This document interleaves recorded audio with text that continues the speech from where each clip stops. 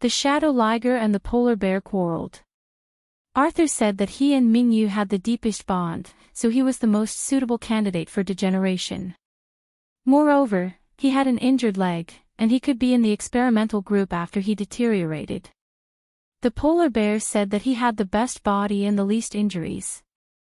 Of course, he should be chosen for the first experiment. The two quarreled and fought. The black cat waved his paw, and the polar bear waved his paw.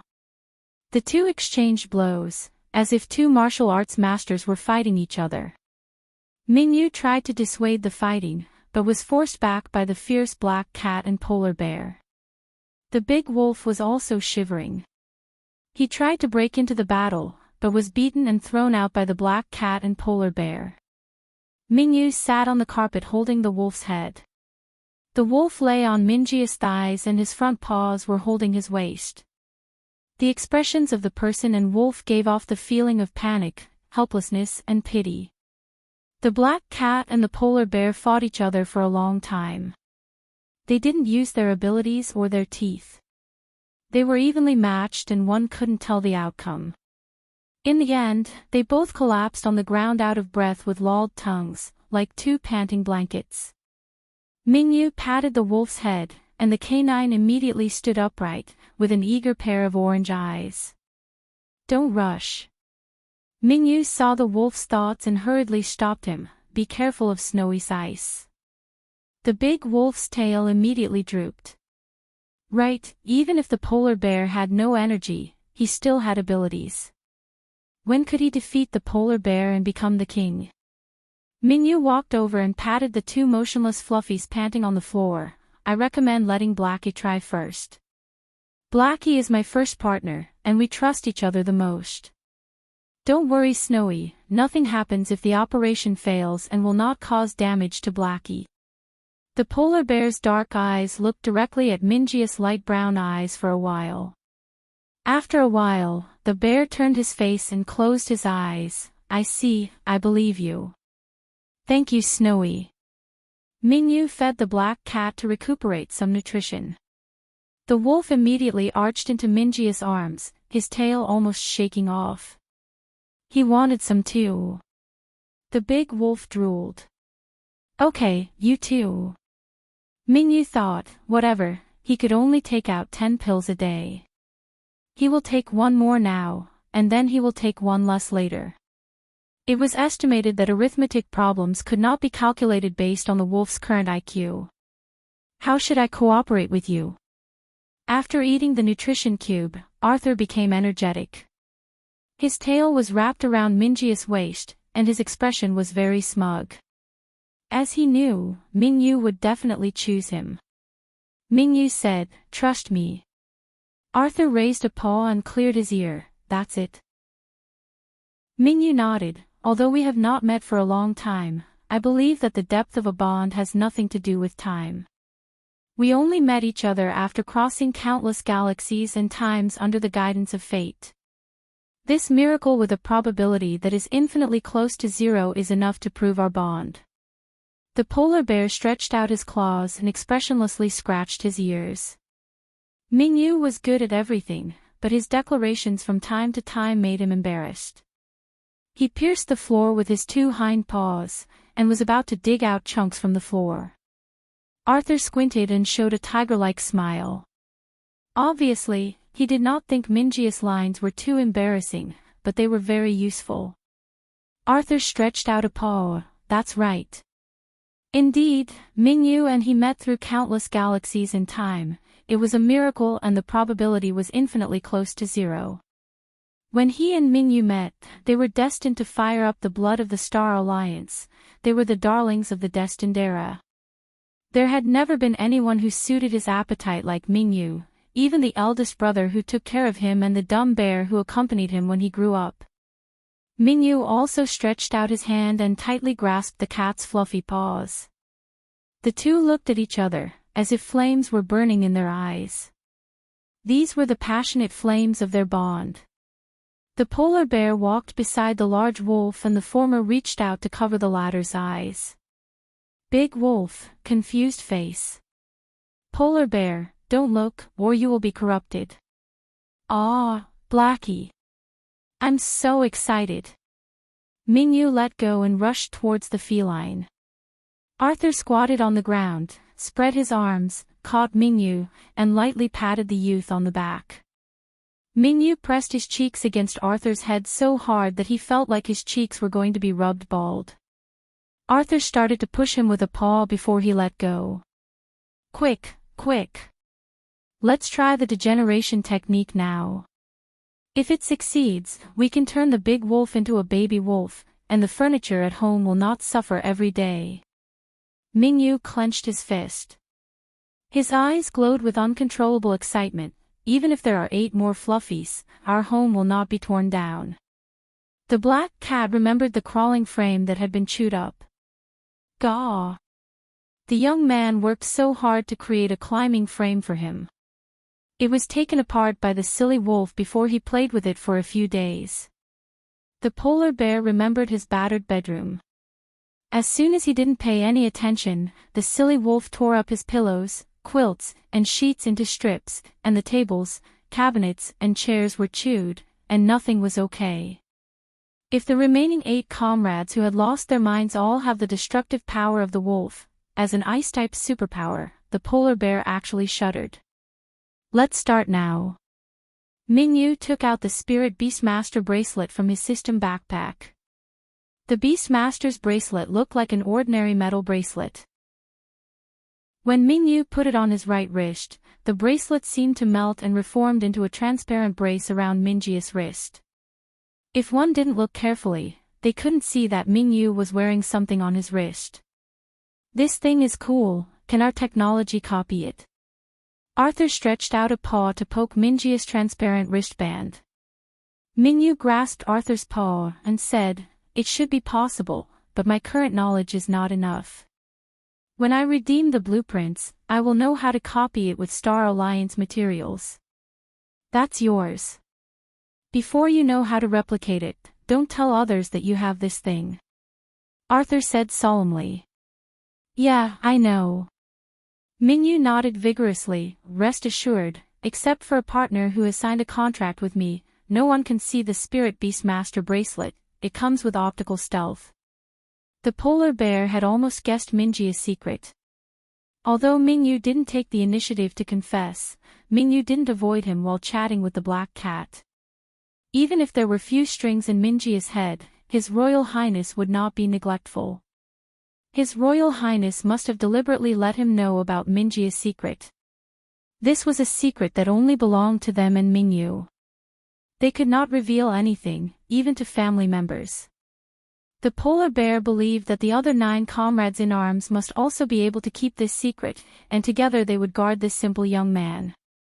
Come on, Blackie, strike a handsome pose. Mingyu's feet were slightly apart, his hands moved in a circle, and then stopped in front of his chest, holding the Spirit Beastmaster bracelet with his right hand. Come on. Let the world feel a bond that is more dazzling than the sun. Arthur shook his fur and tried to make his injured legs stand upright, his upper body slightly lowered, resembling a tiger descending the mountain. His eyes narrowed, revealing his fangs, and his expression changed from the usual lazy big cat to a domineering beast. The polar bear was shocked, a little glad that he was not the first beast to try this. Did he have to pose and say lines for degeneration? No way, no way. Wouldn't it be so embarrassing? While the polar bear was spacing out, Mingyu's and the black cat's eyes met. At this moment, they felt the other's heartbeat without using their empathy power. Ba-dump, the heartbeat was accelerating, but the rhythm was still slow. Mingyu's right hand touched the Spirit Beastmaster's bracelet, light blue spiritual power poured into the bracelet, which was turned into a powerful energy wave, and rushed to the liger posing as the tiger descending the mountain. When Arthur received this energy, he felt as if he had entered a different space composed of pure energy, and his energy also merged into this space. When he was about to lose his consciousness, he heard his heartbeat again. Ba-dump. It was the heartbeat of that silly young man. Arthur breached Minji's emotional depths again, the cold and dark sea. In the icy sea, there was a small ball of light, clutching a dilapidated pallet, trying to steer it towards a bright spot. This young man was still trying to save himself. Arthur smiled and sighed. Mingyu also breached the emotional depths of the black cat. Compared with the vague emotional touch before, this time Mingyu saw a scene created from Arthur's inner emotions. Here, there was a vast field full of flowers. The big cat squatted among the flowers, seeming to have a nap with eyes closed. This should be a warm and beautiful scene, but among the flowers, there were numerous stone monuments. Some of these steles were engraved with names, birth and death dates, some were more vague, with only records of death in a certain battle. The flowers blooming in the bushes were actually tombstones. Surrounded by flowers, the tombstones had spread to the horizon.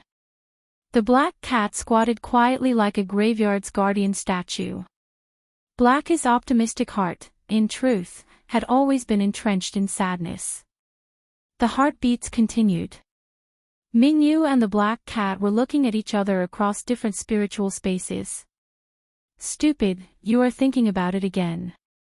You are so sentimental, you need me to sing a song for you, how difficult is it for me to do it? The black cat disliked Minji's face. Mingyu laughed. Even if there was deep sadness in his heart, Blackie was still a sun that would illuminate others. The torrent of energy dissipated. With a pop, the black cat fizzled out like a holographic projection, which frightened the polar bear who was dazzled by the light. Your Royal Highness. The polar bear pounced on all fours. Meow. A little black feline with a strange collar stood where the big cat originally stood, licking his paws and letting out a kitten cry. The polar bear slammed the brakes and almost knocked the little cat into the air. Arthur glanced at the polar bear with disgust, and kicked with his hind legs. Meow. Arthur's eyes were wide, and he immediately meowed. While spreading his forepaws, he ran from one end of the house to the other end. Arthur was so fast that there were only afterimages. Wow! His legs are healed. He can have fun. The cat was so happy. He began to jump up and down, from one cabinet to another, even on top of the polar bear. Meow! Arthur stood on top of the polar bear, roaring like a vicious feline. Polar bear. The polar bear grabbed Arthur from on top of his head, held the kitten in his palm and said with a trembling voice, Mingyu. His Highness has a problem. Mingyu took the little black cat that could be held in his palms, and said in doubt, Where? No, he's very lively. Polar bear, he's too lively. Arthur jumped, kicked Minji's poor nose, and leaped on top of Minji's head. My legs are better, I can run and jump. Why too lively? Bear Herman, why are you so old-fashioned? Herman. What was this magical name? Your Majesty, even if you feel good, it would be out of hand to step on someone else's head. Your body just temporarily turned into a baby, not your IQ and mind. Knowing that Arthur had not lost himself due to degeneration technique. After gaining IQ, the polar bear breathed a sigh of relief, and resumed his previous cold attitude. To be blunt, it's stupid. Arthur put his paw on his hand and said righteously, there was no one else, only you and Mingyu. It doesn't matter, I don't mind. It's so beautiful to have a little cat on my head, people can't ask for more. Mingyu also said. Mingyu, you will go to heaven if you pet His Majesty. The polar bear removed Arthur from Minji's head. After His Highness gets smaller, how can he restore his original body shape? Mingyu said, Blackie is not too weak. So as long as he concentrates on mobilizing the energy in his body, he can transform on his own. It's just the leg injury that has to be healed step by step. If it's gray, I can use the Spirit Beast Master bracelet to help him change when he needs to transform in an emergency. The steps are the same as degeneration. But my power is limited. I can only help the spirit beast degenerate and evolve. If you want to enhance the spirit beast's moves, you need to borrow high-purity energy crystals. Mingyu asked the polar bear to temporarily lend him the ice gem. Blackie, you also have ice attributes too. Would you like to try to use abilities at this size? Arthur jumped out of the polar bear's arms, proudly shaking his fur, and his tail cocked. Try it out. Let's turn the stupid wolf into an ice sculpture. The big wolf understood and jumped behind the polar bear to hide. Although he didn't know why the black cat could actually become smaller, the smaller cat made him feel extremely dangerous. In short, he couldn't win. Don't bully Gray. Mingyu squatted part way in front of Arthur and put the ice gem on his Beastmaster's bracelet. Feel this power. Snowy, go to the kitchen and get a clean bowl. Blackie, first try to condense a piece of ice, and we will eat shaved ice later. Shaved ice? You asked me to use abilities, just to eat shaved ice. Arthur slapped Minji's calf with his tail, but didn't stop him. I want to eat braised pork-flavored shaved ice. Mingyu thought seriously and said, okay, I will cook a bowl of braised pork for you now. Should it be braised pork with ice or ice with braised pork? Or braised pork turned into meat sauce and poured on ice? Arthur, Mingyu, you really don't have a humorous cell in your body. Mingyu was confused. Okay, let's eat fruit-flavored shaved ice and pour meat sauce on the remaining shaved ice. The polar bear brought a small bowl over. Your Majesty, do what you say. No, I can't do it. Arthur said in shame. Okay, hurry up and experiment. With this ice gem, can I really use abilities? Although my legs are better now, the energy in my body has not accumulated to the extent that I can use my abilities. It was still very easy to change the subject with today's Mingyu. He immediately put aside the idea of pork shaved ice. No problem, leave it to me. Mingyu held the jewel in his right hand, touched his bracelet, and released energy waves similar to the degeneration technique rushed towards Arthur. His tail swayed, and a diamond-shaped ice block condensed on the tip of his tail. Oh, that works. Arthur flicked his tail, and the ice cubes flew into the basin. It's easier than using the ice-type ability by myself. By using an external force to induce the spirit beast's energy, it is naturally a little easier than using their own abilities. However, this requires a high-level spiritual beast master, and energy crystals are necessary. Mingyu explained, this is actually very useful during childhood. Childhood teaching tools can help control abilities. Even if not under their own power, they gradually feel the flow of energy and can more easily master their abilities. Spirit Beast Infant Education. The polar bear nodded his head, very useful. Come and read on our website Wuxia World site. Thanks, it is more than Spirit Beast Infant Education. With this, adult spirit beasts can finally repeatedly train their abilities. Arthur said. After Arthur explained further, Mingyu learned that the way the spirit beasts use their abilities was very crude, basically throwing out outputs when they condensed their abilities, and they didn't use any techniques. Because the energy in their bodies was limited, their recovery was slow. So energy could not be spent on training. Especially for special spirit beasts, once the power was used, the energy in the body would be reduced by a little, and it was barely replenished from food. When fighting, they had to plan carefully, not to mention the extravagance of training. I have a little bit of all elements in my body. Although it is random and not refined, any kind of food can replenish a little energy, so my state is better than other special spirit beasts. Arthur revealed his shortcomings. Some big cats called themselves shadow ligers, but they were actually small and weak cats. Too many types of energy were needed to show any capability, and even the strength of supernatural power was very pitiful. However, Arthur played tricks with his very poor power moves, and firmly secured the throne as the youngest generation's top power. Seeing Arthur's chin curled up in triumph, Mingyu nodded, Blackie is a master of coordination. Master of coordination. Arthur tilted his head. Mingyu immediately hugged the little black cat and kissed him, and was slapped by the cat. A spirit beast needs to be experienced, not only to increase the energy in their body, but more importantly, to freely use their abilities. For example, the ability of the same energy level would be more powerful after compression.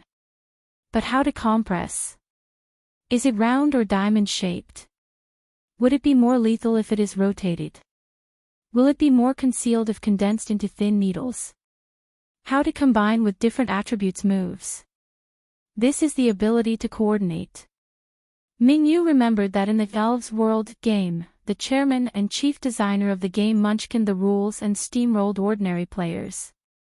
First they prayed for rain to turn a tornado into a waterspout, and then used blizzard to create a water dragon. The attack turned into a cold water tornado, and it freezed as it moved, which created a freezing battle tornado. This was the magical effect of combo moves and required a strong coordination ability. Although the most influential players in that game were the CEO and chairman, the rankings of the world game were fluid, and there were regular quarterfinals. However, as a powerful educator, Mingyu was very interested in coordination and wanted to study the subject matter. The spirit beasts of the Star Alliance could carry out large-scale battles with the Zerg invaders. It stood to reason that the use of these moves should have been studied long ago. However, because the cultivation knowledge did not keep up, the spirit beasts did not dare to waste energy training moves, forming a vicious circle. When your stamina and abilities are restored, I will help you train supernatural moves. Mingyu had found something to do. After degeneration treatment, spirit beasts can also train in advance, which can strengthen the rehabilitation process. When you regain your original body shape, you can also master the moves you trained in the infant form. Come on. After Arthur spoke, he jumped to the ground and changed back to full size with a bang. How come you changed back? Mingyu said, while burying his face in Arthur's collar. Sorry, this was a conditioned reflex.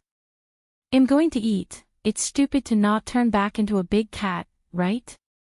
Arthur moved his injured leg. I feel that the energy is running smoother than before. From now on, I will be a kitten for a few hours every day.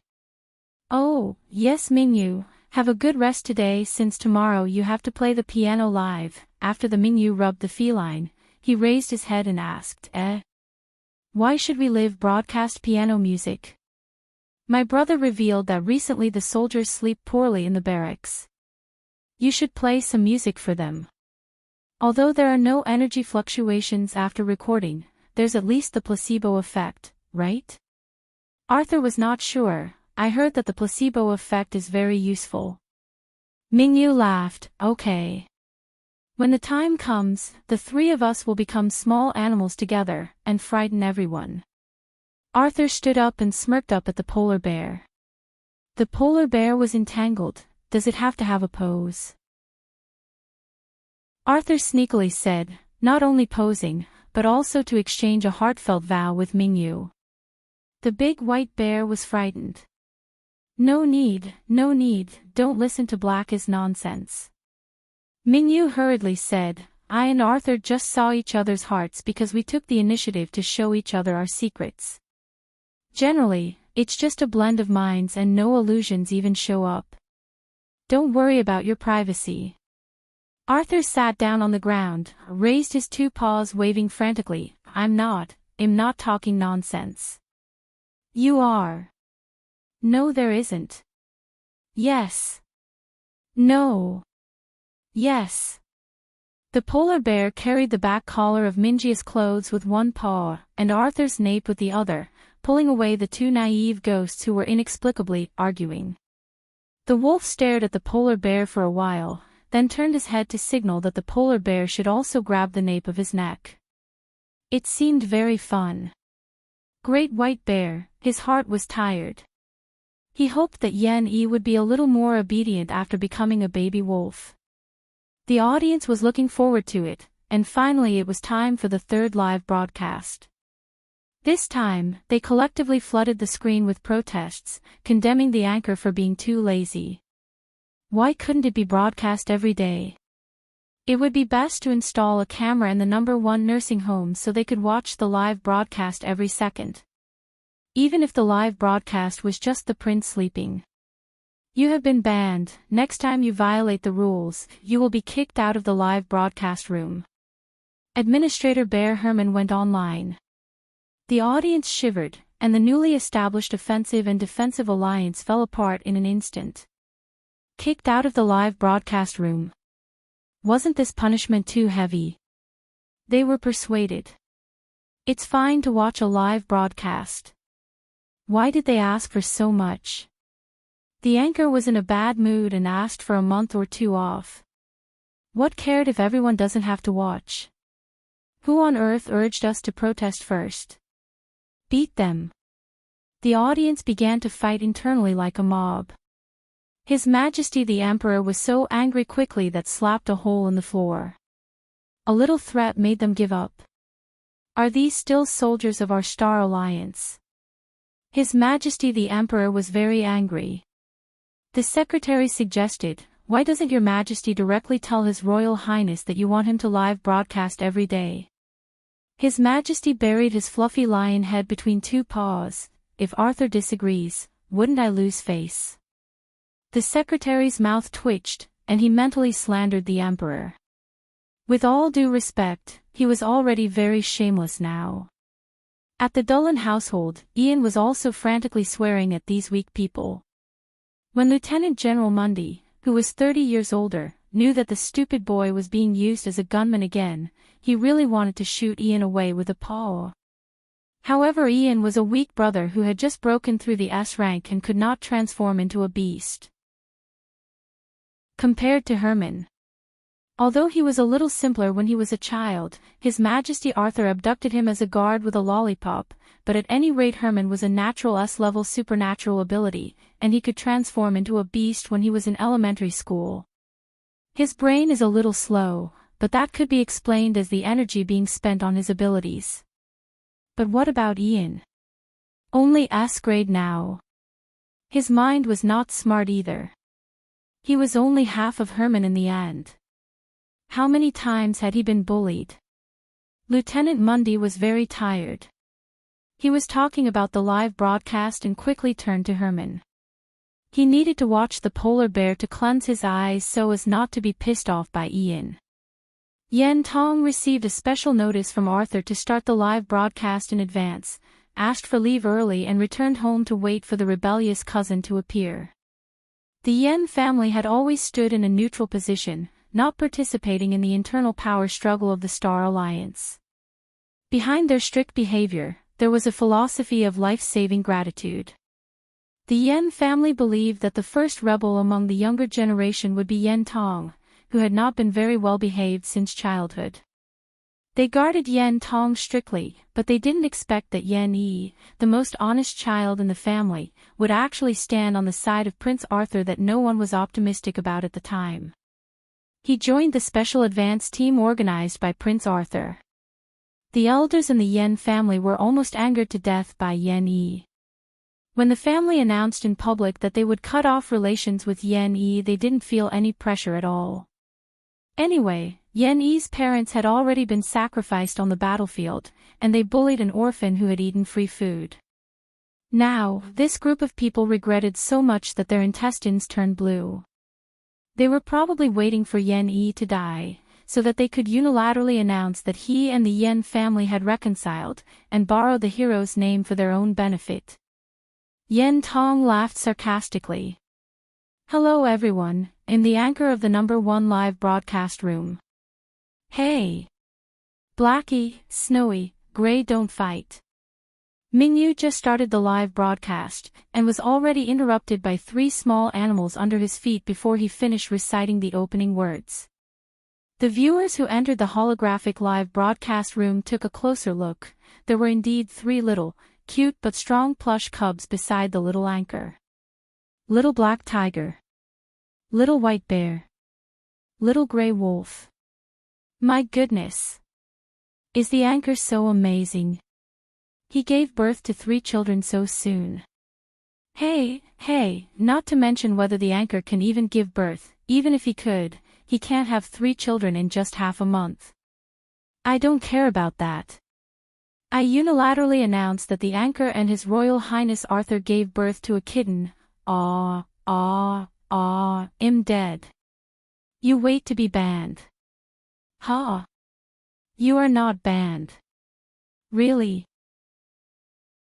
Okay, no response. These 3 children are really born by the anchor. Mingyu couldn't see the barrage, otherwise he would have blushed and loudly explained that he didn't give birth to anyone. He was now chasing behind the 3 little plushies of different colors that had started squabbling, trying to separate them. The cause of the incident was like this. Mingyu successfully helped the polar bear and wolf degenerate to their juvenile stage. That was it for the polar bear, but he felt that his Bodhis abilities were stronger, his head was very clear, and there is no difference compared to normal. But at the same time, maybe because of the hormonal influence of the body, his behavior had regressed back to when he was a child. In short, arbitrarily doing things. Therefore, when the little wolf rushed to bite his ears, instead of using any ice abilities, he waved his paws and slapped the little gray wolf. The little gray wolf had become younger and his body had become stronger, but he had also become particularly aggressive in response. Did this little bear dare to slap him? Watch this wolf bite back. The 2 of them squabbled from kindergarten to elementary school, and their relationship only gradually improved after entering junior high school. Arthur squatted on Minji's shoulder and explained, "It seems that your degeneration technique is not without side effects. Their minds have obviously become younger. But, Blackie, your mind is fine, huh?" Before Mingyu finished, Arthur leapt off his shoulders, flew between the little bear and the little wolf, and slapped each of them to the ground. Then he ran away with his tail held high. Hurry up and start the live broadcast. Don't you think this scene is particularly fun? Arthur grinned while leading a little bear and a wolf all over the house. Although Mingyu thought that Snowy might think this is Black history, he had always listened to the Shadow Liger's words. When the black cat said to start the live broadcast, he immediately opened it. Okay, let me explain. There are no new spirit beasts at the Spirit Beast Sanatorium. These 3 are Blackie, Snowy and Gray. Has Gray been introduced before? It seems not. In short, someone new has arrived at the Spirit Beast Sanatorium. With new materials, I had new gains, and I can temporarily help them degenerate to their infancy. Degeneration is equivalent to energy compression, and their rehabilitation efficiency in this form will be increased. But degradation seems to make their character also return to a childlike state. Mingyu looked slightly annoyed. Snowy and Gray started fighting right after degenerating. Were they really like this when they were young? Yen Tong couldn't help laughing even while thinking about dark things. Although her smile was still very stiff, she laughed out loud, which proved that she was in a better mood. Snowy should be Dolan's I's supernatural power Herman, right? When Yen Yi was in elementary school, he and Herman were at the same table. Every day he came back from school, he would scold that annoyance at the same table several times. During my self-study, he knocked on the stationery box and said it was a drum set. Take my clarinet apart and say he wants to form an orchestra. Every day, I hear ghosts in my ears saying that he was singing a song. Is that bear mentally retarded? I suffered. No more. I euphemistically talked to him and he didn't understand at all, and asked me if I wanted to form a band together.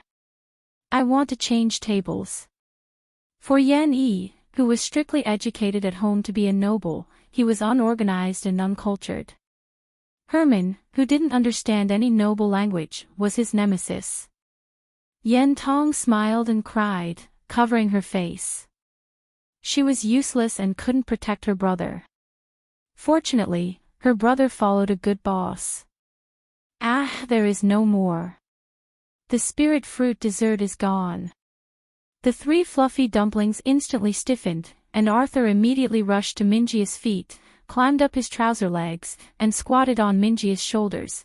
"I didn't do anything, don't worry about me, meow." Mingyu couldn't help but laugh when there was a meow sound in the words conveyed by Arthur. He lightly flicked Arthur's forehead. "You are the worst." Arthur laughed triumphantly. Obviously Mingyu was complimenting him.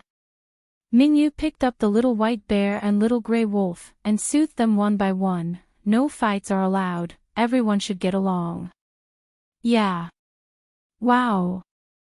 The little white bear and little gray wolf sounds warmed Minji's heart.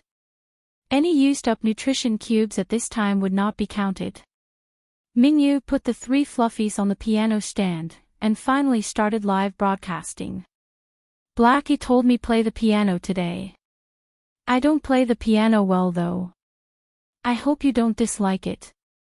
Mingyu prepared the 7th song in Robert Schumann's suite. Fantasy could be used to express remembrance and yearning for love, family affection and friendship, as well as the longing for a better life. Mingyu figured this song should be very suitable for the spirit beasts and their partners who had experienced the battlefield.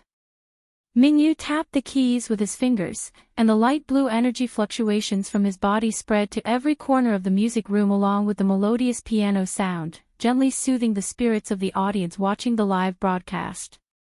This was always the case. Whether it was live cooking, making toys, or playing the piano, the little anchor would always calm their hearts in an instant, as if they had returned to the most comfortable and quiet environment.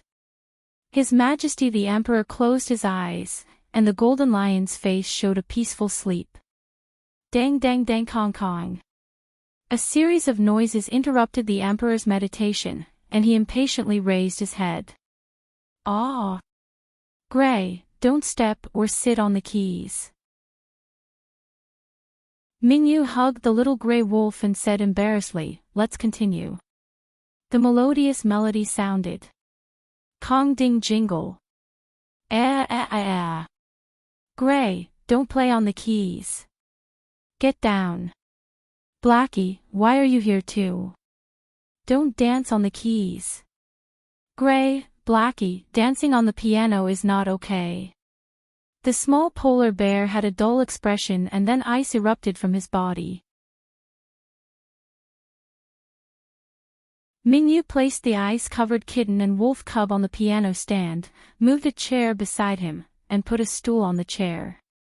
He placed the little white bear on the stool and let him sit up to the height of the piano keys. Mingyu smiled at the camera. "Okay, the commotion has been resolved. Everyone, please continue to listen to the piano music." The bear cub waved a paw and smiled with his eyes, looking like a little girl's favorite teddy bear. The audience couldn't sleep at all. Wait. What the anchor just said was degeneration, right? It was degradation, not evolution, right? Why could he still use abilities when in child form? Was it so easy to use abilities? No, they were not surprised by this. Just now the anchor and the little cat and wolf were attacked by an ice-type ability, right? Why did the kitten and wolf cub, who were spirit beasts, become ice sculptures, but the anchor only shivered? How could Colonel Herman's superb ability only affect the cat and wolf in the arms of the anchor, but didn't hurt the anchor? Was it so awesome? How was this possible? That was obviously an indiscriminate ranged attack. They were not blind.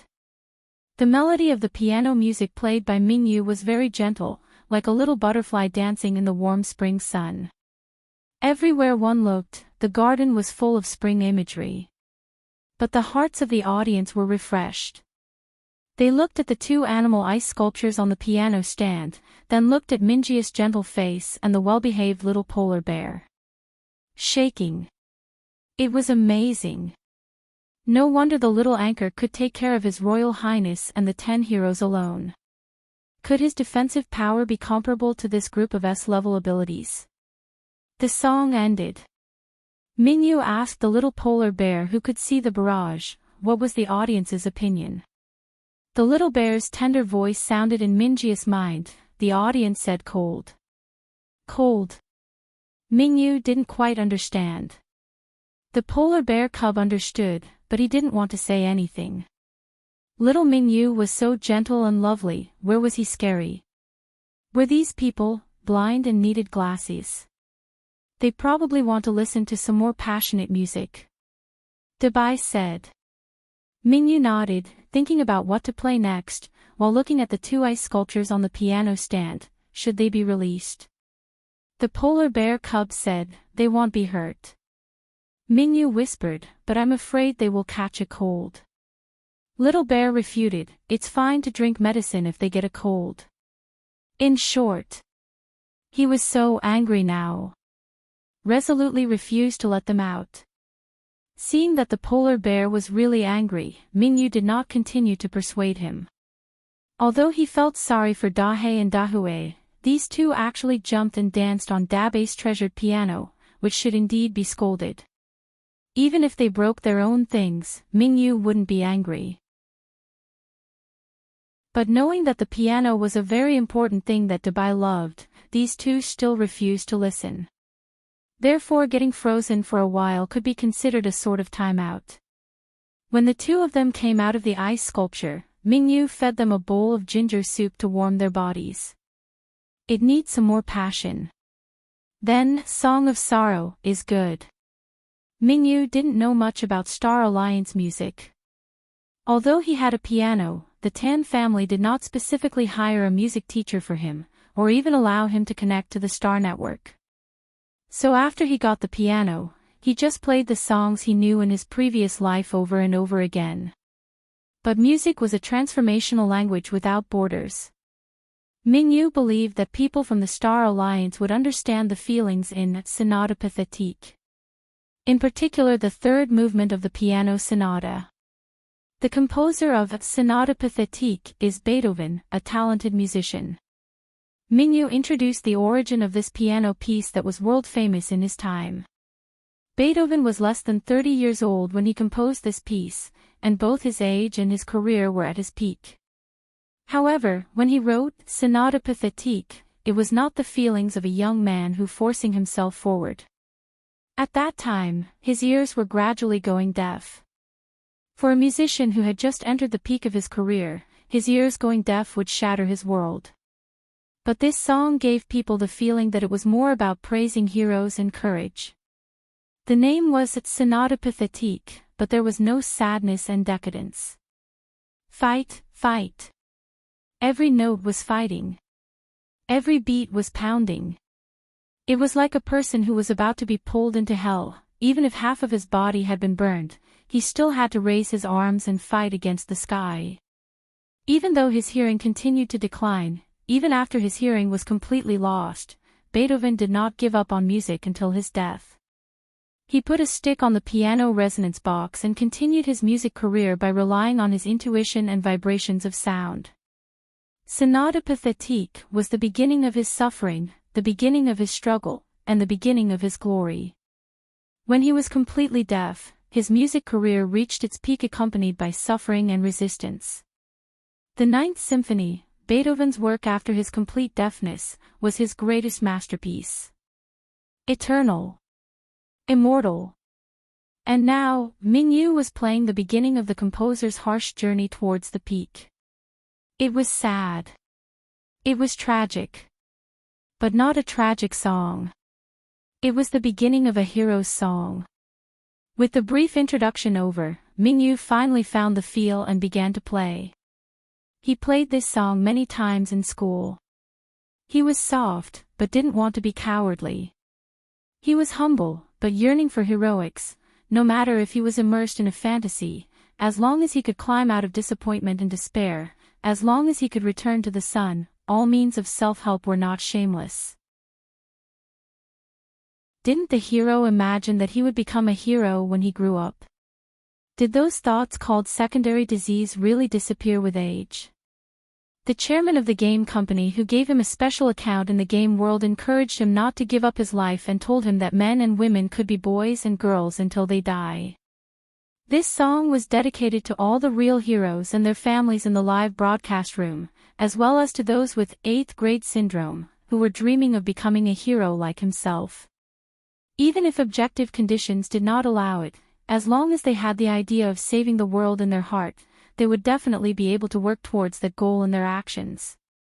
From studying and working hard, to being kind and being helpful to others, all actions that could make themselves better, weren't they actions that made the world a better place?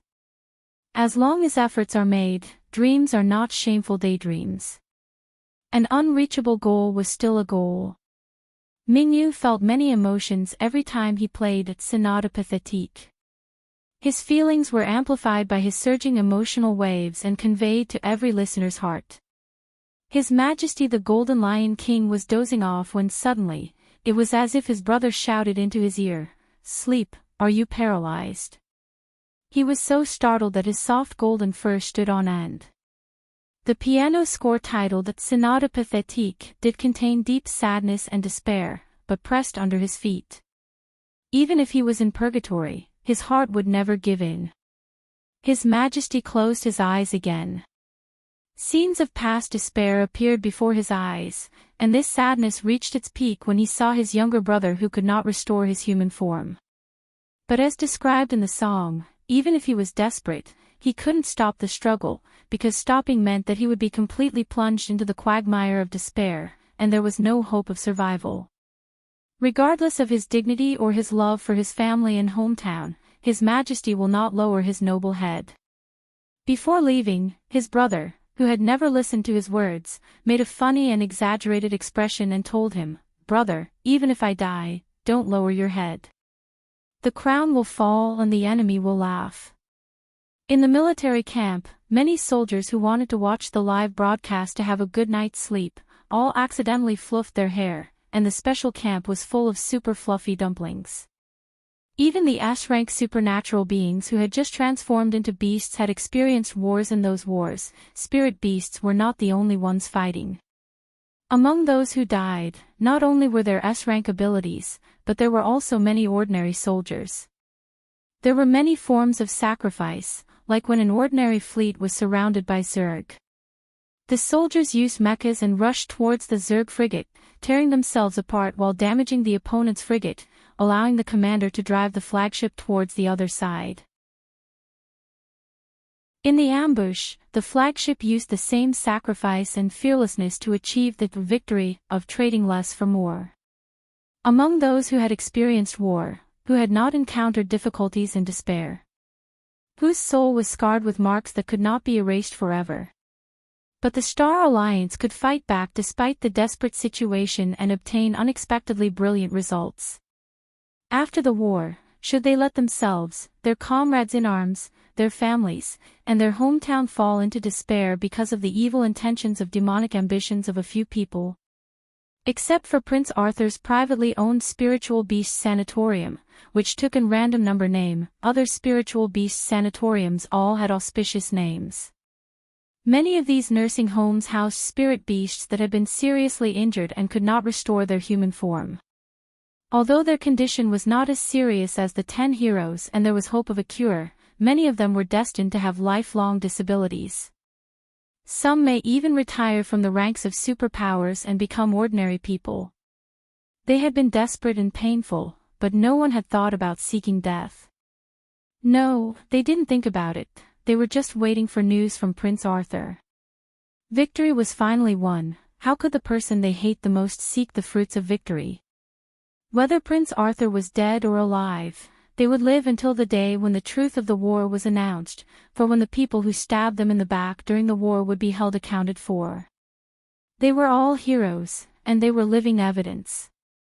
As long as they were alive, history could not be arbitrarily changed. Even if Prince Arthur died, they must obey Prince Arthur's last wish, unite with His Majesty, and make their last contribution for the protection of the Star Alliance. They protected Star Alliance from outside harassment, and they never allowed internal moths to destroy the peace that their comrades had spent their lives for while the Star Alliance's vitality was severely injured. This was the only request that His Royal Highness made to them before he left. Now that His Royal Highness was back, he was still optimistic and lively in the live broadcast, just like on the battlefield. His Highness' self-confidence and optimism was like the sun in everyone's mind. As long as Prince Arthur was there, they believed that victory would belong to them. Come and read on our website Wuxia World site.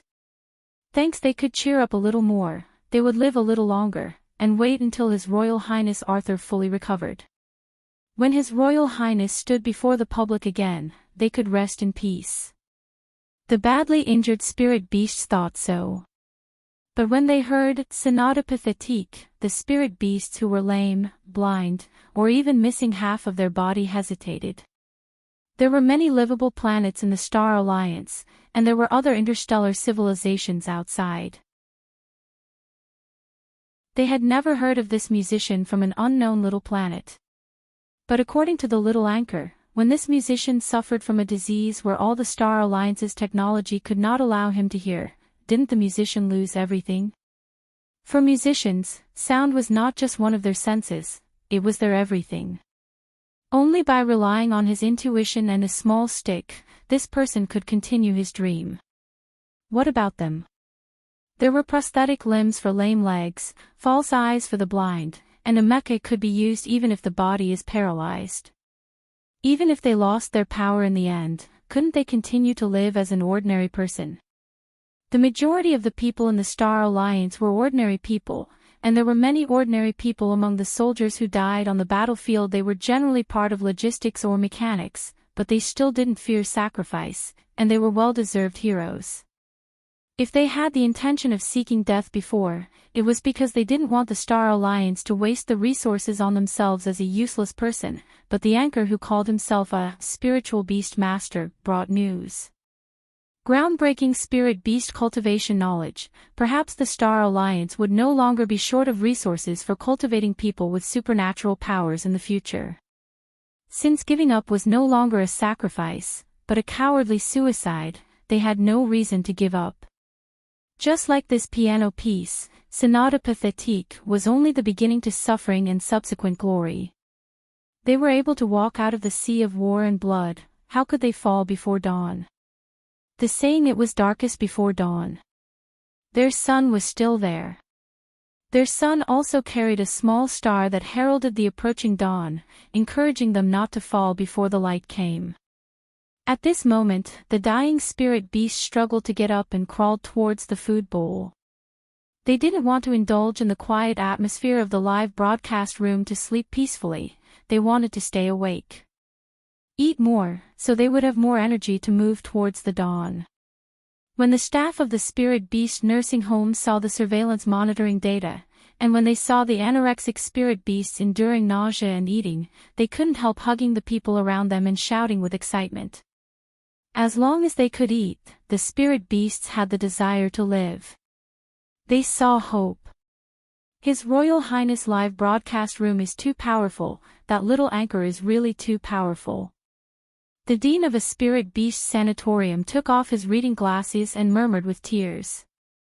The spirit beast master is really amazing, and I really want to be like that. A young man said with emotion. Another added, definitely. Even without the special abilities of a spirit beast master, as long as we learn, we will definitely be able to deploy the spirit beast food and medicine in the live broadcast room.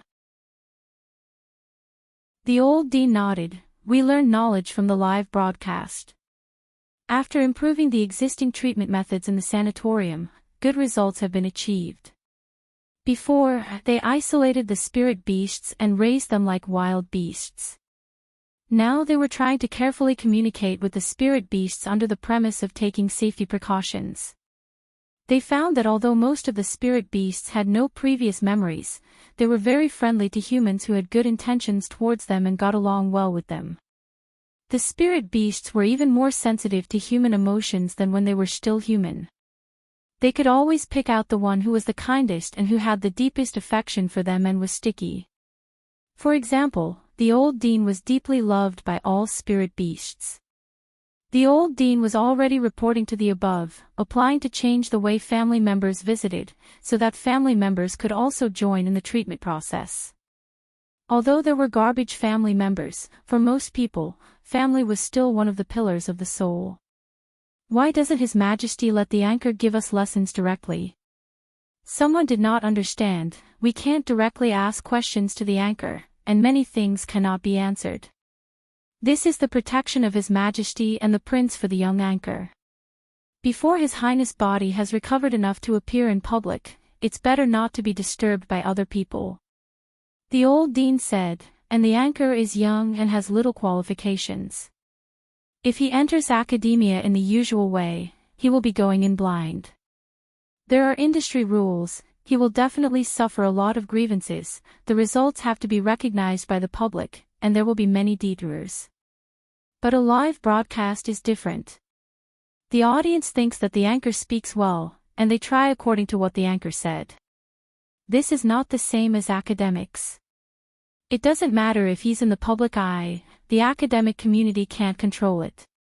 The old dean laughed. This live broadcast platform can be watched by all senior leaders in the Star Alliance, S-level abilities of the Star Alliance, their families, and related personnel of spiritual beast cultivation. It is a semi-public live platform. Semi-public meant a lot of viewers were online, from all walks of life, who would be able to manage them all. This was not a publicly broadcast platform for ordinary people, so dissenters could not wantonly smear and slander. I guess His Majesty's next move is to wait for the other spirit beast sanatoriums to imitate the anchor's practices and achieve good results, and then let the anchors appear in public with conclusive research examples, go beyond the academic world. Become the new spokesperson of the spirit beast cultivation world. Fundamentally destroy the group of ignorant scholars in the spirit beast cultivation world. After Mingyu finished playing the piano, he suddenly felt dizzy. The little bear immediately became a big polar bear to catch the dizzy Mingyu. Why are you spinning in circles, Dabai? Mingyu stupidly asked. I am not going around in circles. The polar bear hugged Mingyu, and the youth shrunk into the bear's warm and fluffy fur. He felt like the world was spinning like a drunk. He had never been drunk. It was said that when one was drunk, the world was spinning. Should this be the feeling? The polar bear removed the ice from the little cat and wolf, and the two little fluffy creatures immediately shook like quails splashed with water, and they sneezed. Spray any saliva on the piano, and you too will continue to be ice sculptures. The white bear threatened.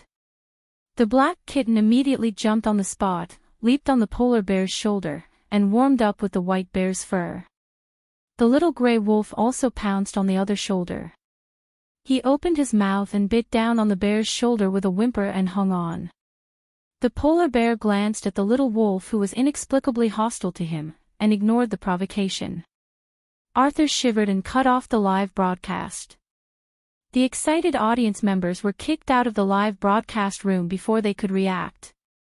They were so angry that many fluffies howled at the window like a wolf on a full moon night. Even His Majesty the Golden Lion, who didn't like to yell very much, angrily uttered a series of foul curses. This bastard brother. He hadn't eaten any nutrition cubes today. Before closing the live broadcast, have a few nutrition cubes. He was looking forward to tasting the nutrition cubes. The snacks were in front of him. Angry. His Majesty decided to take some time to visit the nursing home in person to train his growing younger brother. Is he okay? Do you want me to call a doctor? Arthur wanted to become a large cat, but there was a polar bear, and the two plushies were squeezed together instead of moving, so he stayed in the form of a kitten, squatting next to the pillow and guarding Mingyu. His emotions are too intense, and the mental power is too active, which leads to physical discomfort. A common problem among those with supernatural powers. Dabai looked at the diagnosis report from the treatment robot and said, when he stabilizes his emotions, he will need some rest. You can make yourself faint by playing the piano. You are the stupidest idiot in the world. Seeing that Mingyu was okay, Arthur breathed a sigh of relief. He jumped onto Minjia's forehead and kept tapping Minjia's nose. I was wrong. I was wrong. Mingyu felt wronged, nothing happened when I played before. Spiritual power rapid growth will have this kind of adverse reaction, like a child getting growing pains. This is not a bad thing. The calm tone of the polar bear was like a clear spring, soothing Minji's inner anxiety. You can play the piano, just take a break when you feel unwell. Is it useful for you to eat the nutrition cube we eat? Arthur warmed Minji's forehead with his fluffy belly, and relieved discomfort like a heat pack. My nutrition cubes can be given to you. Mingyu laughed. Thank you Dahe, I don't think it will be useful. I have no problems, but am just a little sleepy, just sleep some more. Then go to bed. Arthur urged. After Mingyu fell asleep, the polar bear replaced the cat with a normal heat pack, picked up the little wolf who wanted to drill into Minji's bed and left the bedroom. Today, Minji's energy waves when playing the piano were too amazing. 3 fluffy animals sat in a meeting, with the polar bear as the host.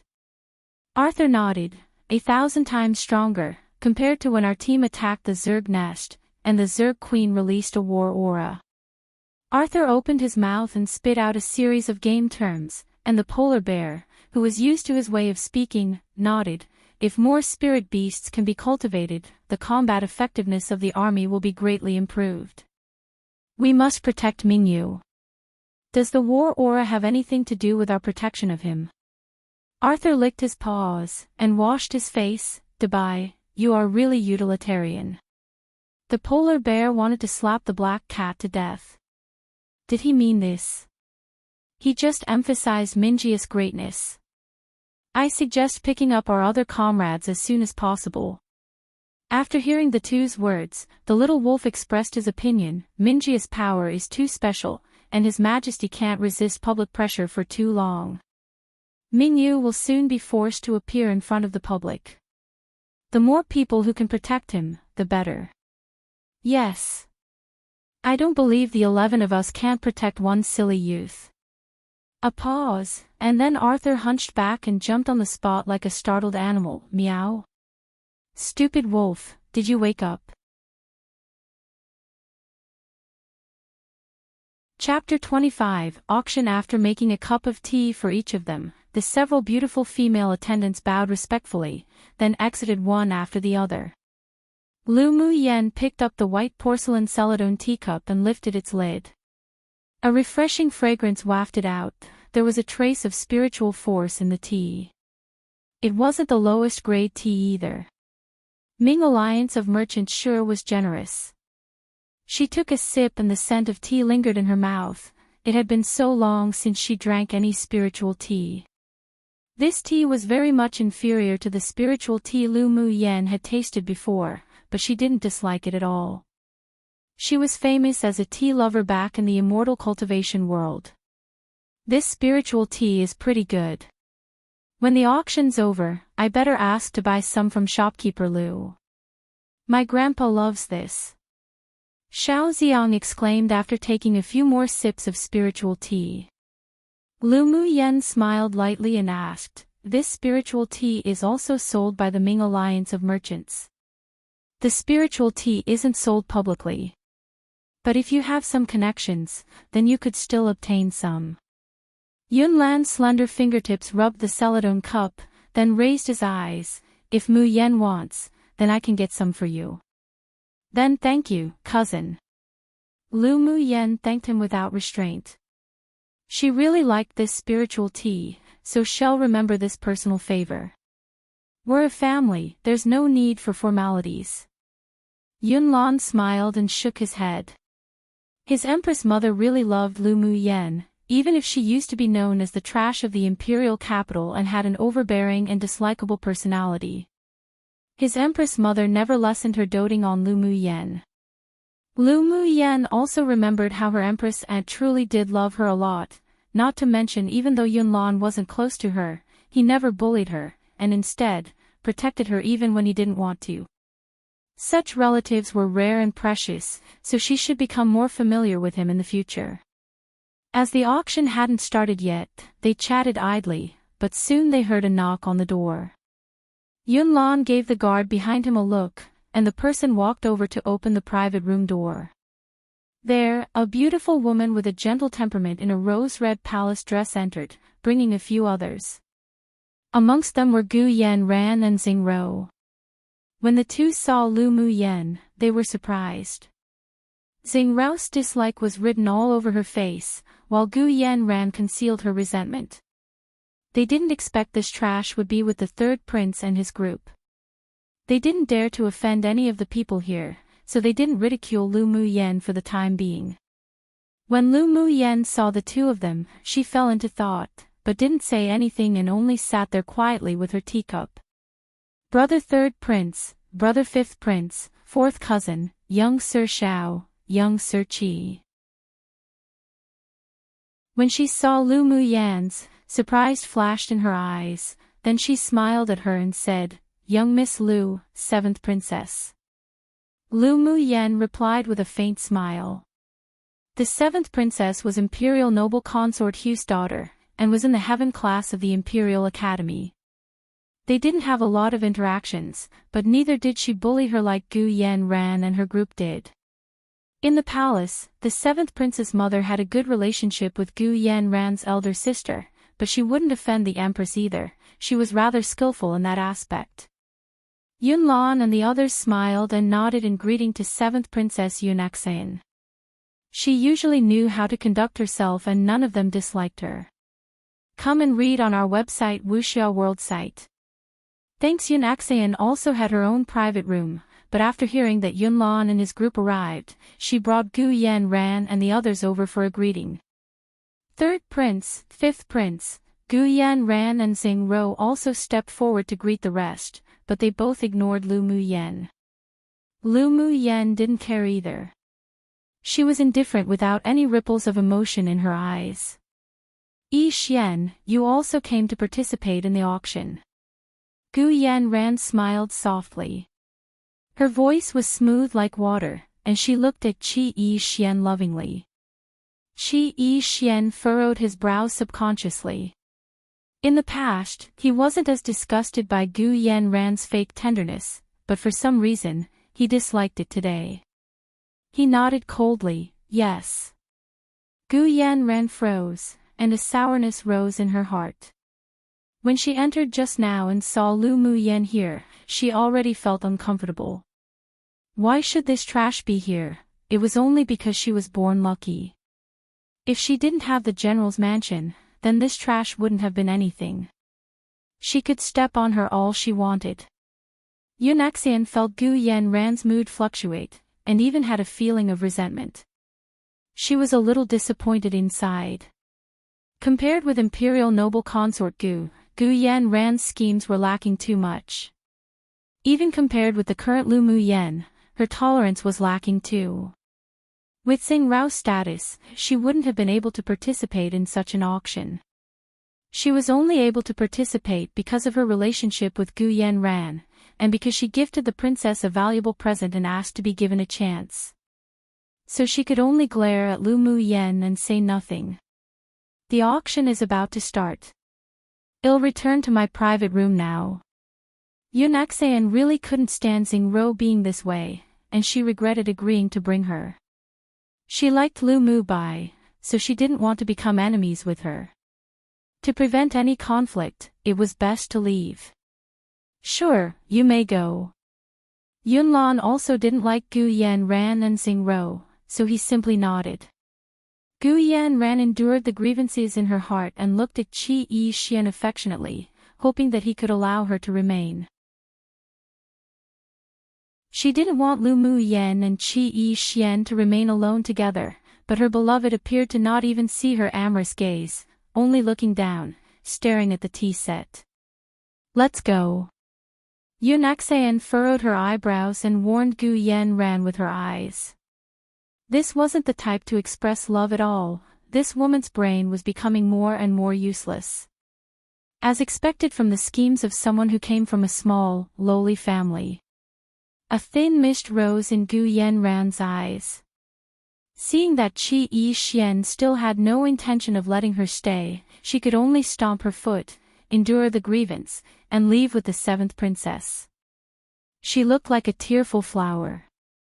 Yi Xian, your little wife's full of grievance, aren't you going to chase after her and comfort her? Or bring her back and sit for a bit? Yunjin smiled and joked as if he feared there wasn't enough chaos in the world. Yi Xian didn't say a word, but he looked up coldly at Yunjin, an evident look of displeasure. Seeing Yi Xian's cold face, Yunjin shrugged, then glanced at Lu Mu Yen, who had been indifferent this entire time with only a slight curve of interest on her lips. Yi Xian also looked at Lu Mu Yen in his peripheral vision and saw that she was drinking tea leisurely without any response. He suddenly felt sour, but he quickly adjusted his emotions. Except, he felt an inexplicable resentment towards Gu Yanran. He allowed his family to arrange her as his concubine because she was obedient, but seeing how restless and impure she was now, he suddenly felt that he needed to carefully consider whether or not to marry this woman in as a decoration too. One does things as he pleases to marry her just for the sake of it. Chapter 26. Contend for the cauldron. When the auction was about to begin, there was a knock on the door to their private room. Yunlan frowned unconsciously and the guard standing behind him immediately opened the door. Shopkeeper Lu entered with the 7th princess and her company and said with a smile, "Third prince, just now a very distinguished guest came to participate in the auction, but he wanted his own private room." The superiors of the Imperial family decided that the private room for the 7th princess was to be made available, so is it possible for the princess and her company to share this private room with you? Shopkeeper Lu had no other choice. He couldn't defend that distinguished guest, and 5 of the private rooms for distinguished guests were booked by the royal family, so he could only go and negotiate with them. Their answer was to give the private room of the 7th princess to that distinguished guest, so he had to come forward to coordinate. Who is this very distinguished guest? Yun Luo asked aloud what everyone wondered. Shopkeeper Lu thought for a while and said, "A sword monarch expert. As for the rest, please forgive this one for being unable to answer." Solemnity filled the room, and they didn't ask any more. After they agreed, Shopkeeper Lu asked the attendants to add a few more chairs. As the private room was designed to be relatively large, adding a few more seats for the 7th princess and her company didn't make it feel any more crowded. "Sorry to bother, brother third prince." Yun Axian managed to smile.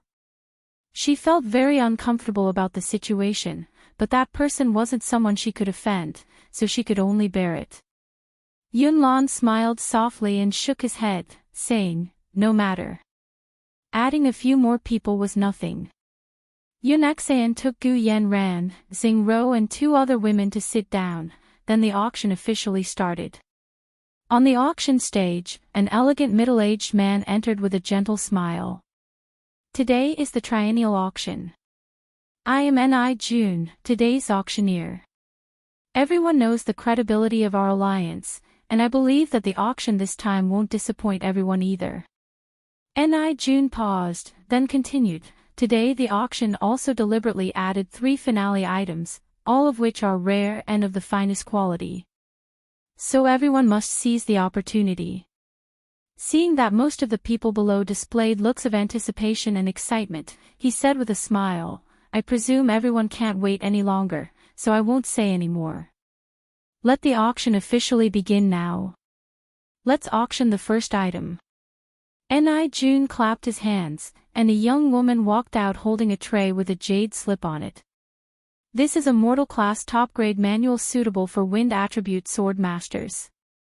Cultivating this technique can not only enhance the power of wind-based sword skills, but also build a defensive wall that could attack and defend, which is very rare. The auctioneer smiled, and after the introduction, he began to guide the people below to bid. It starts at 100,000 black gold coins. The manuals on this land were divided into Mortal Class, Earth Class, Sky Class, Saint Class and Deity Class. Each class was divided into 3 grades, Top Grade, Middle Grade and Low Grade. The Mortal Class Top Grade manuals were vied for eagerly by Sword King stage sword masters and below. Good manuals couldn't always be bought with money, and sometimes it was even impossible to find them, so being able to auction manuals was also a demonstration of the Ming Alliance of Merchants' vast resources. Lu Muyen wasn't interested in this manual, however. Even if a sky rank manual was presented to her, she wouldn't necessarily be interested. In her previous life, when she trained in her sect and explored numerous secret realms, she obtained many copies of manuals that would make numerous cultivators crazy. Now, those manuals still existed in her sea of consciousness, and was also a valuable asset.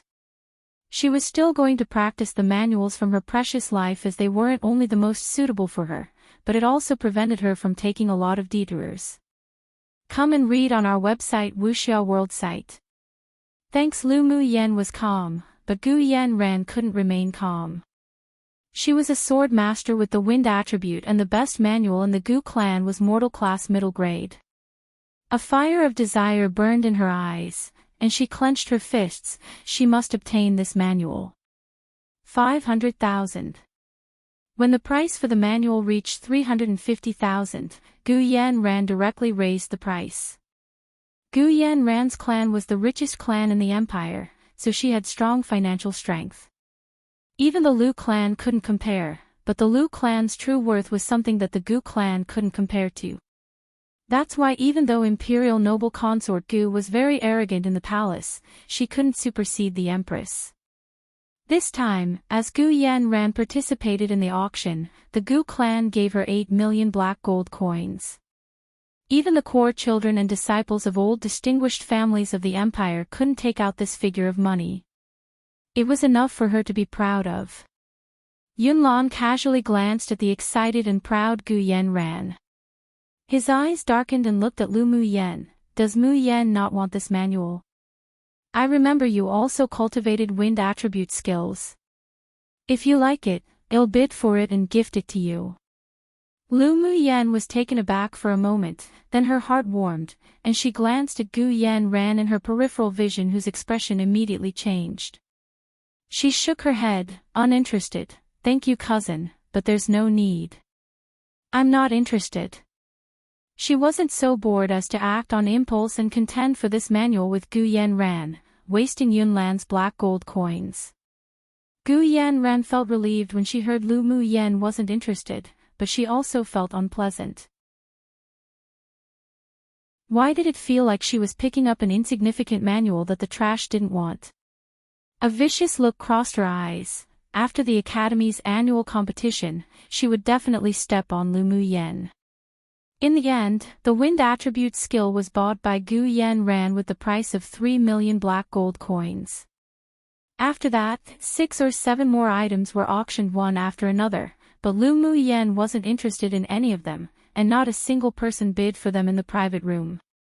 It wasn't until the auctioneer unveiled a piece of red cloth, revealing a small, dark blue cauldron, did she straighten up in her seat, her eyes bright. This is a cauldron left behind by a senior grade 4 alchemist, and this cauldron is a high-quality spirit tool.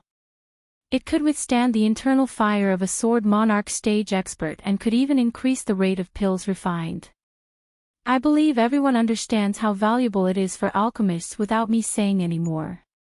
Though Ni Jun saw that most people revealed uninterested expressions, he didn't mind. Alchemists were originally very rare professions, and it would be useless for anyone else to buy this cauldron.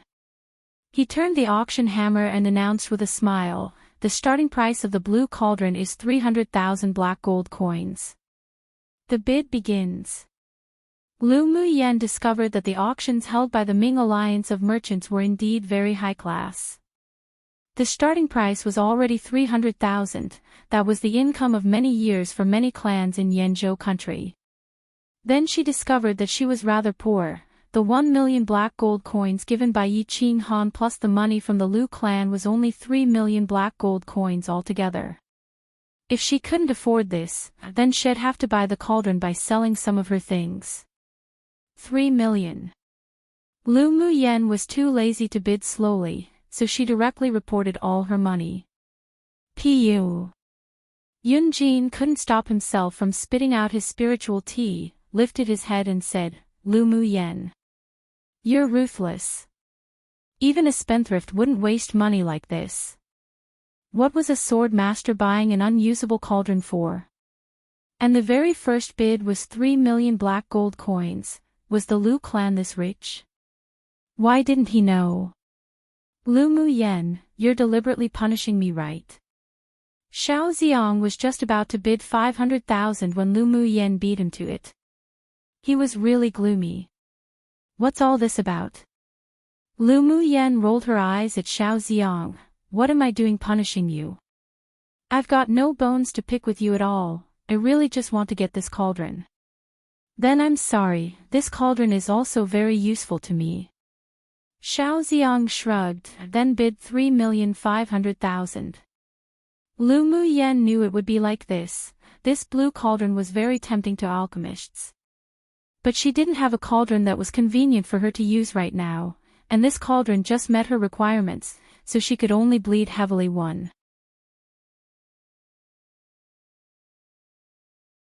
Chapter 27, The Soul of a Vicious Beast. After Xiao Ziong announced his bid, everyone in the private room casted their gaze to Lu Mu Yen. Seeing Lu Mu Yan's determined, thoughtful gaze, Yunlan lowered his gaze, then looked up and asked, Mu Yen likes this cauldron? Yep. Lu Mu Yen nodded and hid the emotions in her eyes. Then I'll buy it and gift it to you.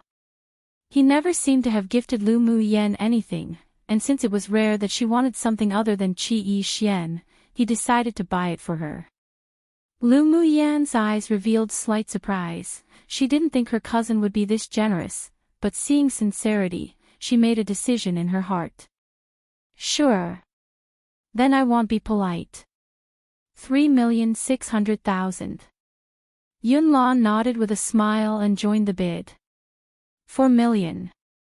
Someone in the next room called. Xiao Ziong glared at Yunlan. Trust you to discard your humanity for the opposite sex one. I remember that your master gifted you a cauldron that's higher in grade than this one. Yunlan raised his eyebrows. Don't think I don't know your hobby of collecting cauldrons. This cauldron is more important to Mu Yan, so naturally I'll choose her first. How do you know this cauldron is more important to her? Xiao Ziong rolled his eyes. She only just managed to eradicate her terminal meridian's constitution. Don't tell me she became an alchemist in such a short amount of time. I believe in my cousin. Yunlan played with the teacup in his hand and continued to bid, 4,500,000. Xiao Ziong held his forehead. He didn't have a strong desire for this cauldron and did indeed only want to buy it for his collection. After all, this was a cauldron once used by that particular high-level alchemist. But seeing that Yunlan definitely wouldn't stop until he bought the cauldron, he also gave up. Lu Mu Yen. Xiao Ziong tapped Lu Mu Yan's arm with a look of a child's curiosity. As long as you tell me how you eradicated your terminal meridian's constitution, then I won't bid against you. How about that? Lu Mu Yen looked at him in amusement. It's not like I'm paying for it. Do whatever you want. She already caught Xiao Ziong's expression that revealed he wanted to give up the bidding, but now he wanted to elicit an answer from her. He was too young. You, Xiao Ziong choked, then pouted in annoyance, but he still stopped bidding. 5 million. The person in the next room called out another figure. 5,500,000. Yunlan continued to increase the price, his expression unchanged. 6 million. The other party continued. Yun Luo knew that Yunlan still wanted to buy other things today, and he probably only brought around 20 million black gold coins. If he used a third of it or even more for this cauldron, it was possible he would miss the other things he wanted. He couldn't help but remind him, this price already exceeded the value of the cauldron. I think that's enough. Yunlan did want to buy other things, but he was one to keep his promises, so he wouldn't lose Lu Mu Yan's faith. If he missed the item he wanted, then it only meant they weren't fated. No need, he probably reached his baseline now. 6,100,000. Yunlan increased the price. As Yunlan expected, the person in the private room next to them stopped bidding after hearing the price. Lu Muyen felt warm seeing Yunlan continue to bid for the cauldron without hesitation. Come and read on our website Wuxia World site. Thanks. In fact, she could see that Yunlan did doubt her purpose of buying the cauldron, but he still supported her unconditionally. Regardless of why he trusted her, she would acknowledge this cousin. Seeing Lu Muyan's ecstatic appearance, Yun Luo sighed inwardly. He thought that she had changed, but he was afraid she probably only wanted to buy this cauldron to attract Qi Yi Xian's attention. Gu Yan Ran and Xing Ro exchanged looks and saw jealousy in each other's eyes. Why did this trash have this much luck? She didn't have money and yet she still had someone rush to help her. Why? However, the two soon summed it up to family. After all, the Empress loved the trash dearly, so it made sense that the third prince would be this generous to Lu Muyen. Although Yunaxian was surprised why her third brother, who was kind on the surface but cold on the inside, would regard Lu Muyen so favorably, but she still kept the gentle smile on her face as she did from the beginning. Qi Yi Xian frowned and glanced at Lu Muyen in disapproval. It seemed she returned to her nature, still so willful. Yun Jin simply had the mentality to watch a good show. He felt that Lu Muyen would shock them once again. After a few more items were auctioned off, some people in their private room began to bid as well. Qi Yi Xian, Yun Luo, and the seventh princess each took one item, and the price reached over 10 million black gold coins each. Another few auctions later, Ni Jun took a palm-sized shield from his attendant and his eyes unconsciously revealed some excitement. This shield was created by the great Master Yen and is a peak-quality spirit tool. Wow! An uproar stirred from the people below when they heard Great Master Yan's name. Who was Great Master Yen? He was one of Tianling Continent's greatest high-level smiths, and once refined a saint treasure that even sword sovereign stage experts vied for in bloody battles. But it was unfortunate that after Great Master Yen entered a secret realm, he never returned. Whether he was alive or dead was uncertain, but many guessed that he was probably dead, which was a pity. Lu Muyen didn't pay attention to the excitement of the people around her. She focused her attention on the small yellow shield. There's something suspicious. That was her first feeling, so she spread her spiritual sense and tentatively slipped into the shield. The moment she touched the small shield, a roar from a vicious beast entered her brain and confronted her spiritual sense. If it weren't that her mental energy was very strong, this sound would definitely cause an internal injury. Ni Jun gestured for everyone to silence, and the people in the audience immediately hushed, all staring at the palm-sized shield fervently. Since this shield was made by Great Master Yen, then its value should belong in the category of the finale items, right? To auction it now, does it possibly have any defects? A hoarse, aged voice questioned from a private room opposite Lu Muyen and her companies. It's that sword monarch expert. Yunaxian couldn't help but say. That was the private room she was in before. As expected from a professional auctioneer, Ni Jun not only didn't feel any dissatisfaction from their questioning, but also took the opportunity to say what he originally wanted to say. This distinguished guest is right. Although this shield is a peak-quality spirit tool created by Great Master Yen, but it does have a defect, and it's that you couldn't use your elemental energy to control its size and confront the enemy. While Ni Jun spoke, he channeled some of his elemental energy into the small shield.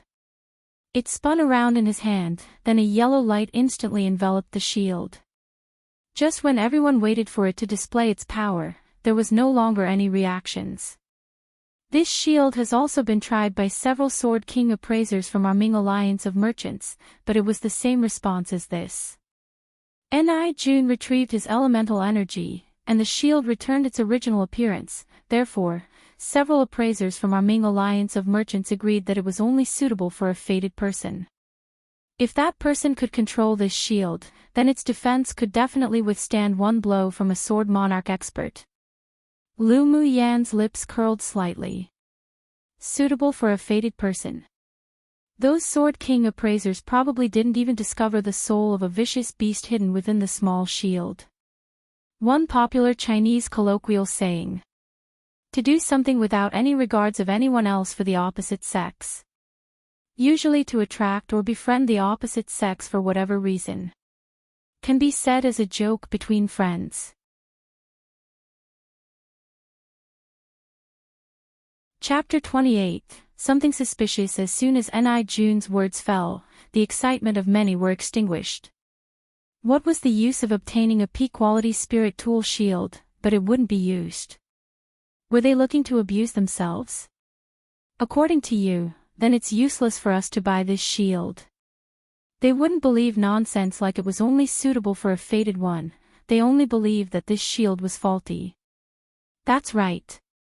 Then can we try whether we can use it before we buy it? If we can use it, then we'd buy it. Some people still held a great desire for this shield, so they wanted to try. Following, a series of doubts sounded from the seats, and there were also some who didn't want to give up and give the shield a try. If they could control it, then they'd buy it. Ni Jun seemed to have expected such a situation, so he said without rush, letting those who want to buy it to try to use it was definitely impossible. This shield's value is indeed very high, and it's also true you would have to risk the possibility of being unable to use it.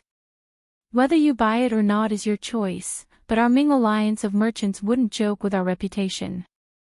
This shield was entrusted to them for auction by a regular client of theirs, and he didn't allow potential buyers to test it. Besides, if someone decided to buy this shield, then they should bear the unforeseen risks. After all, it was a fortuitous opportunity if they bought it and could use it. Due to the strength of the Ming Alliance of merchants, even though Ni Jun's words made some people unsatisfied, but no one dared provoke him. The result would only be death. The value of this shield depends on what you personally feel it's worth. Well, start the bid now. The starting price is 500,000 black gold coins. Ni Jun quoted the minimum price. If this shield didn't have the defect, then the starting price definitely wouldn't be lower than 3 million black gold coins. 600,000, 900,000, regardless, it was still a peak-quality defense-type spirit tool, not to mention it was made by Great Master Yen, so many still participated in the bidding, but they had their individual baselines. If it exceeded it, then they'd stop.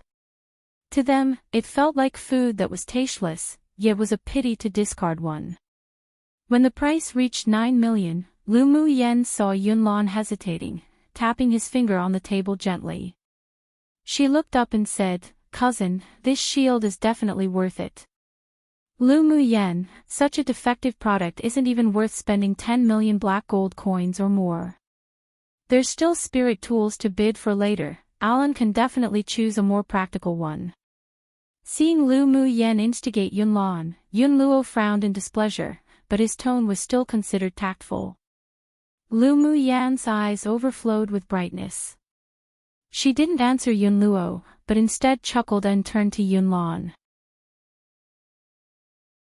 "Cousin, you need to believe in your instincts." Yunlan was a little hesitant at first. He leaned towards buying the shield as that shield gave him a mysterious feeling, but what Yun Luo said was also the truth, that's why he was tossing between to bid or not to bid. Now that he heard Lu Mu Yan's words, he suddenly became enlightened and bid, 10 million. "Yunlan, I say your head's full of water today too." Yun Luo said with a little displeasure. Yunlan was just unreasonable today, constantly accompanying Lu Mu Yen in her craziness. Yunlan smiled helplessly. He knew that his cousin was doing this for his own good. But he also didn't know why. When he saw Lu Mu Yen radiate such self-confidence, he also inexplicably wanted to believe in her. 12 million. A voice rang from another private room. 13 million. Yunlan followed. 14 million. The other party still didn't give up. 15 million. This was all the black gold coins Yunlan had on him today, but luckily, the other party stopped after hearing the price. In the end, Yunlan won the bid for this shield for 15 million black gold coins. Qi Yixian and Xiao Xiang both revealed a disapproval look, but since it was Yunlan's choice, they didn't say anything. However, their understanding of Lu Muyan's willfulness increased another layer. Come and read on our website Wuxia World site. Thanks. Yunjin had the opposite reaction to the others, however. He smiled merrily at Lu Muyan and asked, "There's something suspicious about this shield." Smart. Lu Muyan was rather surprised. Yunjin actually believed her as well. She was in a good mood, which was rare, as she nodded. "What's suspicious about it? Let's hear it." Yunjin continued to ask. "You'll know in a bit." Lu Muyan was too lazy to explain. Besides, when the people from the Ming Alliance of Merchants arrived with the shield, they'd know. The corner of Yunjin's lips twitched. But he realized he'd know the answer soon, so he didn't pursue it. Ridicule flashed in Gu Yanran's eyes as she took delight in her coming misfortune, as if she'd believed that there was anything suspicious about the shield. This was no doubt all a ruse to show something to Qi Yixian.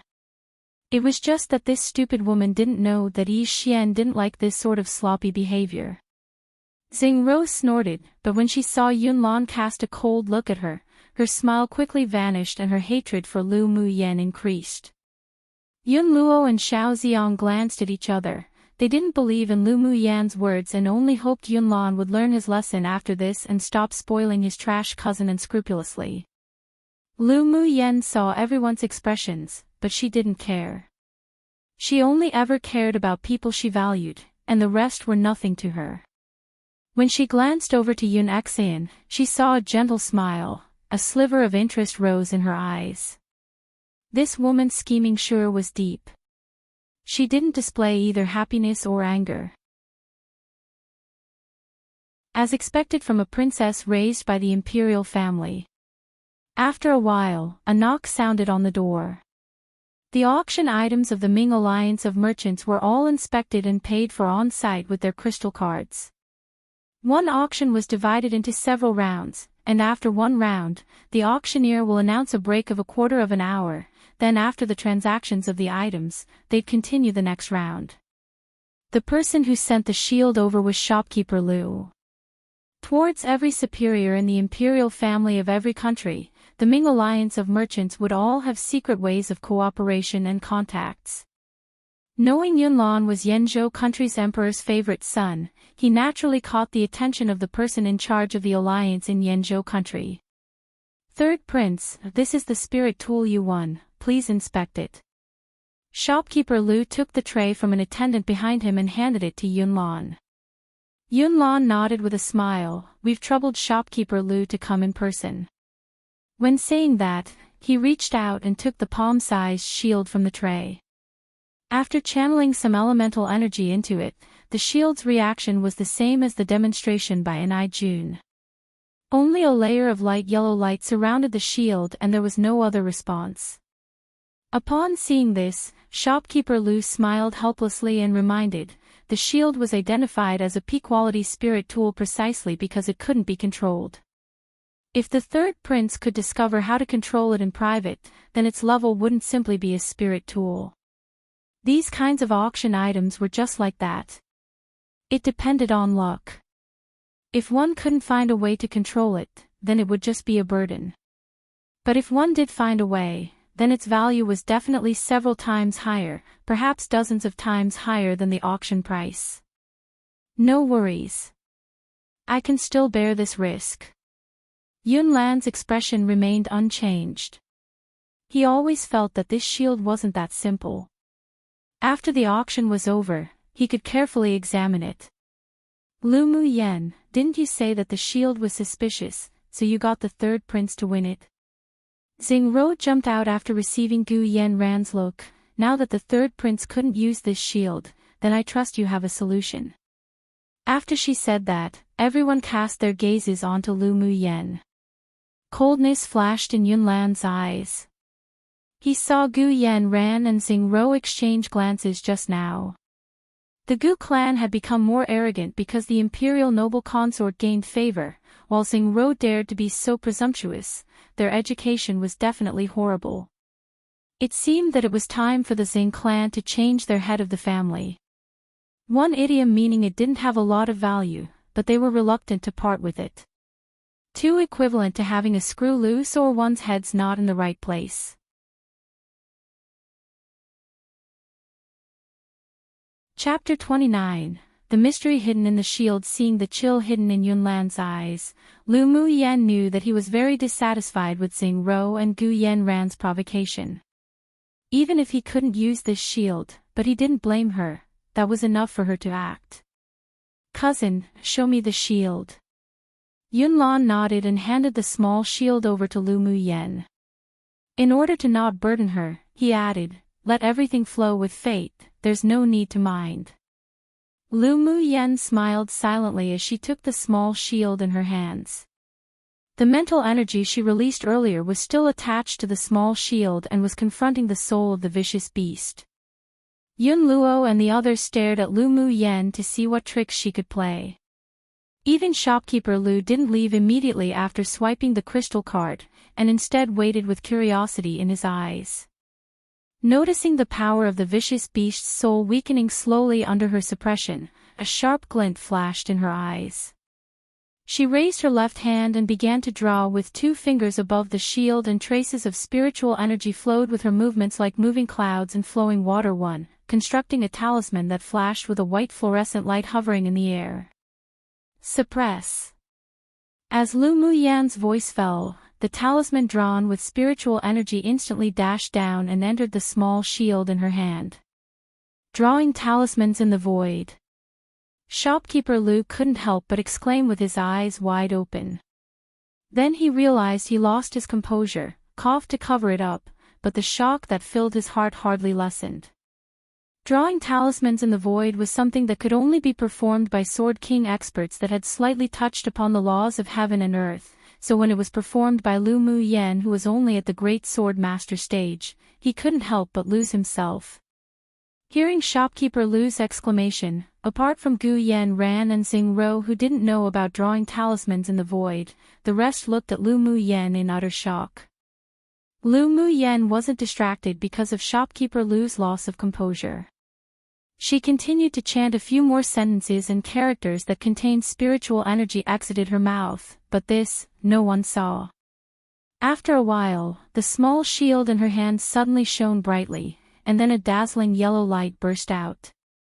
When the blinding light dissipated, the small shield flew out of her hand and hovered in mid-air in the private room, then enlarged itself from the size of a palm, eventually stopping when it reached half the size of a person. "Cousin, try again." Lu Muyan waved, and the yellow shield obediently returned to her hand, returning to the size of her palm. Yunlan forced the shock in his eyes down and took the shield. Then he channeled some elemental energy into it and discovered that he could actually connect with the shield. His lips curled up, threw it up gently, and with a thought, the shield immediately flashed a layer of bright light and enlarged. "Spirit treasure!" Yun Luo exclaimed. Shopkeeper Lu looked at the shield that Yunlan controlled at will and narrowed his eyes, then laughed out loudly. "Congratulations to the third prince." This shield was previously identified as a P-quality spirit tool, and if one could control it, then it could potentially increase a quality, but who knew that this shield would skip peerless quality and advance straight into a low-quality spirit treasure? Its value is 100 times your bid. It was indeed a bargain. Yunlan's face also showed a rare look of delight. He also didn't think that this small shield would be a spirit treasure. In the entire Yanzhou country, those who had spirit treasures could be counted on 10 fingers, and they were all high-stage experts. Why wouldn't he be happy to be fated to obtain something like this? Lu Muyan returned to her seat without any ripples in her eyes, as if this was a trivial matter and that she had long known this would be the result. When she released her mental energy to suppress the beast's soul earlier, she discovered that this shield was a spirit treasure. Magic tools were divided into spirit tools, spirit treasures, saint tool, saint treasure, Deity Tool and Deity Treasure. Each level was also divided into low quality, middle quality, high quality, peak quality, and peerless quality. Come and read on our website Wuxia World site. Thanks. When Yunlan saw Lu Mu Yen sitting calmly in her seat sipping her tea, he could only sigh. This cousin of his was more composed and graceful than any of the others present. He cast a grateful look and Lu Mu Yen returned it with a smile. Lu Mu Yen, how did you know that there was something suspicious about this shield? Xiao Xiang discovered that Lu Mu Yen had kept him on the edge of his seat so many times today, but he didn't feel good if he didn't ask questions. Shopkeeper Lu rubbed the jade thumb ring he wore and said with a mysterious smile, "This old man is also very curious about how young Miss Lu could control this shield at will. Can young Miss Lu satisfy our curiosity?" Then he added, "Of course, if it is inconvenient, then young Miss Lu could regard it as if this old man did not ask." Lu Mu Yen took a sip of tea and looked down at it. The tea water was golden, rich, and clear, and a rich tea fragrance lingered around her nose. Then she raised her eyes and asked instead, "Shopkeeper Lu, does the Ming Alliance of Merchants sell this season's high-quality spiritual tea?" "Naturally we do. If young Miss Lu wants to buy, then this old man can apply for some." Shopkeeper Lu halted, then followed her words. It was only a little bit of spiritual tea, he could still make the decision. "Lu Mu Yen, you ignored me again." Xiao Xiang tugged at Lu Mu Yan's sleeve, annoyed. Only when he realized her eyebrows wrinkled together lightly did he immediately let go. Lu Mu Yen realized that Xiao Xiang's character was really the simpler one amongst the few black-bellied men here. She rolled her eyes at him, then answered, "Truth is, there's a soul of a vicious beast sealed inside this defensive shield. If you couldn't suppress it, then you naturally wouldn't be able to control this spirit treasure. So that's how it is." Shopkeeper Lu nodded thoughtfully.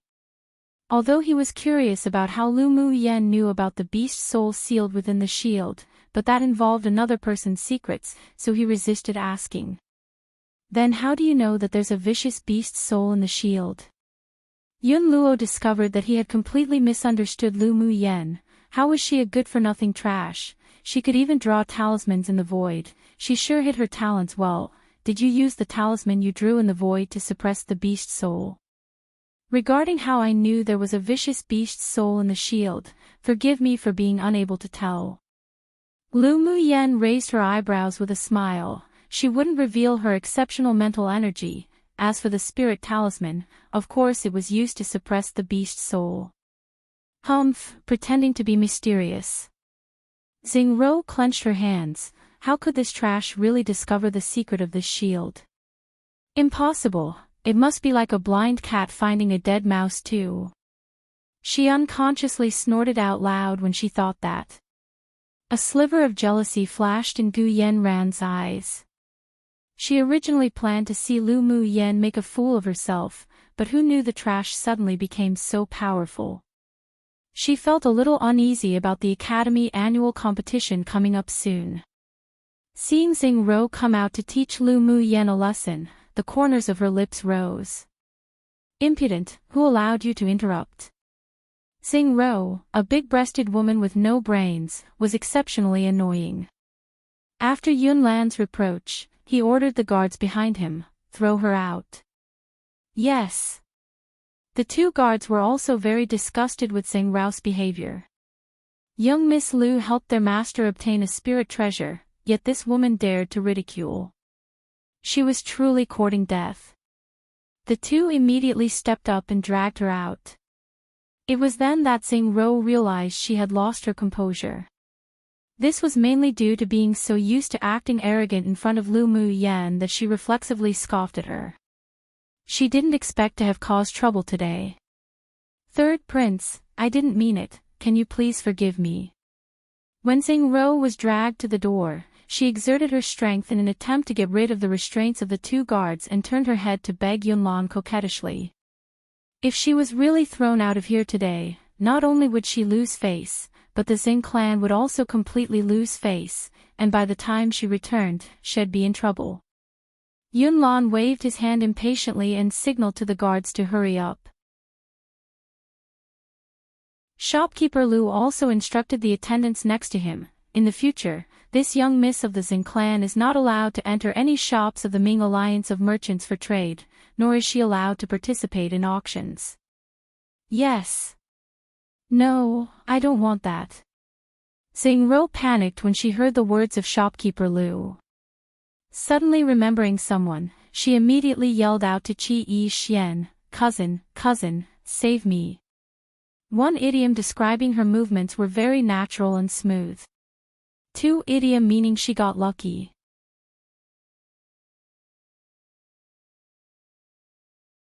Chapter 30, Appearance of the Spirit Devourer Beast called by Xing Rou. Qi Yi Xian frowned with a headache.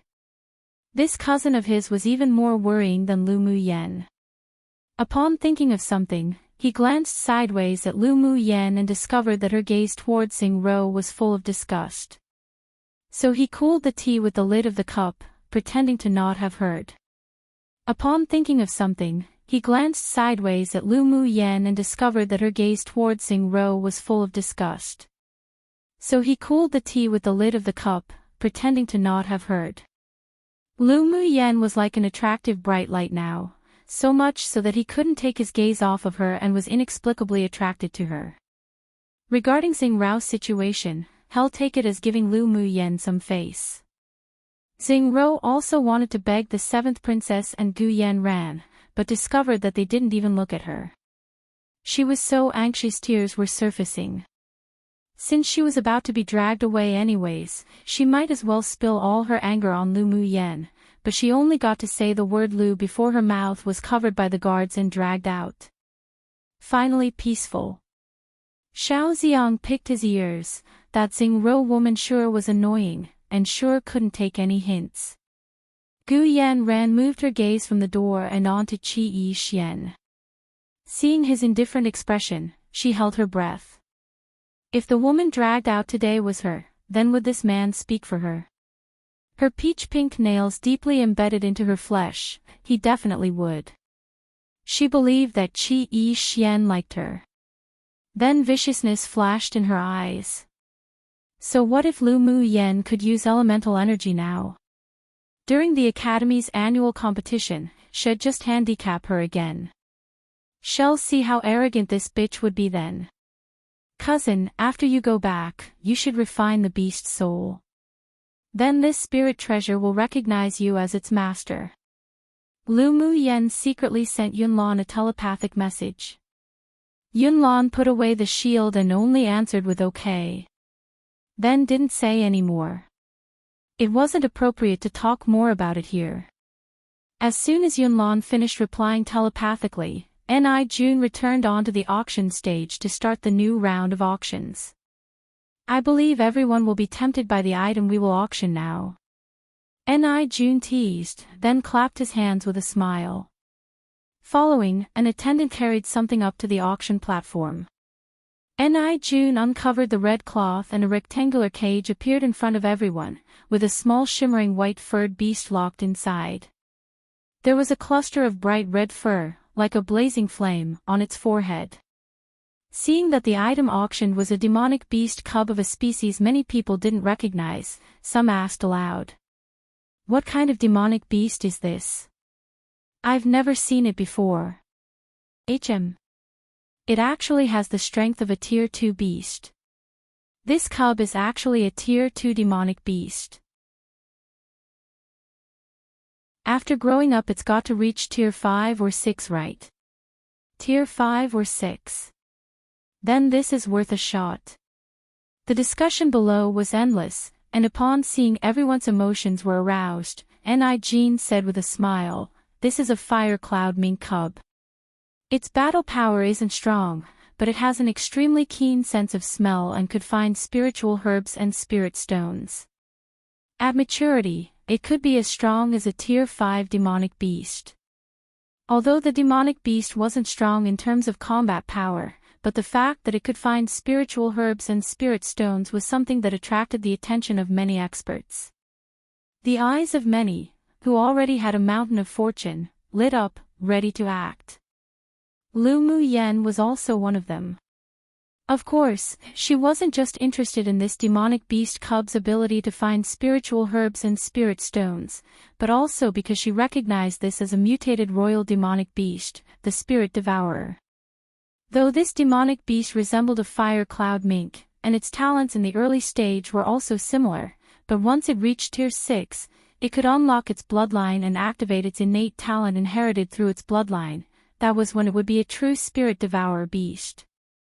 The Spirit Devourer beast was considered a king-class demonic beast that reigned over its own territory in the demonic realm back in her old world. Its value was incomparable to that of a fire cloud mink. Come and read on our website Wuxia World site. Thanks. However, judging from the current situation, the people present may not have recognized its true identity. She decided that regardless of the price, she'd definitely win it. I believe everyone already has their baseline for the price of this demonic beast, so this one won't say any more. The bidding begins. Starting price is 1 million gold coins. 2 million. 5 million. 10 million. Gu Yan ran and the rest were also exceptionally excited, so everyone, except Lu Mu Yan, participated in the bid. But after bidding a few times, their excitement was soon extinguished as the small beast was vied for so intensely by the people in nearby private rooms that its price rose to 28 million. 30 million. Lu Mu Yan's sudden announcement stunned everyone in the private room. Lu Mu Yan, you've gone crazy, right? Yun Jin said, dumbfounded, that's 30 million black gold coins. Don't randomly make your bid. If you really end up winning but can't afford it, then the consequences will be very serious. It'd be considered light to have a broken leg or arm. The Ming Alliance of Merchants wouldn't let you go just because you're the young miss of the general's mansion. Mu Yen, be cautious. Even Yunlan showed disapproval this time. Lu Mu Yen had no money at all on herself, and he didn't have much left on him either. There was no way they could pay for this demonic beast. If they randomly bid for it, they'd be punished by the Ming Alliance of Merchants. Qi Yi Xian frowned deeper and he also couldn't help but reprimand, the Ming Alliance of Merchants isn't something we can provoke. Don't cause trouble. Yeah. I don't care about you competing against me for the cauldron, but if you raise the price recklessly, then the fury of the experts isn't something you can bear.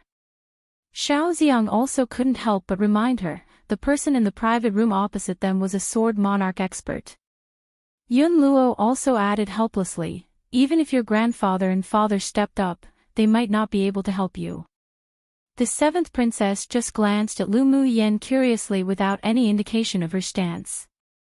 For some reason, she felt that Lu Mu Yen didn't look like such an impulsive person. At this time, the price was still rising, and hearing someone from the private room opposite them bid 35 million, several people in this private room sighed with relief. Only Gu Yan Ran hoped that Lu Mu Yen would continue, then be heavily punished by the Ming Alliance of Merchants. And Lu Mu Yen didn't disappoint her either, directly bidding 40 million. I'm serious, I'm not messing around and am not causing trouble. Since I dared to bid, then I'd naturally bear the consequences. Lu Mu Yen looked at the few people seriously. As for Gu Yan Ran watching her as if watching a joke, she completely ignored it. Seeing Lu Mu Yan's determination, Yunlan and the others couldn't say any more. With Lu Mu Yan's previous performance, she didn't seem like she was being willful this time. 43 million. The private room next to them continued. 45 million.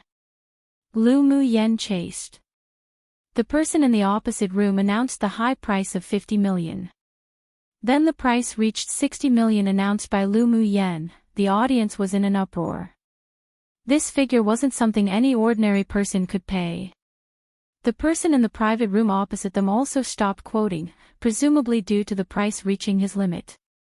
Although the fire cloud mink could search for spiritual herbs and spirit stones, but spiritual herbs and spirit stones developed in treacherous zones or relatively dangerous places, so if one wasn't powerful, then the talents of the fire cloud mink was just a burden.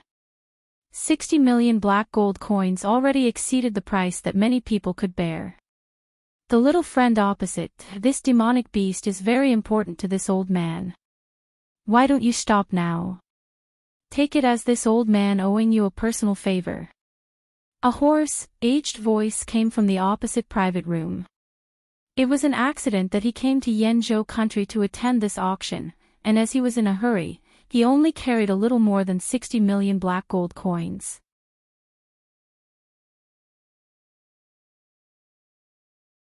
Chapter 31, Wish to auction the marrow cleansing pill. Upon hearing such a request from the sword monarch expert in the private room, Yunlan's and the others' expressions changed. Shopkeeper Lu, I don't have enough black gold coins on me right now, can I use an auction item to deduct from the price instead? Lu Muyan's expression was natural, but the look in her eyes deepened. It was impossible for her to yield the spirit devourer beast. Shopkeeper Lu was slightly taken aback, then quickly realized that Lu Muyan had plans to continue, so he couldn't help but remind her, naturally it's possible, but this old man still wants to remind young Miss Lu that if that demonic beast isn't that important to you, then it was best to concede it to the sword monarch. His temper is extremely weird and is not recommended to offend. I think shopkeeper Lu's reminder, but that demonic beast is very important to me. Even if it's a sword monarch expert, they don't have the right to force me to concede to him here in the Ming Alliance of Merchants, right? Lu Muyan pondered, so what if that person had a weird temper and shouldn't be offended? If a cultivator was afraid the moment they met an expert, then how could they achieve greatness? Since young Miss Lu chose such, then this old man will not say any more. Here on the territory of the Ming Alliance of Merchants, this old man can promise that even if a sword sovereign expert arrived, they would still not be able to force our distinguished guests to concede our auction items to someone else. What items do you wish to auction and use to deduct from the price? Take it out as you wish. Shopkeeper Lu felt even more appreciation for Lu Muyan. Whether it was because she was ignorant or bold, her courage was worthy of praise. Lu Muyan exuded confidence, then spoke to the private room opposite. Apologies, this demonic beast is also important to me, so forgive this junior for not yielding. Her attitude could be regarded as respectful, but it implied a sense of assertiveness. It was her inherent manner. Her aloofness had long been ingrained into her bones, and she wouldn't change just because was weaker now, and it was even more impossible for her to succumb to anyone. Humph. You do not know how to appreciate kindness. The person on the other side snorted coldly, evidently unhappy. 63 million. 64 million. Lu Muyan stroked the edge of the tea, then bid another price. She guessed that the money brought by the other party was already reaching its limit. As expected, the moment her voice fell, the private room opposite them fell silent. Jun also didn't expect that someone would dare oppose that sword monarch expert, but he retracted his attention, then began to announce the auction results. The distinguished guest of private room number 9 bid 64 million black gold coins. Are there any higher bids? Seeing that no one bid anymore, he continued, I'll count from 10, if there's no higher bid, then this fire cloud mink cub will belong to the distinguished guest of the private room number 9. 10, 9, 8, 7, 6, 5, 4, 3. When Jun arrived at 3, the innermost private room on the opposite side announced, 70 million. Gasp!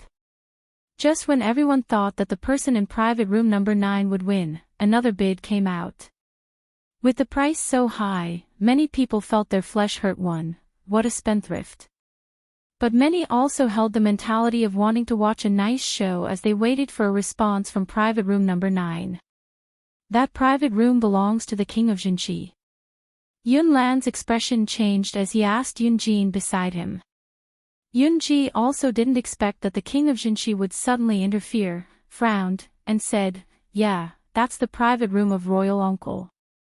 The king of Jinzi was the younger brother of the emperor from a different mother, and had the strength of a sword king. He held a third of the military power of Yanzhou country, was arrogant, overbearing, presumptuous and unrestrained. With him competing against Lu Muyen, the price could be doubled.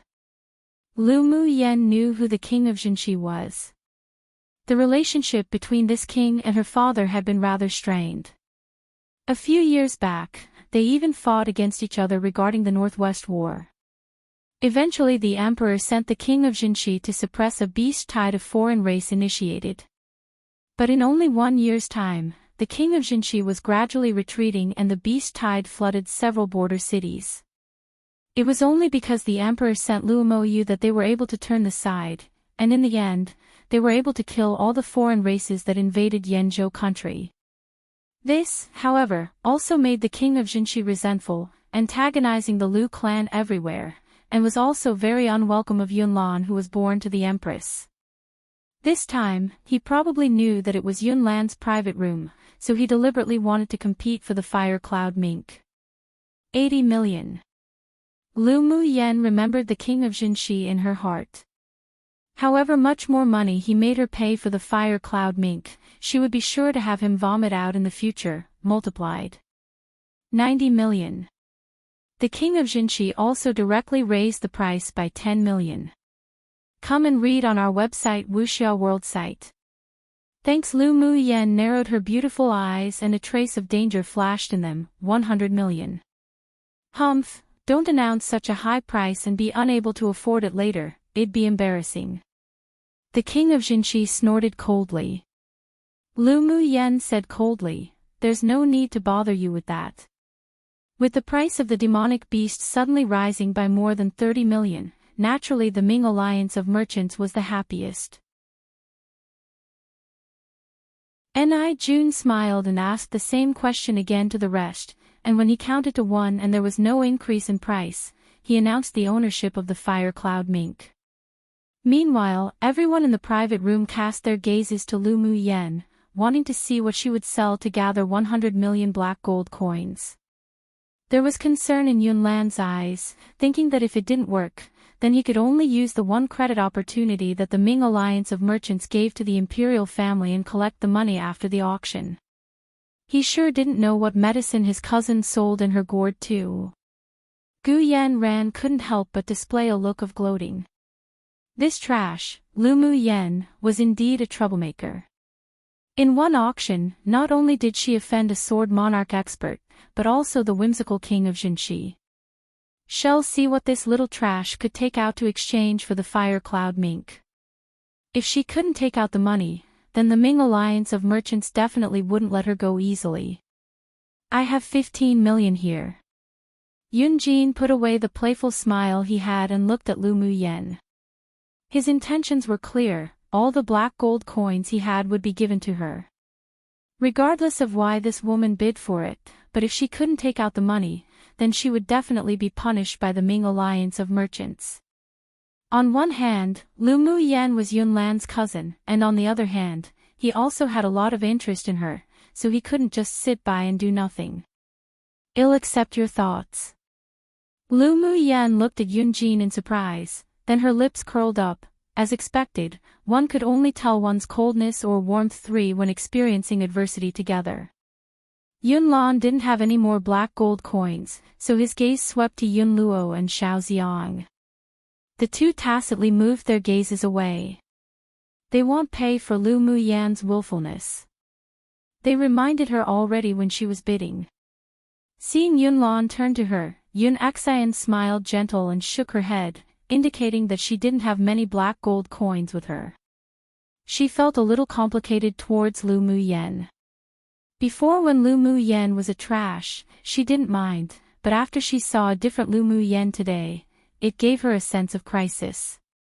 She felt that, in the future, the limelight in the Imperial Academy might be snatched by Lu Muyen, and a sense of unpleasantness rose in her heart.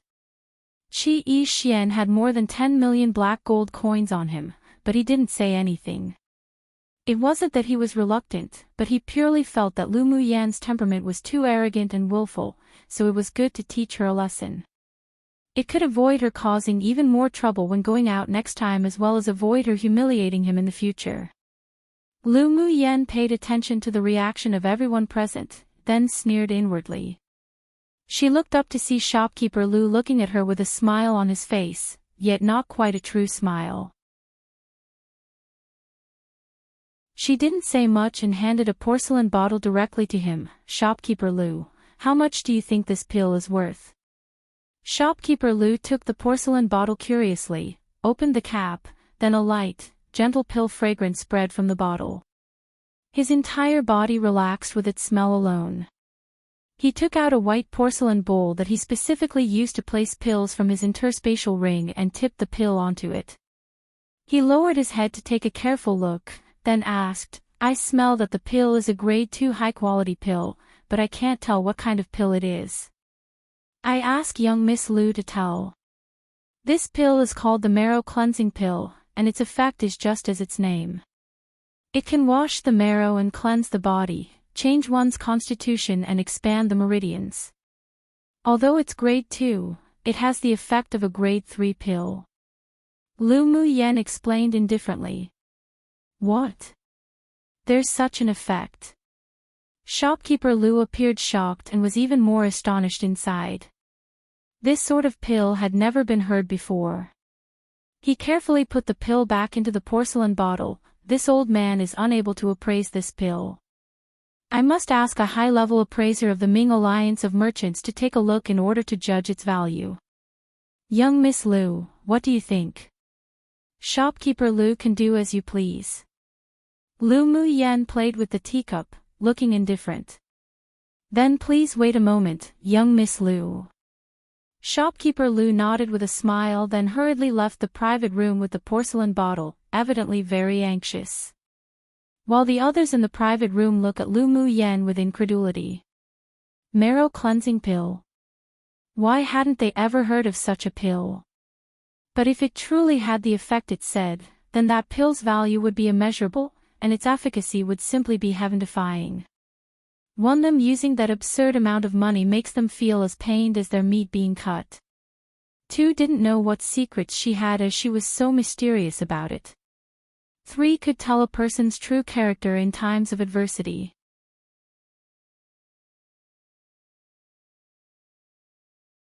Chapter 32. His Highness in a secret room on the 3rd floor of the Ming Alliance of Merchants.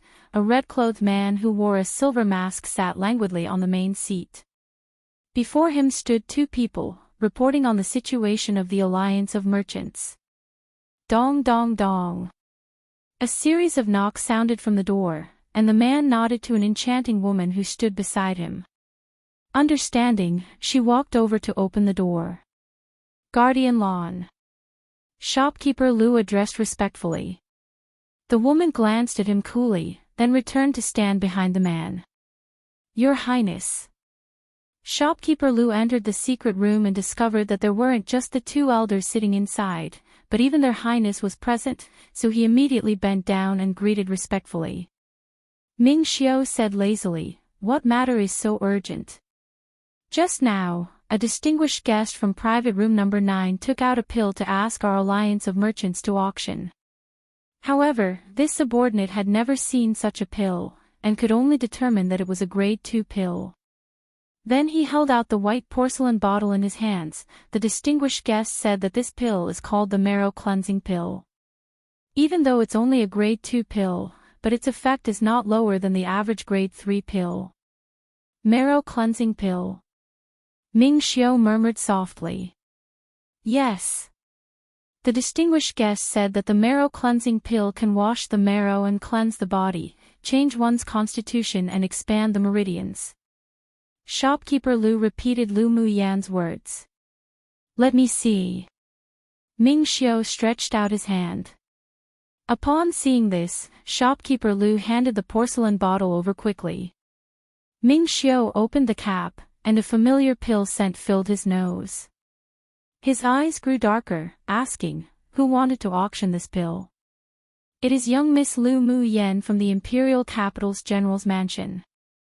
Ming Xiu's eyes revealed an understanding, then an arc rose on his lips. It really was that little woman. This pill does indeed have the effect of washing one's marrow. Elder Yi, one can go and discuss this matter with Lu Mu Yen in private room number 9.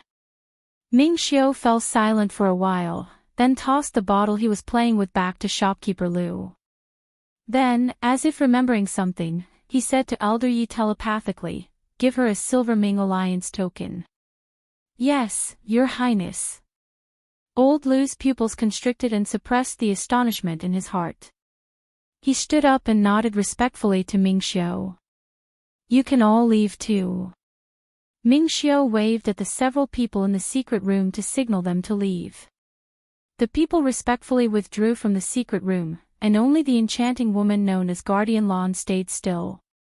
"Mo Lan, leave as well." Ming Xiu wore a devilish smile, but there wasn't much warmth in his eyes.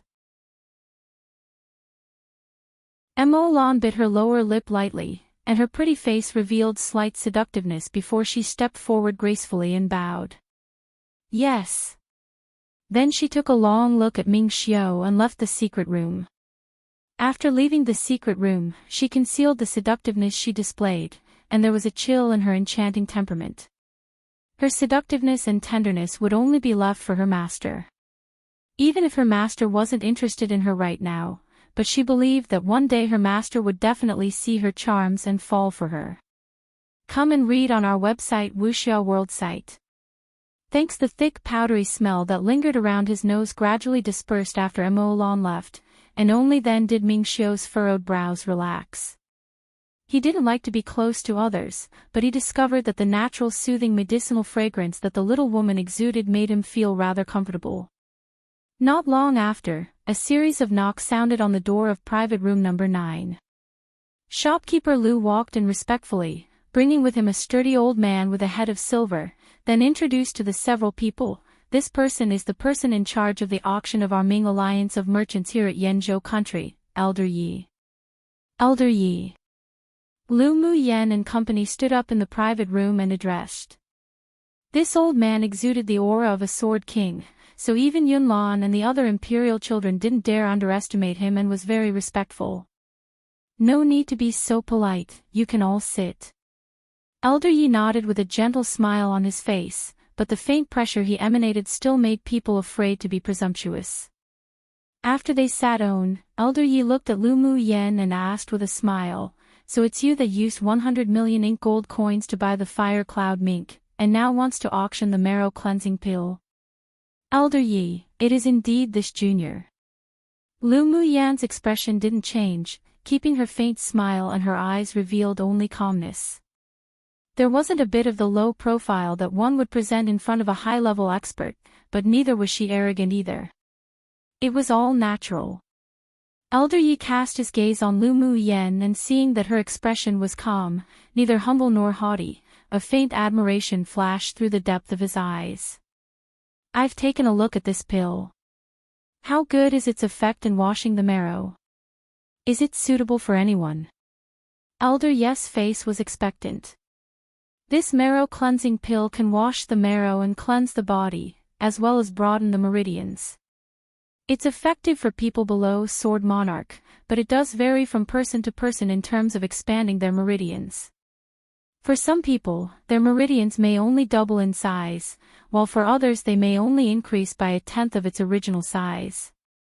It's most effective for those ages 10 to 30 when taking, but not anyone could take it either, as one must be above Sword Apprentice at least." Lu Mu Yen explained without concealing anything. "It actually has such effects." Elder Yi's eyes were also burning with desire. He was a sword king right now, so according to Lu Mu Yen, this was also effective for him. But then a thought came to him, "Although you say this, but no one has taken this marrow cleansing pill after all, so we can't judge its effects accurately." Lu Mu Yen nodded with a smile, "Naturally. But when you auction it, you can add 1 point. Just say that the trash young Miss Lu Mu Yen, of the Imperial capital's general's mansion, who was born with the terminal meridian's constitution, after taking this marrow cleansing pill, not only eradicated and improved her constitution, but also advanced from an initial phase sword apprentice to an initial phase great sword master. To think this pill is this miraculous. This old man was just wondering how young Miss Lu advanced to the great sword master cultivation base. It turns out that you eradicated the terminal meridian's constitution after taking the marrow cleansing pill. Elder Yi had suspected that Lu Mu Yen had improved her constitution due to the marrow cleansing pill, allowing her to absorb spiritual force and use elemental energy. But after hearing her say it so nonchalantly, he was still astonished. He smiled even more amicably and asked, "I wonder if, after young Miss Lu took this marrow cleansing pill and improved and eradicated your terminal meridian's constitution, your meridians have also widened?" "Of course. The meridians in my body have probably more than doubled." Lu Mu Yen didn't conceal it. The better the effects of the marrow cleansing pill, the more conducive to the soaring of the auction price. Hearing these words, even the calm expression that Elder Yi deliberately presented cracked. It was far too alluring to him. He fell silent for a moment, then asked, "Young Miss Lu, could you allow this old man to check your meridians? After confirming that there is one true instance of this marrow cleansing pill working, then its auction price will be even higher. If her meridians really did more than double, then that meant the speed of absorbing the spiritual force of heaven and earth would also be more than doubled. This sort of pill with heaven-defying effects would even make him scramble to it." "Sure." Lu Mu Yen nodded in agreement. Her mental energy was stronger than Elder Yi, so she wasn't afraid that he'd do anything to her secretly. Elder Yi stretched out his hand to probe Lu Mu Yan's veins, then swept it with his mental energy. The expression on his face was solemn, then he couldn't help but display excitement. He let go of Lu Mu Yan's hand and sighed with emotion, "Young Miss Lu, this grade 2 pill is indeed comparable to a grade 3 pill." Hearing what Elder Yi said, the expressions of the people in the private room changed. After Lu Mu Yen took this marrow cleansing pill, not only did she eradicate her terminal meridian's constitution, but also enlarged her meridians by more than double. Who wouldn't be tempted by such a pill? One different Yi. This one is, Yi Qin Han's clan is. Though same tone. Note, changed black gold coins to ink gold's coins. Just because I suddenly felt it sounded better and was a more accurate in translation. Changed it in all previous chapters too.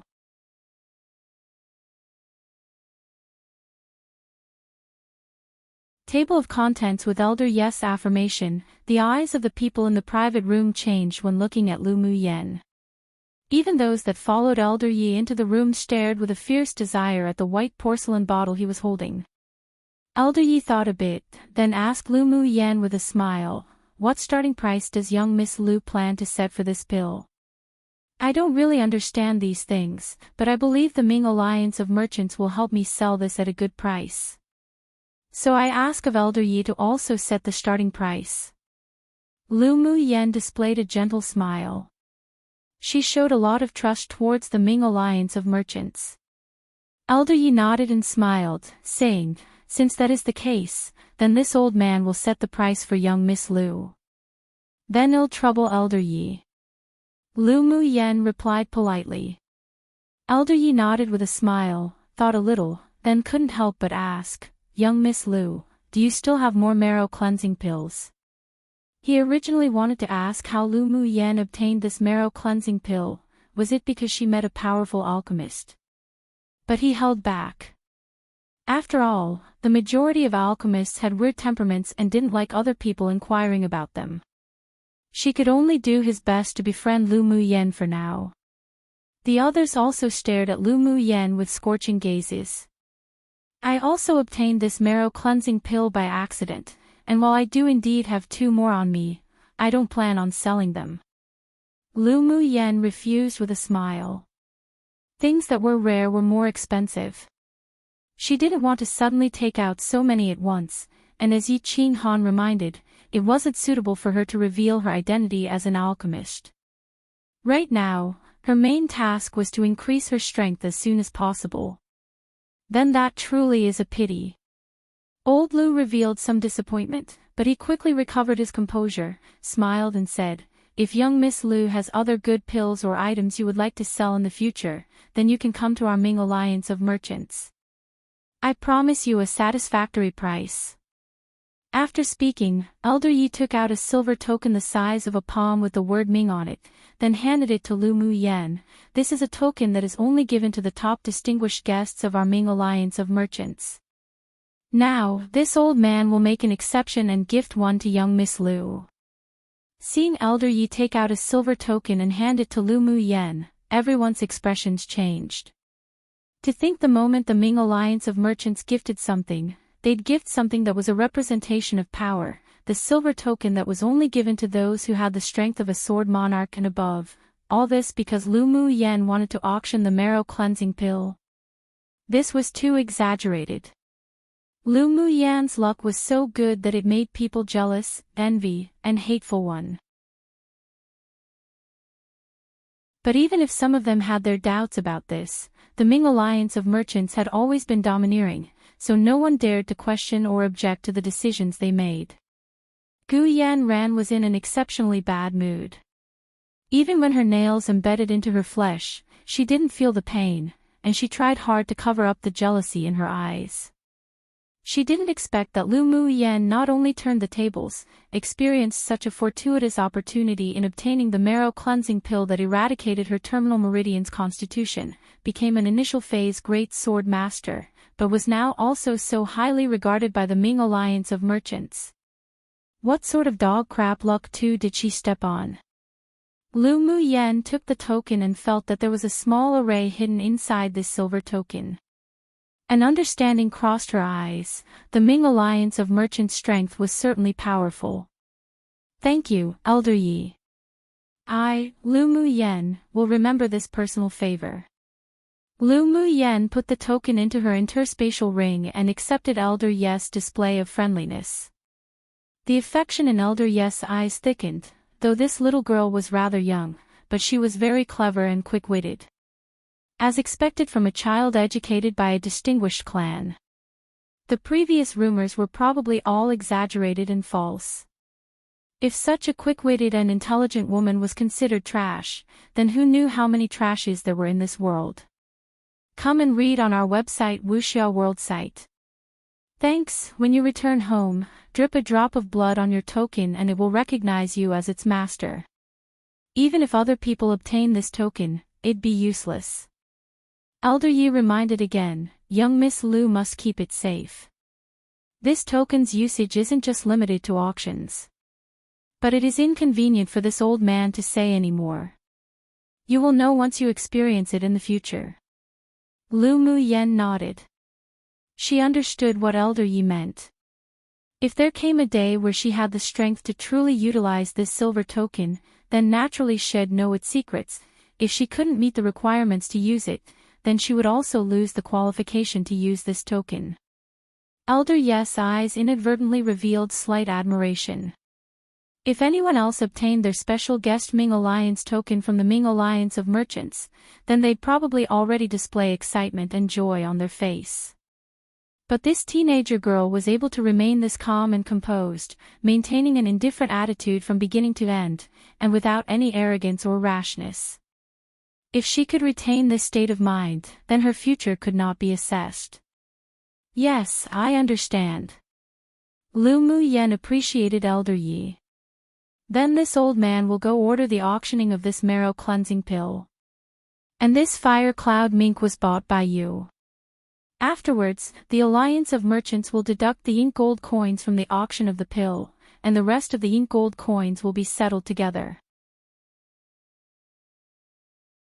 Elder Yi motioned to the attendant who was carrying a cage behind him to put the fire cloud mink down. It could be regarded that he was selling Lu Mu Yan some face. The moment the marrow cleansing pill was auctioned, then it would definitely attract the attention of Yanzhou country, and even the entire land's interest. Its price would be far more valuable than the fire cloud mink. Okay. Then I will trouble Elder Yi. Lu Mu Yen didn't feign modesty either. This was all because these people didn't know the actual value of a spirit devourer. If they knew, numerous high-level experts would come contend for it. After Elder Yi took his people and left, everyone's eyes were focused on Lu Mu Yen, with a burning desire, particularly Xiao Ziang. He was an alchemist to begin with and loved alchemy. He was about to stare a hole through Lu Mu Yen right now. Lu Mu Yen sat in her seat, pondered for a moment, then before anyone could speak, threw one porcelain bottle to Yunlan and Yunjin each, raised her eyebrows and said, "The last 2 marrow cleansing pills, I'll gift them to you." Pu. Yunjin spit the tea out directly, seriously. This generous. Seeing the porcelain bottle thrown over, he immediately threw the teacup away and stretched out his hands to catch it carefully. This is too valuable. Yunlan reached out and caught the bottle containing the pill. Although he was very enticed by it, but he still endured the strong desire and looked at Lu Mu Yen. Lu Mu Yan's eyes were colored with a smile. This cousin's character was pretty good. But there was no way she would be able to keep these 2 pills, so she'd rather turn it into a favor and gift it to Yunlan. Her aunt loved her dearly since she was young, so this was also a sort of repayment. As for gifting it to Yunjin, one was because she felt that this man was rather pleasing to the eye earlier, and also because last time when Lu Mu Yen was injured by Gu Yanran, it was Yunjin that stopped the woman's final attack and sent her back to the general's mansion. Otherwise her dantian would have definitely been destroyed. It would have been difficult to cultivate again even with the marrow cleansing pill. Regardless of why Yunjin helped her then, she still remembered this personal favor. Using the marrow cleansing pill to return that favor would be enough. She had always done what she wanted in life.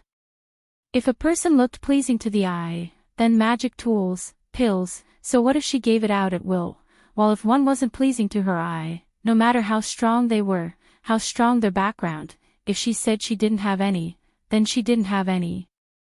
Even if they gave her thousands of gold she wouldn't give anything. As they waited for the pill in Elder Ye's hands to be auctioned, she thought about the fact that not only would the marrow cleansing pill rouse people's attentions, but she would probably have people attentive of her as well. If she still had these 2 pills in her hand, then she'd definitely be harassed by many entities or other distinguished clans. Now that she gave it to Yunlan and Yunjin, then she could simply say she had no more, and no one could do anything about it. A popular colloquial saying in China, so it may be said a lot throughout this series. 2 popular colloquial in China saying meaning someone was so lucky they didn't even know how these lucky things happened.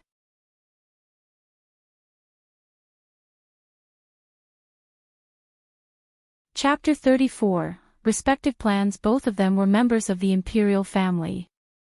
Yunjin's maternal clan's background was also very strong, so she wasn't afraid of the Imperial family making things difficult for them after giving them the marrow cleansing pills. Just take it. My aunt has always doted on me like her own daughter. We're relatives, it's just a pill, no need to bother about it. Lu Mu Yen smiled, paying it no mind. Yunlan slightly revealed his gratefulness. He didn't expect that this cousin that he had only met a few times would be this forthright and generous. Though his Empress mother definitely played a large role. All right. Then I won't be polite. This marrow cleansing pill is indeed very important to me. I'll remember this personal favor. If Mu Yan has anything you need in the future, you can come and find me. Yunlan promised with a smile. Sure. Lu Mu Yen blinked. Lu Mu Yen, Yunlan's your cousin, it makes sense for you to give it to him. But why give it to me? Yunjin couldn't figure out why Lu Mu Yen also gifted her one. Unless it was just because of what happened earlier where he supported her with some money. But that's impossible. Lu Mu Yen didn't conceal it either. Last time I was injured by that little white flower, it was you who prevented her from destroying my dantian, then sent me back to the general's mansion. Consider this marrow cleansing pill as returning that personal favor. That's just a trivial matter, it's not worth you giving me such a valuable pill. Yunjin did desire this pill very much, but he still felt that it wasn't good to just take such a valuable thing from Lu Mu Yen without giving anything in return. Lu Mu Yen held her forehead, then glared at him. Isn't it fine to just find you pleasing to the eye? A big man like you being so wishy-washy, if you don't want it then return it. I want it, how could I not want it? Yunjin put the pill into his interspatial ring with a mischievous grin, fearing that Lu Mu Yen really regretted it and wanted it back. Lu Mu Yen, don't worry, this big brother will cover for you in the Imperial Academy from now on. If anyone bullies you again, I'll break her leg. Yunjin glanced indicatively at Gu Yanran. He never liked this scheming woman. Lu Mu Yen rolled her eyes at him. No need, I'll clean up those random cats and dogs. Hearing the unscrupulous words between the two, Gu Yanran's face paled and hatred rose in her heart, but her expression was aggrieved. Her white teeth bit her lower lip, as if she wanted to cry yet was holding it back. It was just like a delicate flower that was being ravaged by the wind. But it was a pity that Qi Yi Xian's thoughts weren't on her at all, and the others were even more uninterested in her. Her behavior was completely ignored. She took a deep breath and suppressed the urge to burst out immediately. Her nails were deeply embedded in her palm. After the Academy's annual competition, she would definitely strike Lu Mu Yen back into the dust she had been in before. As for the marrow cleansing pill, she would definitely obtain one to wash her marrow, cleanse her body and widen her meridians. Gu Yanran's eyes flickered. When the auction was over, she should enter the palace. She believed that her elder sister would definitely help her remove Lu Mu Yen and obtain the marrow cleansing pill. Lu Mu Yen, do you still have any more marrow cleansing pills? Can you sell one to me? Xiao Xiang couldn't help but look at Lu Mu Yen expectantly. He expected nothing from the one that was being auctioned. After all, he didn't bring many ink gold coins with him, but if he was given some time, he definitely could return to his clan and gather the ink gold coins necessary to buy the pill. Xiao Xiang's words also represented the feelings of the others. No sword master below sword monarch would be indifferent to this kind of pill. Lu Mu Yen shrugged and said, no more. I've given my last two away. Hearing this, the face of those that also wanted to ask revealed disappointment. They all unanimously scoffed Spendthrift in their hearts and was exceptionally envious of Yunjin's good fortune. But they didn't really believe that Lu Mu Yen no longer had any more marrow cleansing pills. Except, they needed to think about it for a little bit first. Yunaxan clasped the corner of her clothes tightly and the gentle smile on her face seemed a little forced. Marrow cleansing pill. She must obtain it. A vicious look of desire flashed across her eyes, and she couldn't help but start to hate Lu Mu Yen. Amongst those present, only Qi Yi Xian's feelings were the most complicated. He didn't deny that he was very tempted by the marrow cleansing pill, but he really couldn't lower his face and ask Lu Mu Yen for it. Seeing that she actually gifted two priceless marrow cleansing pills to Yunlan and Yunjin at no cost, his heart hurt as if it was being cut by a knife. Come and read on our website Wuxia World site. Thanks. Since when did Lu Mu Yen deliberately ignore him when she had something good? The former Lu Mu Yen would definitely cup the marrow cleansing pill in her hands and offer it to him as if offering a treasure, just to receive a casual compliment of his. Why did they suddenly become so estranged and unfamiliar? No. It should be why did Lu Mu Yen so resolutely abandon him?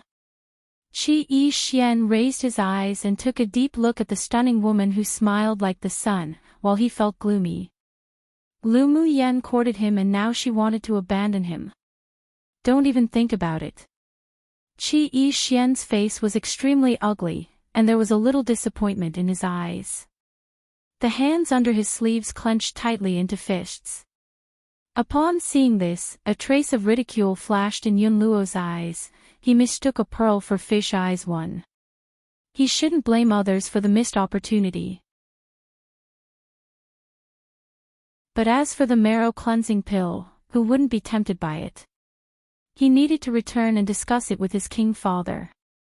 Although Xiao Ziong was disappointed, he didn't want to pester Lu Mu Yen either. After all, she already said she only had 2 left.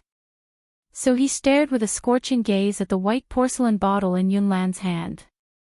"Alan, we're good brothers, can't you show me the marrow cleansing pill?" Seeing Lu Mu Yan's indifference, Yunlan handed the white porcelain bottle to Xiao Ziong. He knew the nature of this friend of his, and he wouldn't pocket it for himself. Xiao Ziong took the bottle excitedly as if holding some sort of treasure, then carefully poured the pill out. A smooth, round pill fell into his hand and a pill fragrance spread throughout the entire private room, making one feel refreshed. With the smell alone, they knew how extraordinary the pill was. This is a grade 2 high-quality pill. The alchemist who refined this marrow-cleansing pill must be a grade 2 alchemist at least. Xiao Ziong praised. As he was afraid that the medicinal effects would be lost, after taking a look at the pill, he placed it back into the bottle, then turned to ask Lu Mu Yen, a little embarrassed, "Does young Miss Lu perhaps know the alchemist?" "Don't know." Lu Mu Yen shook her head firmly. What a joke. The person who refined the pill was herself, how could she expose herself? And even if she said it, probably no one would believe this pill was refined by her anyways, and they'd definitely think she was ill. Besides, she didn't want to be in the limelight right now either. If people knew that she could refine a grade 2 pill, her and her family's peaceful life would definitely be disturbed. At the very least, now wasn't the time to expose herself. Then that's a real pity. Xiao Ziong was disappointed again. He loved alchemy and held a very respectful attitude towards high-level alchemists. He didn't even need to guess to know that the alchemist who could refine such a heaven-defying pill was definitely a highly talented genius. It was a shame he couldn't meet that person just once. Lu Mu Yen didn't care what others thought. She opened the cage on the ground and took out the palm-sized beast that had its eyes closed and scratched its head. The little beast was initially still struggling, but as soon as Lu Mu Yen held it, it smelt the faint fragrance of medicine on her body, and also felt a very gentle spiritual energy exuding from her. It couldn't help but snuggle up closer against Lu Mu Yen. The spirit devourer's eyes would be closed for the first 3 months from its birth, and it was only during this time that it was easy to be caught and contracted. It was practically impossible to tame it after it opened its eyes and developed higher intelligence. The spirit devourer were unlike other demonic beasts where it needed to reach a certain tier to bear wisdom. As they were a king-class demonic beast, after 3 months from birth, when they opened their eyes, was when they would bear intelligence. Their cultivation speed would also increase day by day. This fire cloud mink is rather affectionate towards you. It seems that you two are destined. Yunlan put the pill away and said as he smiled at Lu Mu Yen. Lu Mu Yen chuckled softly and nodded in a good mood. We are indeed fated. The moment she hugged the spirit devourer earlier, she discovered an unusual mental energy within the little beast's body. It was secretly protecting the internal organs of the beast. She guessed that the origin of this demonic beast was extraordinary. She sure found a treasure this time.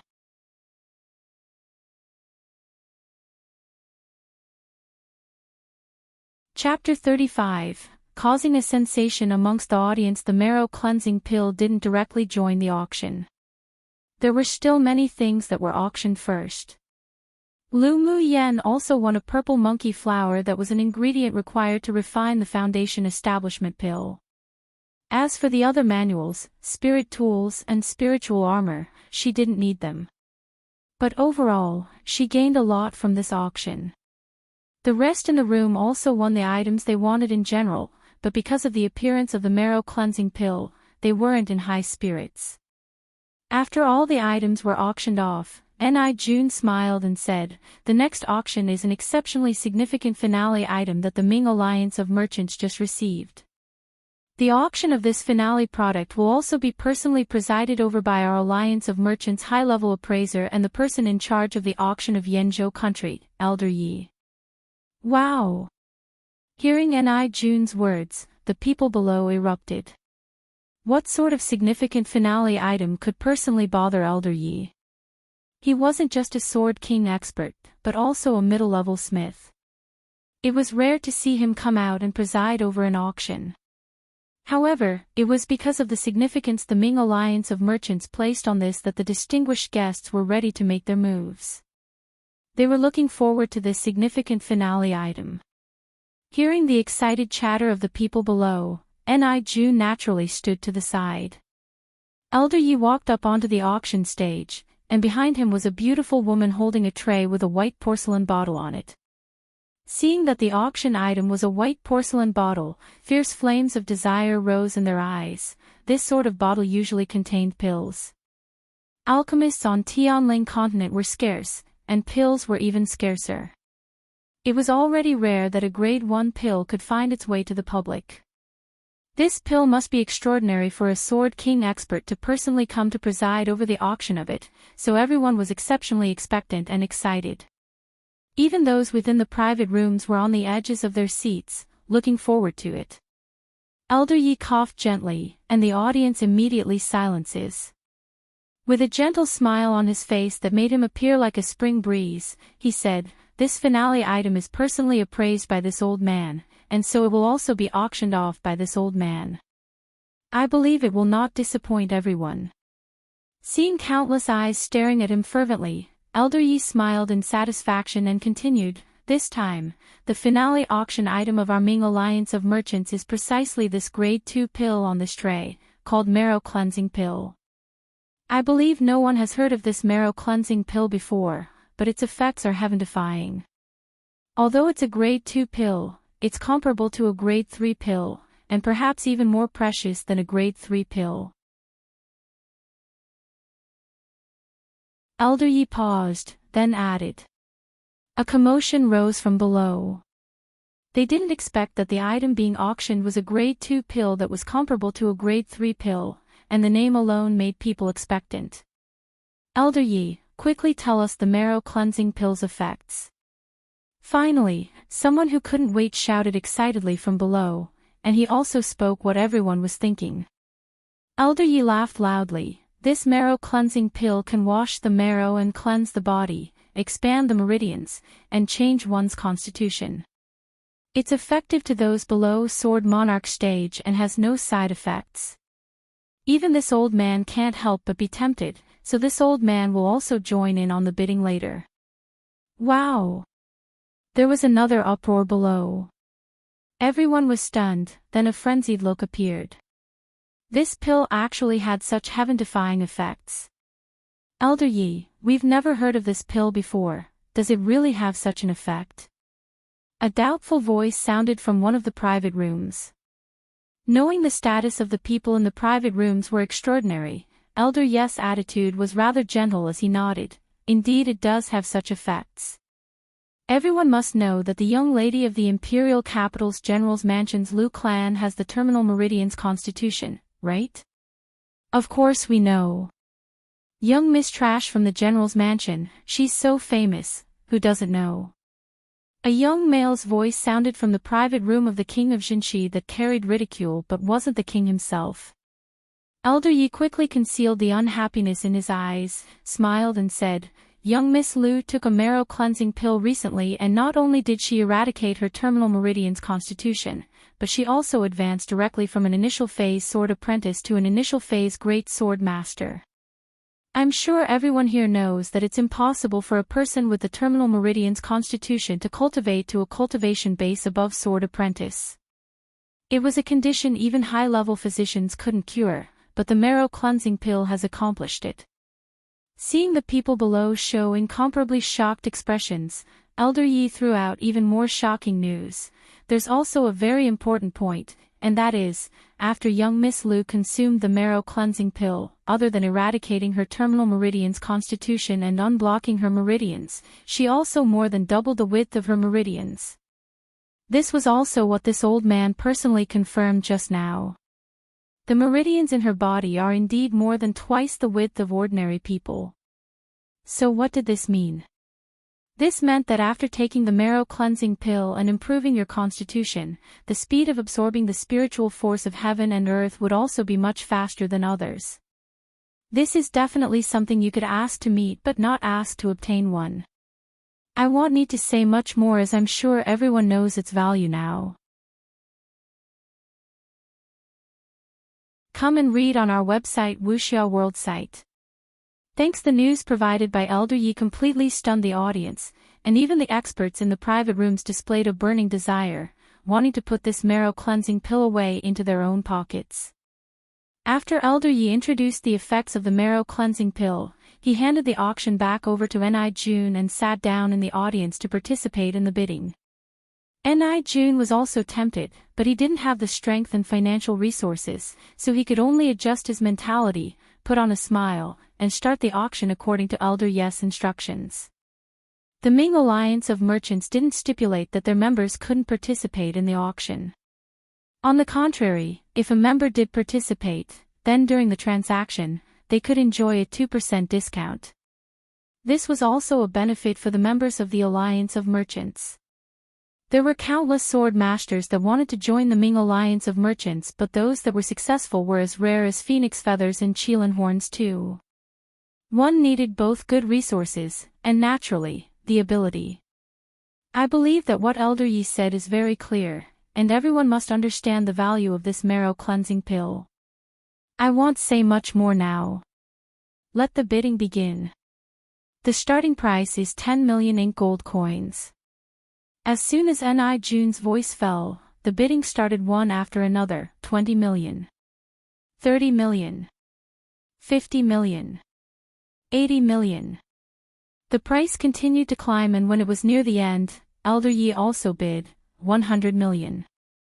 But the price of 100 million didn't stop the enthusiasm of those participating, as the price was still rising wildly. 110 million. 120 million. 200 million. The price of 200 million exploded from a private room. Elder Yi cast his gaze towards the private room, and a sliver of understanding rose in his eyes, but it didn't stop his desire for the marrow cleansing pill. 230 million. 250 million. 260 million. Suddenly, another person joined from another private room. 270 million. Elder Yi continued. 280 million. There was slight rage in this voice, probably because it had reached their baseline. The person in the other room fell silent, then continued. 290 million. 300 million. Elder Yi's face changed slightly, but his tone was still relaxed. He had gained a lot of savings since joining the Ming Alliance of Merchants over the years, so it was fine. The price exceeded the baseline of the other party, and in the end, the other two people in their private rooms had no choice but to stop. After all, in a small, medium-strength country like Yanzhou country, there were very few people who could take out more than 300 million ink gold coins. In the end, Elder Yi won the marrow cleansing pill for 300 million ink gold coins. Several people pitted that they missed the marrow cleansing pill because they didn't bring enough ink gold coins and decided to inquire about the origin of the pill after the auction. One, it's so rare it's practically unobtainable for the majority of the population. Two, popular idiom meaning something is very, very scarce or rare. Qilin is often translated as unicorn, but it's not quite right, because a unicorn is a separate creature in China, so I'm leaving the original pinyin. The idiom is, but if I just said lin horns it doesn't quite make sense, so yeah.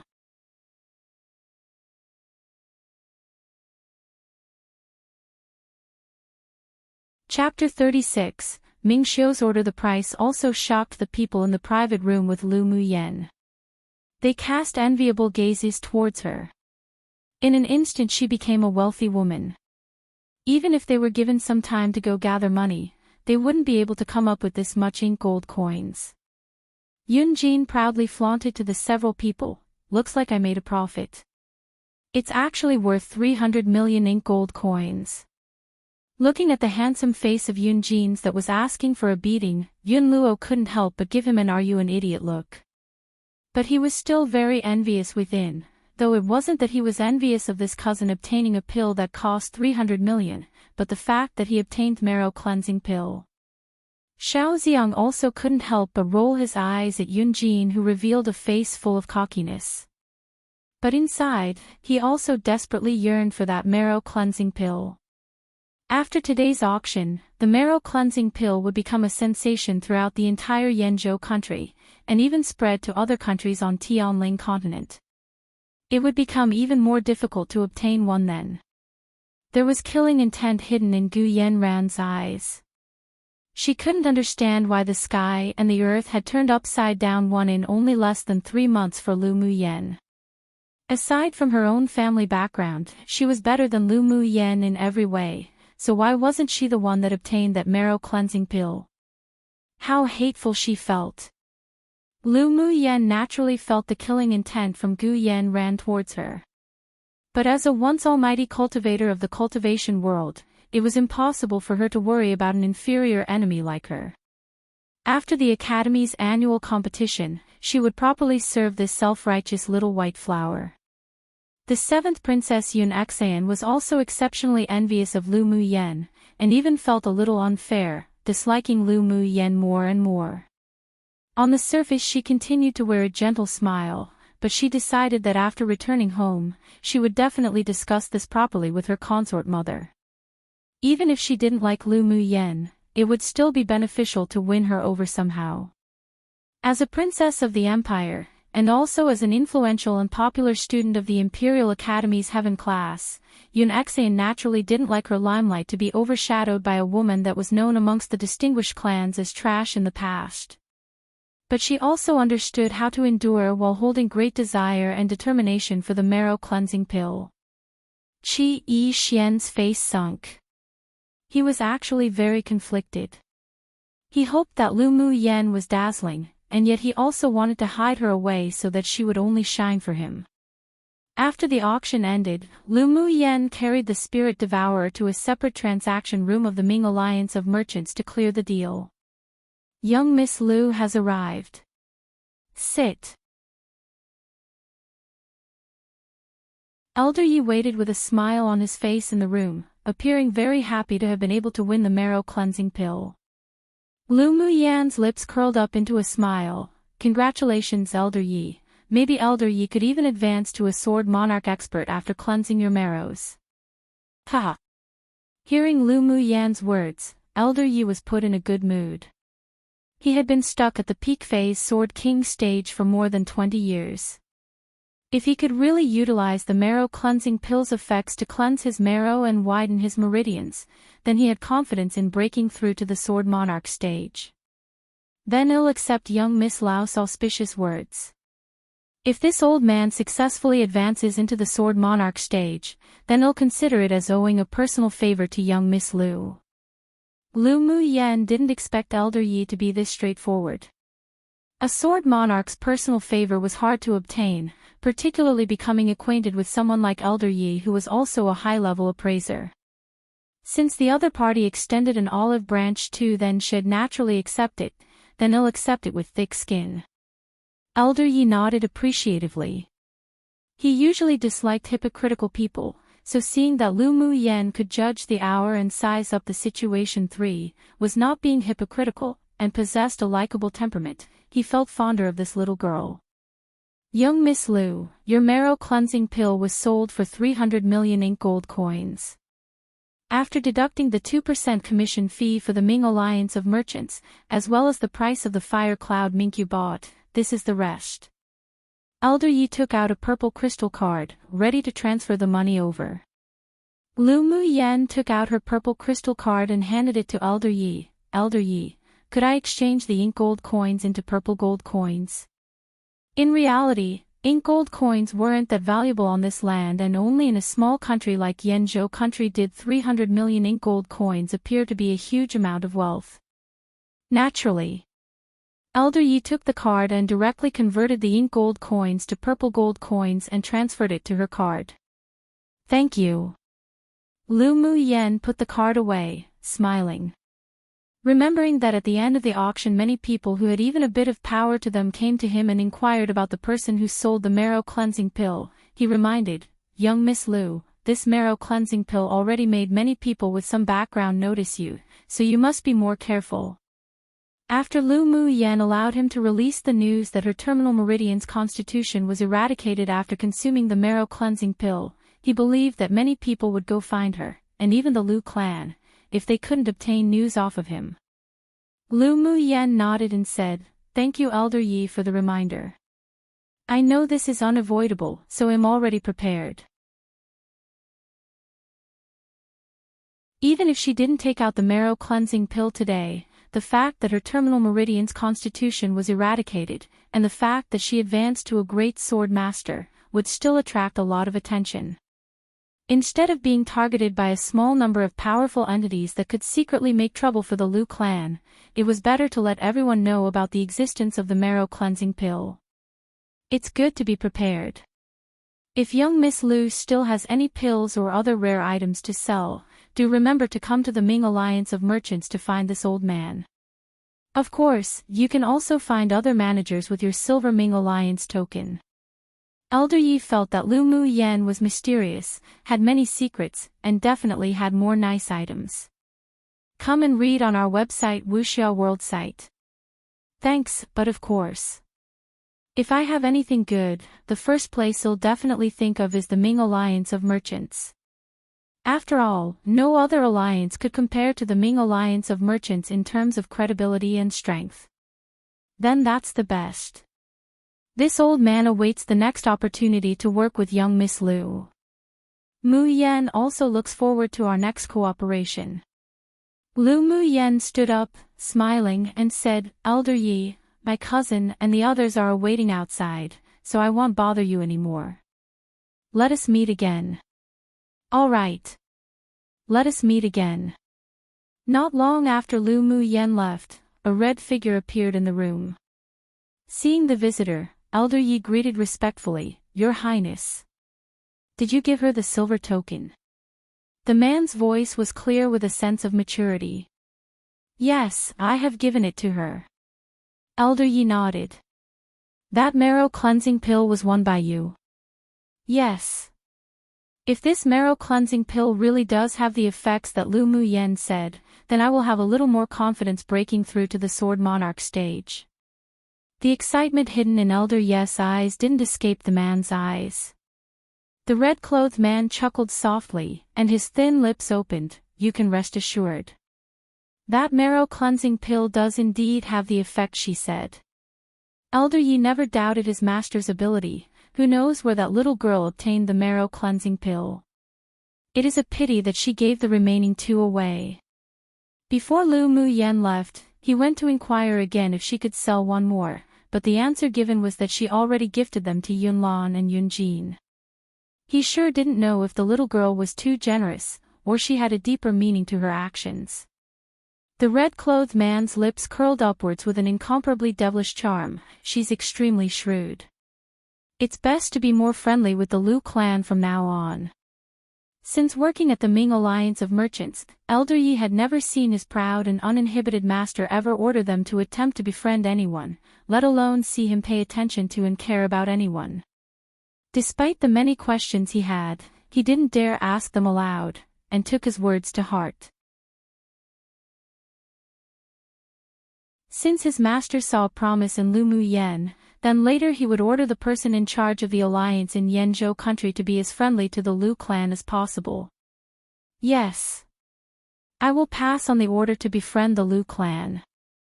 From now on, send me a copy of all the news about her." Ming Xiu curled his lips. Others didn't know, but he knew that the marrow cleansing pill was definitely refined by Lu Mu Yen herself. That little woman was becoming more and more interesting. "Yes, master." One, everything changed so drastically, a 180-degree change. 2, this one's an English saying originating from ancient Greece and ancient Egypt, according to my few seconds-long Google search. But Chinese also appear to say it a lot, and it means like a show of peace and friendship. 3 knows what to say and do, and when to say and do them in the appropriate moments. Note, so all I did today was stay up till 3:30 a.m. binge watching You Are My Glory and finally finished all 32 episodes. Would have finished the episodes earlier if I didn't keep pressing the back arrow and pause button and swoon over and over again at certain scenes, huh? So today I'll just post one chapter because I'm running out of chapters I've saved up, tongue sticking out. Also, I recommend this C-drama.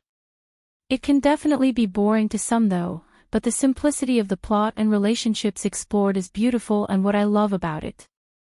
It's practically an angst-free, mature drama, with mature characters, but still a rom-com, just not your typical one.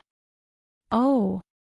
To those who haven't watched it and like rom-coms, if it will give you a better idea of its feel, I can tell you for a fact that it's based on the novel written by Gu Man, who wrote the novel that LoveLore was based on. Except this is a bit more mature than O2O, exploring real-life issues, but with humor and nothing too dramatic. Also, Gu Man is actually the scriptwriter for YMG, so you can totally expect that the plot, characterization etc. will follow the novel and the author's intentions and won't be butchered like many of the noveltic drama adaptations. I haven't read the novel and might not for now since I'm more in the mood of reading xianxia novels, but may pick it up to read one day. Side note, the main character, U2, in YMG is played by Yang Yang, who's also the same actor who played Xiao Nai in O2O and Yi Xiu in The King's Avatar. And why I mentioned these dramas specifically is because I want to ask, why does Yang Yang keep playing roles with esports? Haha, absolutely not complaining though, I enjoy watching dramas with esports and would love to see more of Yang Yang. I personally give TKA a 10 out of 10. YMG might be a 9 out of 10 personally for me and maybe an 8, 5 or 9 out of 10 for O2O. Can't wait till The King's Avatar 2 comes out though.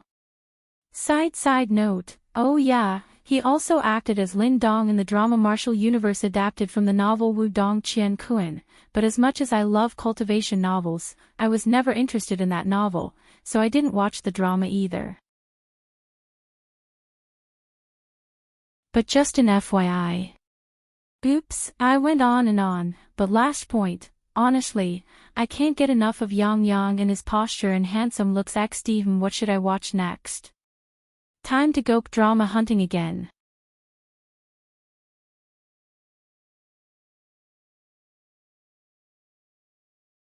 Chapter 37, A Bet with the Sword Monarch. After Lu Mu Yen left the transaction area, she went to join Yunlan and the rest. As soon as she exited the door of the Ming Alliance of Merchants, she saw a burly, middle-aged man and a black-clothed, skinny old man stop Yunlan and the others in their steps. When she thought about it, she easily guessed who they were. Mu Yen, how about I send you back to the general's mansion? Yunlan found Lu Mu Yen walking out towards them from the entrance and gave her a surreptitious, meaningful look.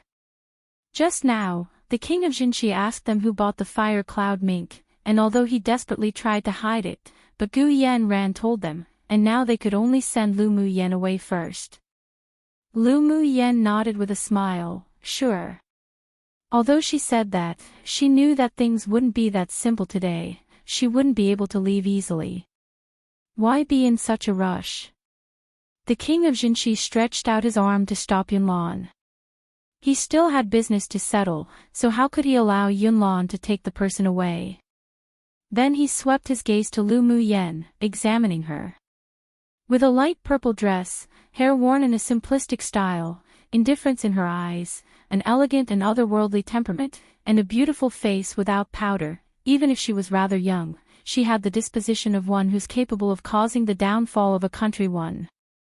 Lu Mu Yen was one of the very few people whose appearance he considered pleasing to the eye. But it was a pity that this beauty was Lu Mo Ye's daughter, he couldn't touch her. This is General Lao's daughter, correct? Yun Tianzong had seen Lu Mu Yen before, but she didn't leave any impressions at the time. What he knew more deeply was Lu Mu Yan's reputation as trash, which he often used to ridicule Lu Mo Yu. King of Jinshi. Lu Mu Yen nodded, with apathy and distance. She didn't want to show any looks of goodwill to her father's enemy, not to mention the man's wanton gaze made her feel exceptionally unpleasant. A killing intent rose in her heart. You won the fire cloud mink.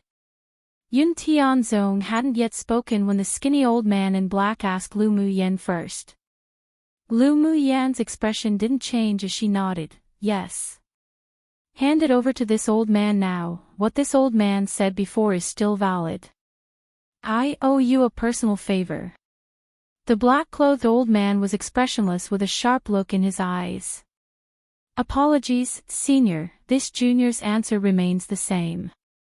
Wanting to take advantage of his seniority and age and bully the weak, as if she'd allow that. Little girl, this old man is a sword monarch expert. Didn't your father teach you the principle of being kind to others? The black-clothed old man's eyes were full of displeasure and a pressure that only belonged to the strong spread from him. Ever since he advanced to a sword monarch, there were fewer people who didn't give him any face. Lu Muyan's lips curled into a smile, and yet it couldn't be considered a smile. One couldn't understand what she was feeling as she looked at the man's eyes fearlessly. Presumably senior also understands the rules of an auction, right? The person with the highest price wins the item. This has been the unchanging principle since old times. If senior must snatch the fire cloud mink from me in front of the Ming Alliance of Merchants entrance today, then this junior has nothing to say. So what if he was a sword monarch? She's really had enough. Everyone just wanted to step on her these days, what's that all about? She wouldn't tolerate and compromise, but in the face of absolute strength, she wouldn't have a brain cramp too and directly engage in battle with this sword monarch. Come and read on our website Wuxia World site. Thanks, just what do you want done so that you can give this fire cloud mink to this old man? The black-clothed old man's face sank. His hoarse voice carried with it a little anger, and the pressure he exuded thickened a little. Lu Muyen narrowed her eyes, straightened her back and bore the pressure the black-clothed old man deliberately released upon her. A layer of sweat rose on her nose and her face grew slightly pale.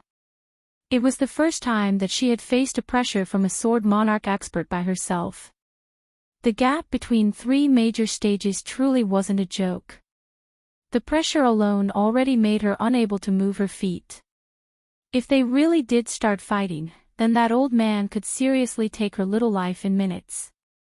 Yun Lan's clenched hands were full of cold sweat. This strong sword monarch expert's face was as thin as sticks, his complexion was slightly green, and hidden in his eyes was an ominous glint and viciousness. This person probably practiced skills relating to the path of the ghost, had an unpredictable temperament, and was definitely cruel and ruthless. He couldn't let Lu Muyen be in danger, but it was inconvenient to leave, so he surreptitiously gave Yunjin a look. Yunjin nodded gently. What Yunlan worried about was what he was worried about. Looking up, he saw that the sword monarch didn't even care about the rest of them, so he silently retreated through the crowd of people and returned to the Ming Alliance of Merchants to ask for help. After a short stalemate, Lu Muyen saw that the other party's face was covered in a shadow and his eyes revealed more and more impatience. With a thought, the palm-sized little white beast landed in her hands, then she smiled at the old man lightly. Senior, how about we make a bet? What bet? The black-clothed old man glanced at the little white beast with a flame of desire in his eyes. Then he raised his eyes and looked at Lu Muyen to see what sort of tricks she wanted to play. Since this little beast is important to both of us, then why not see what it chooses? How about that? Lu Muyen smiled generously and said, if the fire cloud mink recognizes Senior as its master, then I will give it directly to Senior, without taking a cent, and I won't need Senior to owe me that personal favor. But if it still chooses this junior, then it proves that it is more fated with this junior. I ask that Senior let go when that happens. Lu Muyen didn't forget the appropriate respect that should be given to experts, but her attitude and tone was neither humble nor haughty. The black-clothed old man's lips curled up slightly.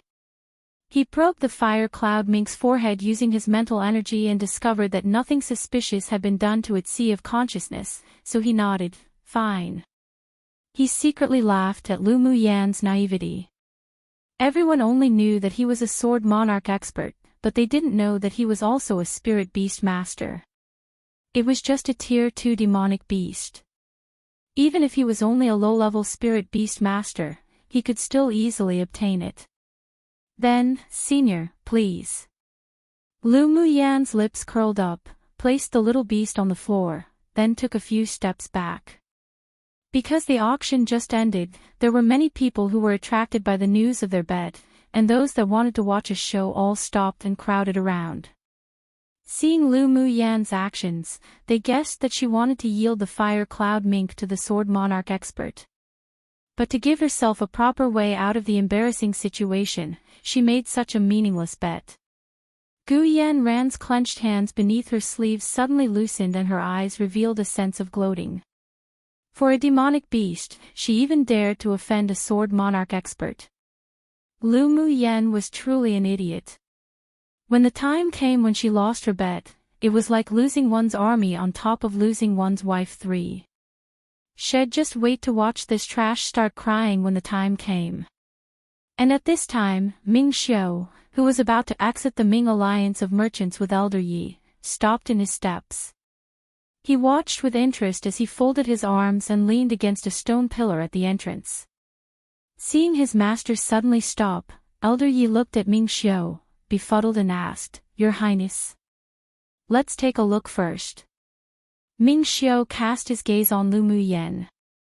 He sure wanted to see what tricks this little woman would use to win this bet.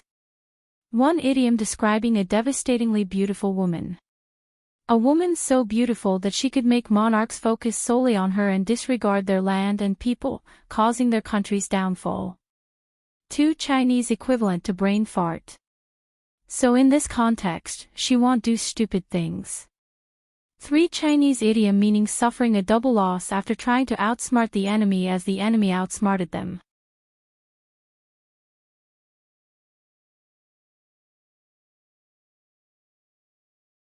Chapter 38, Monarch Ming. The black-clothed old man took a couple of steps forward and lifted the fire cloud mink from the ground, a strange smile on his face.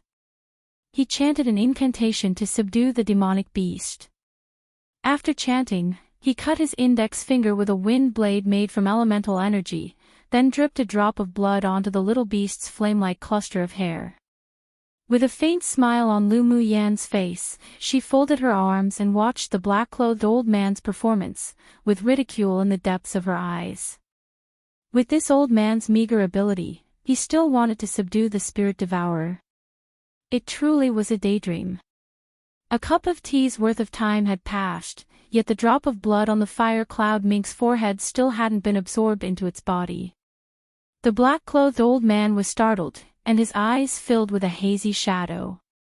He took out a red talisman from his interspatial ring, continued to mutter the incantation, then he tapped with his thin fingers and the red talisman entered the little beast's body. Afterwards, he formed a seal in the air that carried strong elemental energy and forcibly inserted it into the little beast's sea of consciousness. The drop of blood on its forehead squirmed a few times. A bright light shone from his turbid eyes. This was his trump card as a spirit beast tamer for contracting beasts. He didn't believe that he couldn't handle a mere tier 2 demonic beast. Just when everyone thought that the drop of blood would successfully merge with the fire cloud mink's body, there was a sudden change. The black-clothed old man's blood essence directly burst on top of the little beast's forehead, turning into more than a dozen little droplets of blood that splattered onto the old man's face. Meanwhile, the fire cloud mink's entire body began to twitch as if it were ill. Disbelief surfaced in the black-clothed old man's eyes. What? He actually failed. How could that be possible?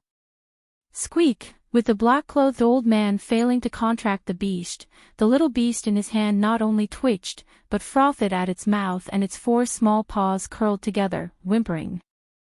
Those present who knew a spirit beast master had all guessed the reason for the little beast's current reaction. Only when spirit beast masters failed in their forced contract would the demonic beast's meridians and internal organs be harmed, then finally convulse until death. Seeing this sort of reaction from the spirit devourer in the black-clothed old man's hand, Lu Muyan's faint smile vanished, and a coldness replaced it. "Senior, can you now return the fire cloud mink to me?" Lu Muyan suppressed the cold killing intent that emerged in her heart and asked expressionlessly. The pain suffered by her demonic beast today would definitely be returned to this damned old bastard tenfold. Humph, what's the use of a demonic beast that couldn't even withstand a contract seal? The black-clothed old man felt exceptionally displeased right now. He actually failed to contract it in front of so many people. His eyes grew cold, and he quickly condensed a wind blade that carried a strong pressure in his palm. With a swing, the wind blade left his palm and shot towards the little beast's forehead. As if sensing a dangerous power, the little beast's body trembled, attempting to avoid it. But because of its limited strength, it was ultimately restrained by the black-clothed sword monarch, unmovable, and could only wait for death. Right when the onlookers saw that the wind blade was about to fall onto the fire cloud mink's head, they all sighed with pity at what a waste it was to kill a demonic beast that was worth 100 million. Yet who knew that at that moment, a misty fire suddenly appeared in front of the black-clothed old man, holding a jade pendant magic tool to block the wind blade, only for it to instantly split into numerous halves. But Lu Muyan's wrist blocked the little beast's head, stopping the fatal blow. However, her wrist was marked with a deep bloody wound, and blood flowed down incessantly. At this moment, everyone's eyes were focused on the light purple figure. Blood fell drop by drop from her slender, white arms onto the little beast's pure white fur, then slowly bloomed, as scarlet and dazzling as a red spider lily that grew on the shores in the netherworld. Come and read on our website Wuxia World site. Thanks. Ming Xiu's face beneath the mask was fearfully grim, and the coldness in his eyes was evidently apparent, as if it would condense into frost. "Senior, can you return my demonic beast to me now?" Lu Muyan didn't look at the wound on her wrist, but instead looked directly at the black-clothed old man, her gaze cold, as she emphasized each word. The black-clothed old man was startled by the coldness in her eyes, then huffed coldly. This girl suddenly gave him a very dangerous and strange feeling. She could not be left alive. As soon as her voice fell, he gathered elemental energy in his palm, then extended his arm to strike Lu Muyan's chest. The black-clothed old man practiced ghostly skills from the Yin sect, so he was exceptionally sensitive to danger. Such inexplicable feelings of unease helped him escape numerous life and death catastrophes. His principle in life was that he would rather kill mistakenly than let anyone go, and when it was necessary to kill, then he definitely wouldn't be soft. So he pretended to be infuriated by Lu Muyan's actions and released the pressure of a sword monarch to its entirety. "You dare to stop and provoke this old man, you're seeking death one." Lu Muyan was also infuriated. This damned old bastard was truly pushing her buttons. She closed her eyes, then a silver talisman seal condensed in her sea of consciousness. Taking advantage of the fact that the black-clothed old man was unprepared, she utilized her flash step to its maximum, grabbed the little beast with one hand, then after her phantom flashed a few times, the strong palm strike unexpectedly missed its target. But the speed between the two was too fast, so many of the spectators didn't see clearly, and before they even had time to recall the movements just now, the black-clothed old man took action once again. A long sword appeared in his hand, then he frantically channeled his elemental energy into the sword. Today, he must cut down this girl that dared challenge his superiority, and who could become a hidden danger in the future. After the sword made a buzz sound, he slashed down in the air, and a sword aura that carried violent energy cut down like the autumn gale that swept the fallen leaves too. Where the sword aura passed, cracks spread in zigzags across the limestone flooring. The crowd all felt the terror of the sword aura and surmised that Lu Muyan was over. Muyan! Yunlan yelled, but even he couldn't stop the trajectory of the sword aura. Lu Muyen narrowed her eyes and continued to form seals with her hands, and a large web much like a spider's detached from her sea of consciousness. The strength of a sword monarch definitely couldn't be underestimated. Her face gradually paled as her spiritual energy was rapidly being deprived, but a blue mental energy tempest was forming in her sea of consciousness. Just when her mental energy was about to exit and turn into a physical shield, a sudden earth-shattering pressure fell from the sky and easily destroyed the black-clothed old man's sword aura. How bold! To dare fight in front of our Ming Alliance of Merchants' door and destroy my shop's facade. It is unforgivable. A powerful voice resounded across the sky, and the entire Imperial capital was shocked by it. As soon as the voice fell, a giant palm of raging fire fell from the sky and headed directly for the black-clothed old man. The black-clothed old man felt that the energy contained in the blazing palm was exceptionally terrifying. Despite being aghast, his hands weren't leisurely as he immediately threw out a shield into the air to block his front, then added a barrier made of elemental energy that covered his entire body. Except, the moment the earth-shattering blazing palm landed, it easily broke through his shield, then struck his chest, and the elemental energy barrier collapsed in an instant. P.U. The black-clothed old man stumbled back a few steps upon being hit before stopping, and he couldn't help but spit out a mouthful of blood. His body trembled slightly with terror in his eyes as he watched the person walk over from not far away and addressed, Monarch Ming. One random side note, I wonder how many times I avoided writing courting death by changing it to seeking death The memes I've seen on Xianxia Facebook groups have made me conscious of it XD. I've used courting a couple of times, though, I'm pretty sure I'll use them interchangeably. Two very fast and powerful.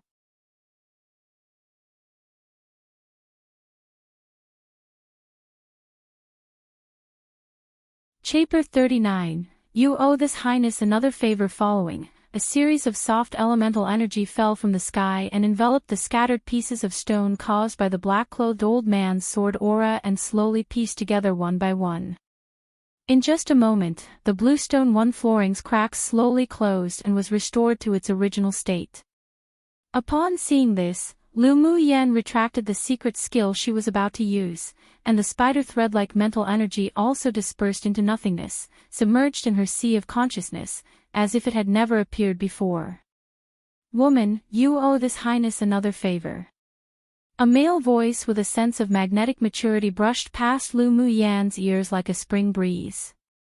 The coldness in Lu Muyen's eyes was replaced by a faint smile. It was indeed Ming Xiu, that devilish man, that acted. When the giant blazing palm struck, she felt the elemental energy fluctuation belonged to Ming Xiu, and an inexplicable sense of trust rose in her heart. Lu Muyen turned around upon sensing something and raised her eyes to see the valiant, tall, and imposing man, wearing a silver mask, elegantly walk over.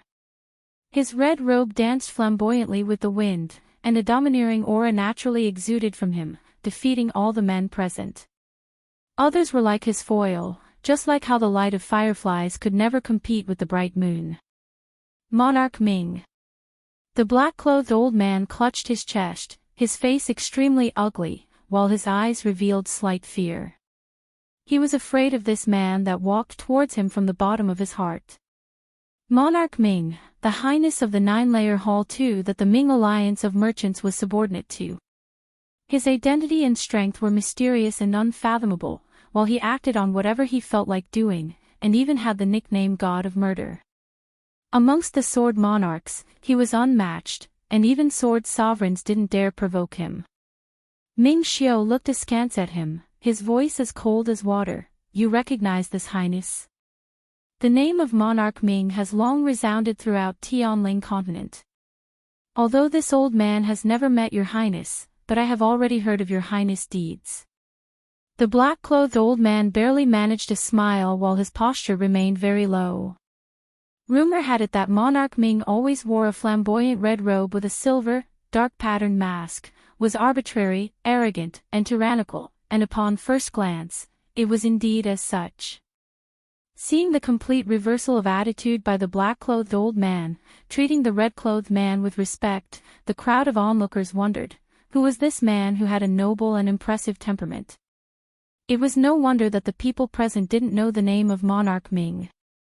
Although he had long become famous throughout Tianling continent, but that was mainly limited to the high-level sword masters. Those sword masters beneath Sword Monarch stage had no way of engaging in many of the land's secrets. Humph, you've heard of this highness name and yet you still dare be so impudent at the entrance to the Ming Alliance of Merchants. Aren't you very good? Ming Xiu's voice carried a chill and people couldn't help but shudder. I did not intend to offend Monarch Ming. I simply had some disputes with a junior, so I do hope that Monarch Ming does not blame me. The black-clothed old man bent slightly. He could only bow his head in front of formidable strength. Towards Monarch Ming, the black-clothed old man couldn't afford to resist or disrespect him. This man's power was unfathomable, his behavior was devilish and cold, and his temperament was even more capricious than those from the ghost sects. Regardless of who provoked him, they'd end up worse than death. Ming Xiu looked askance at Lu Mu Yen and a rare expression of a smile rose in his narrow phoenix eyes. With a flip of his hand, a medicine bottle appeared in his palm. It is the negligence of my Ming Alliance of Merchants to allow young Miss Lu to have been threatened the moment you stepped out of the entrance, right after participating in our auction. Consider this bottle of medicine as an apology. Ming Xiu's voice was cold and indifferent, and one couldn't hear any emotions. He handed the bottle in his palm to Lu Mu Yen. This highness will give young Miss Lu an explanation. Lu Mu Yen rolled her eyes inwardly. He sure could act. But she was close to being in the limelight because of the marrow cleansing pill, so if this devilish man displayed any hint that they recognized each other, then that'd be an even bigger problem. Thank you, Monarch Ming. Lu Mu Yen respectfully reached out her hand and took the medicine bottle, pulled off its cap then and there and shook the light yellow medicinal powder onto her wound. Come and read on our website Wuxia World site. Thanks. As soon as the wound on the wrist came into contact with the medicinal powder, the blood naturally stopped. The burning sensation also vanished and was replaced by a refreshing sensation. As expected, she knew this devil's items would be extraordinary. He just casually took out a bottle and it was powder from crushed grade 3 healing pills. The black-clothed old man's heart thumped erratically, and the strong sense of unease grew even stronger. He secretly regretted attacking Lu Mu Yen at the entrance to the Ming Alliance of Merchants and should have snuck into the Lu mansion at night, kidnap the beast and kill her. As a sword monarch, even if you aren't ashamed of attacking a kid at the great sword master stage, this highness feels it to be irksome. Ming Xiu stretched out his hand lazily and clapped twice. Two masked men in black exuding the pressure of an expert suddenly appeared from the shadows, carrying a dangerous aura. Their cultivation base was also above the old man. Master. The two knelt respectfully and awaited Ming Xiu's order. Give him to the law enforcement unit. Those who dared provoke the alliance must be punished according to the law. The Ming Alliance of Merchants had announced several rules of theirs long ago, and even organized a special law enforcement unit that specifically punished those that dared provoke the alliance, or those that had malicious intents towards the alliance. After being arrested, they wouldn't be killed, but they definitely wouldn't end up nice. Upon hearing Monarch Ming's plan to give him to the law enforcement unit, terror rose in the black-clothed old man's heart. He knew about that place, and heard that after entering, living was worse than death, and no one would be able to exit without peeling a few layers of skin. 3. Please be merciful, Monarch Ming. I am the outer elder of our sect and plead of your highness to not bother with this matter considering our sect. I will never offend the Ming Alliance of Merchants next time. The black-clothed old man's posture was very low. Even though he was a sword monarch, but in front of Monarch Ming, he was nothing. He didn't dare provoke this arrogant and domineering man at all. Ming Xiu squinted at the black-clothed old man, greedy for life and fearful of death. it truly was a waste of his cultivation as a sword monarch. Normally he'd be too lazy to take action, but this time this person hurt Lu Mu Yen, which made him exceptionally displeased. He was unforgivable. Take him away. Ming Xiu waved his hand casually at his two subordinates. Monarch Ming, you cannot treat me like this. I am a member of the Yin sect, don't you push people too far. The black-clothed man was essentially a sword monarch. He was already disgraced enough from acting so lowly before, yet Monarch Ming still didn't give him any face. So what about the Yin sect? It has never entered this highness' eyes. Ming Xiu huffed coldly. He had long been displeased with the Yin sect. So what if he killed him in public, let alone just throwing him to the law enforcement unit? The black-clothed old man's heart sank. He mobilized all the elemental energy he had and gathered it in his palm, then bit his fingertip until it bled and quickly chanted an incantation. He'd attempt to escape using the Yin sect's escape skill, the blood illusion skill. If he could successfully escape, then he wouldn't be forcefully captured by the Ming Alliance of Merchants law enforcement unit. As for how to deal with the arrest order given by the Ming Alliance of Merchants, he would think of it later. A ray of blood-red light slowly emerged from the black-clothed old man. Just when it was about to envelop him whole, a golden chain flew out from each of the hands of Ming Xiu's two black-clothed subordinates, locking him in place. It even interrupted the secret skill he attempted to use to escape. The black-clothed old man's eyes were full of dismay and attempted to use his sword skills to resist. However, he couldn't utilize any of his elemental energy as they were forcefully suppressed by the golden chains, and it was then that horror rose in his eyes. As he was being taken away by the two, the black-clothed old man turned his head and glared at Lu Mu Yen with hostility and killing intent. It was all that little girl's fault today. If he could come out alive from the Ming Alliance of Merchants law enforcement unit's control, then he must refine her into a mummy to dispel his hatred. Lu Mu Yen sneered, this damned old bastard even had killing intent towards her now, but who knew who'd kill who in the future. The black-clothed sword monarch expert being locked by the golden chain, then disappearing with the two men in black caused everyone present to look at Ming Xiu with horror and fear. Just who was this man? One minor change from limestone to bluestone. 2. Pretty sure the name of his hall is a reference to the 9 layers of heaven in Chinese mythology. 3. They'd be put through a lot of agony and wouldn't come out unscathed.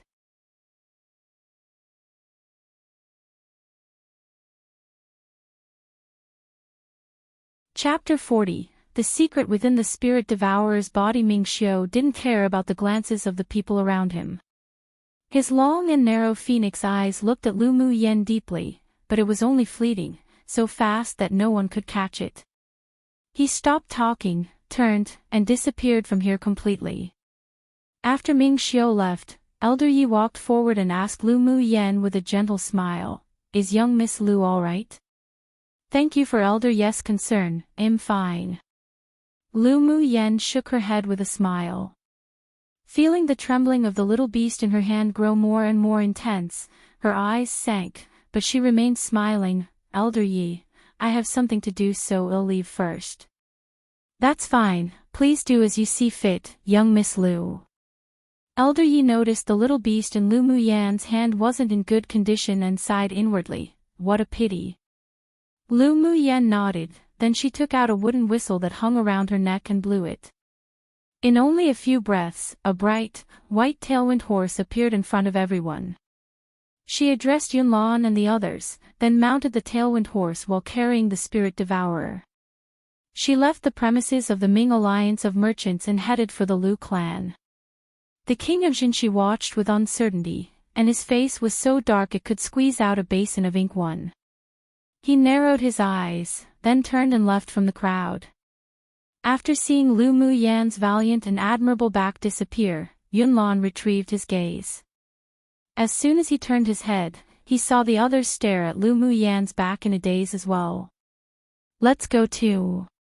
He narrowed his eyes, concealed the strangeness in his eyes, and addressed the others.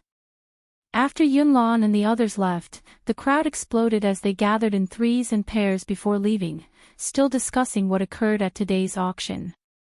In less than half a day, the news of the marrow cleansing pill appearing at the auction spread throughout the entire imperial capital. Large and small distinguished families held their own thoughts on this matter as they sent spies to the general's mansion to gather intel. The situation on the black-clothed sword monarch being severely injured by the mysterious red-clothed, masked man and then thrown to the law enforcement unit, however, was strictly banned from being spoken of in the empire. Other sword masters didn't dare speak of this incident or discuss anything to do with the man who was termed Monarch Ming. However, Lu Muyen didn't care for how the outside coveted her marrow cleansing pill. The moment she arrived home, she entered her room and put the trembling little beast on the table. At this time the little beast's 4 claws were curled up even more. Her face sunk and one hand probed the area of the spirit devourer's dantian area. She used her mental energy to slip inside and inspect deeper. Then she used her mental energy to scan the condition of the spirit devourer's insides. She discovered that its meridians weren't shattered, and its internal organs were also perfectly well. Then what caused this sort of physical state? As she thought deeply, she once again scrutinized the spirit devourer's insides carefully. When her mental energy accidentally touched the demonic beast's crystal core, she discovered that its energy was very violent. The crystal core's purple color was at times light, at times dark, extremely unstable. She focused, then pushed a trace of wood attribute spiritual energy into the spirit devourer's body and calmed the violent energy of the crystal core bit by bit. After the crystal core's turbulent energy was slowly suppressed by her spiritual energy, she used her mental energy to probe into the crystal core. It's actually a seal too. Lu Muyen was slightly surprised. How was there a seal in the crystal core of the spirit devourer? No wonder, when in the private room, she clearly felt an unusual mental energy within the spirit devourer's body, secretly protecting its internal organs, but felt that the energy disappeared just earlier. So it was the crystal core's problem. Seeing the little, round white ball's aura slowly weakening, and its whole body was trembling more severely, as if it would die soon, she took a deep breath and made a bold decision. Come and read on our website Wuxia World site. Thanks. She drew 10 void talismans in the air with her spiritual energy, then sent them directly into the spirit devourer's body, forming a 5-element array to break the seal. Then she sent a sliver of her mental energy that carried a little bit of spiritual energy into the sealed crystal core, and not long after, she found the whereabouts of the energy that formed the seal. She pushed her spiritual energy further in bit by bit, slowly devouring the energy that was enveloped by a black mist. As time passed, Lu Muyan's face grew paler, a layer of sweat rose on her forehead, and her long eyelashes on her closed eyes trembled slightly. But her hands weren't idle as one hand stroked the spirit devourer and the other formed seals in the air. Numerous 5-element arrays appeared in mid-air and converged into a series of 5-colored rays of light that flew into the little beast, enveloping its purple crystal core. The black mist that entangled around the purple crystal core was swallowed up by her spiritual energy, and a dense black thread-like force that wrapped around the crystal core was then revealed. Then the 5-element arrays entered into the crystal core, and a 5-colored light suddenly burst from within the little beast, instantly enveloping the black filamentous force. The two types of energy competed against each other incessantly. Lu Muyen clenched her jaw when she saw this, then sent all her remaining spiritual energy into the little beast to protect the purple crystal core. The key lied in this. Lu Muyen suddenly opened her eyes and said softly, "Break." As her voice fell, the 5-colored light flourished and completely annihilated the layer of black filamentous energy on the crystal core.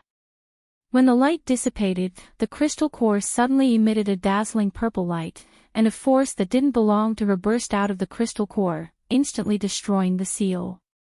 Lu Muyen was startled. She actually felt an aura and pressure that only an adult spirit devourer could exude, and a powerful soul energy was hidden within the crystal core. She looked at it firmly, then immediately cut her fingers and dripped a drop of blood on the spirit devourer's head, fusing it with the bright red flame-like fur. She chanted a long, vague, and obscure spell. When she finished her spell, a red and complicated Taoist seal appeared in the air. She pointed 2 fingers and the Taoist seal disappeared together with the blood essence on the spirit devourer's forehead under her control, forming a contract talisman in the spirit devourer's sea of consciousness. Before the purple light of the little beast's crystal core faded, and while the little beast's soul energy had yet to recover, Lu Muyan's contract talisman successfully contracted the spirit devourer through its sea of consciousness. Only then did she sigh in relief and retrieved all the mental energy she released into the little beast's body and crystal core. After a while, the small white beast with its eyes tightly closed suddenly opened them. There was a coldness in its glass-like black eyes. An intangible mental energy suddenly pierced Lu Muyan's sea of consciousness and her head hurt as if it were being pricked by countless fine needles.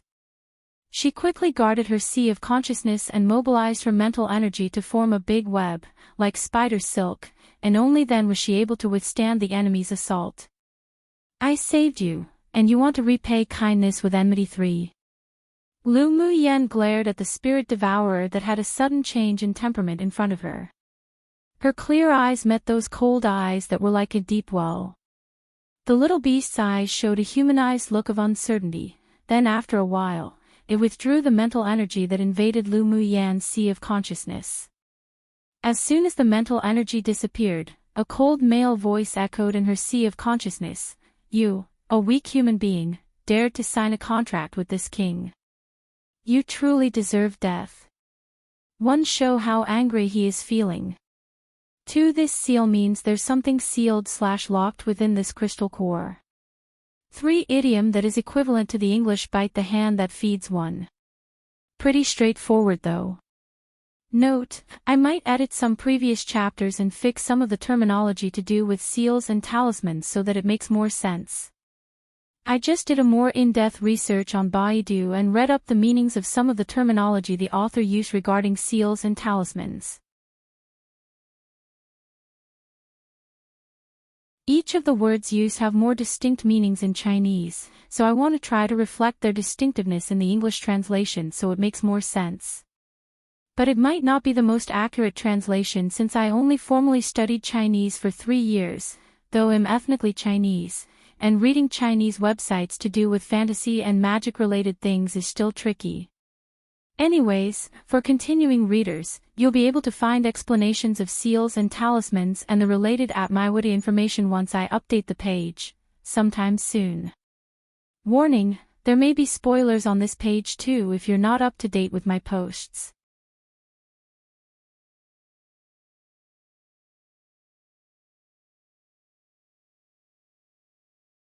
Chapter 41. Contract of Equals. Hearing the telepathic communication from the spirit devourer's spiritual sense, Lu Muyan's lips rose with sarcasm.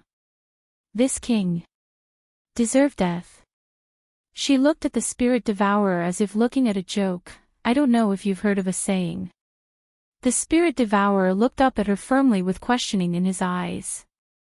A dragon that swims in the shallow waters is taunted by shrimps, a tiger that leaves its forest and ends up in the plains gets bullied by a dog, the cat that's regarded highly is more ferocious than a tiger, and the balding phoenix is even inferior to a chicken one. Lu Muyan's red lips opened. If she didn't know that there was a problem with this demonic beast, then she'd have lived her previous life in vain. The little beast's eyes widened, and a trace of anger flashed in his cold eyes. But, in an instant, his eyes grew dim again. Lu Muyan chuckled softly and looked at the spirit devourer as she leaned her chin on her hand. I don't want to inquire about your secrets, but my guess is that you must really want to strengthen yourself right now, right? So what if it's a yes? There was a haze in the cold eyes of the spirit devourer. This woman's intelligence didn't appear to be like someone who's in their teens. I performed a contract of equals incantation spell, so we're not in a master-servant relationship. Lu Muyen fell silent, then raised her eyebrows and continued, "How about we cooperate?" At first glance, this spirit devourer definitely had an extraordinary origin. Just earlier, when the powerful soul energy broke away from the seal, she changed the type of contract incantation spell she used. Towards the strong, she would give them the respect they deserved. She knew that if she forcibly signed a master-servant contract, then she would most likely receive some backlash from the demonic beast in the future. Many superior demonic beast species would rather die than succumb to being a human spirit pet, so she'd rather dig a hole from the very beginning that it would jump down into willingly too. What she lacked right now were helpers. Since she couldn't really raise a spirit pet that had yet to bear wisdom, then she would at least not let go of such an experienced helper. You. A human being who's only at the Great Sword Master cultivation base. There was disdain in the eyes of the spirit devourer. Aren't you just a tier 2 demonic beast right now as well? What right do you have to belittle me? Lu Muyen sneered, stood up, then looked down at the spirit devourer. Right now, you have two choices. 1, be my spirit pet, and we can be in a partnership, or 2, if you refuse to accept it, then you can kill yourself.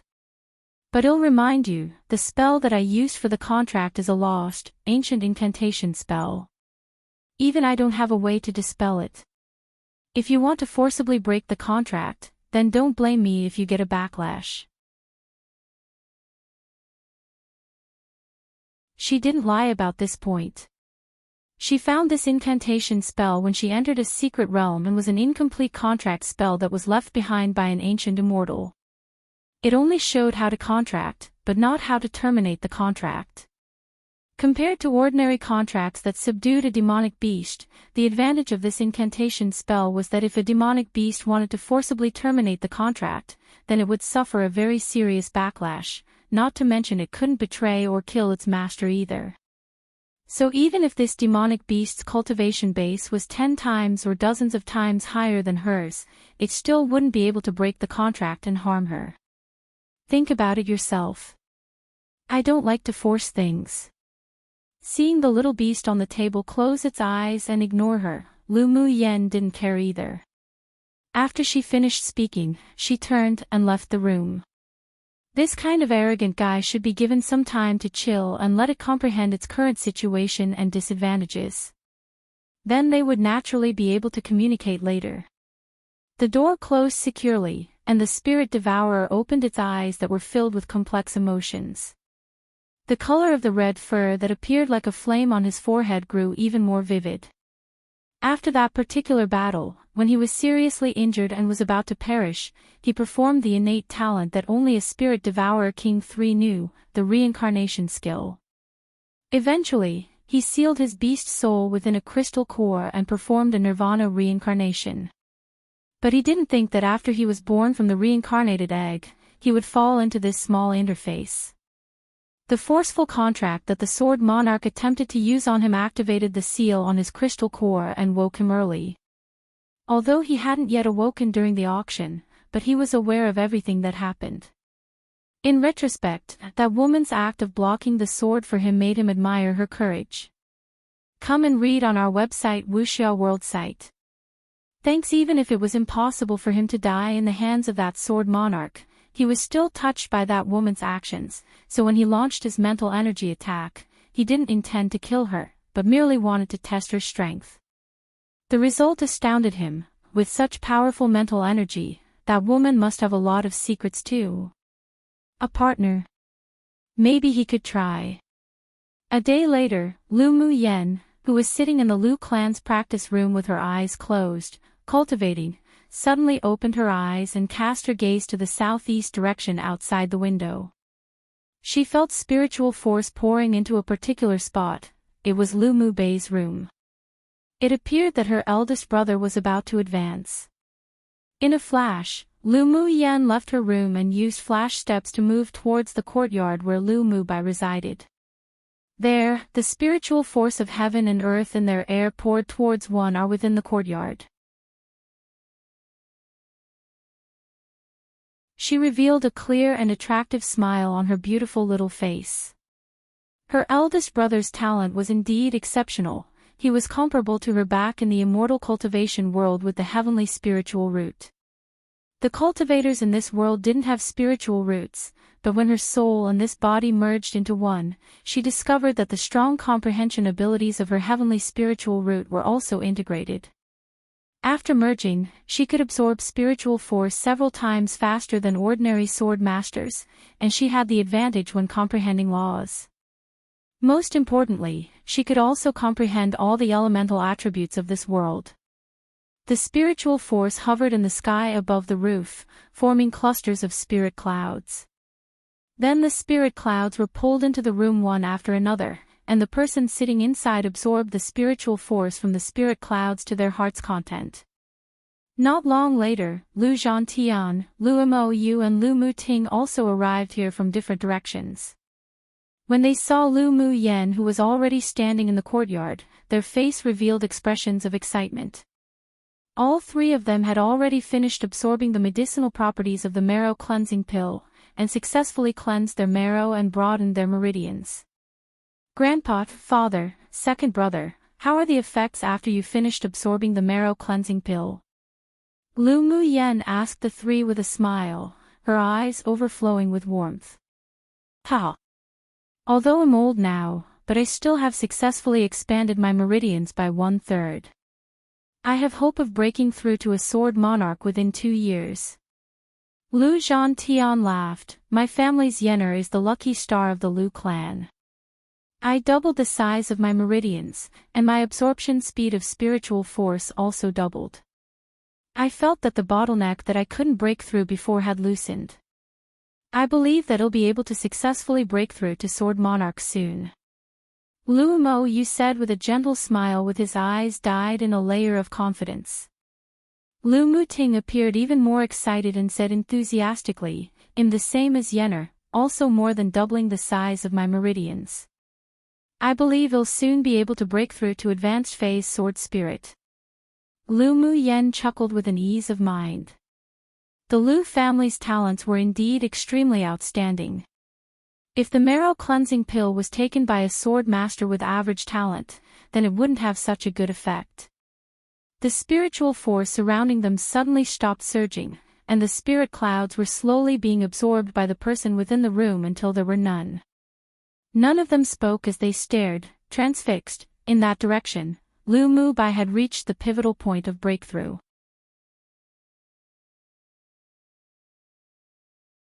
But what people didn't expect was that after a stick of incense of time, spiritual force from all directions began to surge and gather above the room's roof again, tumbling incessantly, forming clusters of spirit clouds, beginning another round of frenzied absorption by the person within the room.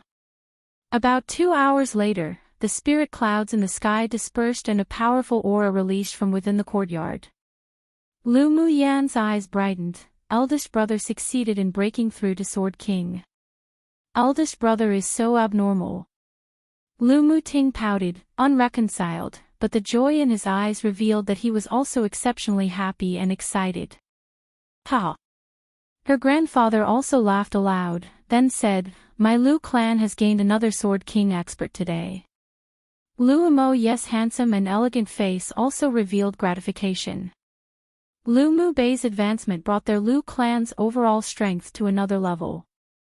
A poem by an unknown Ming Dynasty poet that's used to describe a person who loses their position and status etc., are even less than those who used to be their inferiors/weaker ones. To dig a hole for someone to jump into means to prepare a trap. In this case, her trap is to make the spirit devourer remain contracted to her willingly by giving him better conditions. 3. The author used instead of. This wasn't the first time, it happened once before, but that time I was certain it was a typo. But this time, it's possible it's a hint at the beast's real identity that's slightly different to a spirit devourer. They're very similar translations, since both mean devourer. I'll fix it in the future depending on which one the author uses and whether she gives us a more definitive explanation of this beast.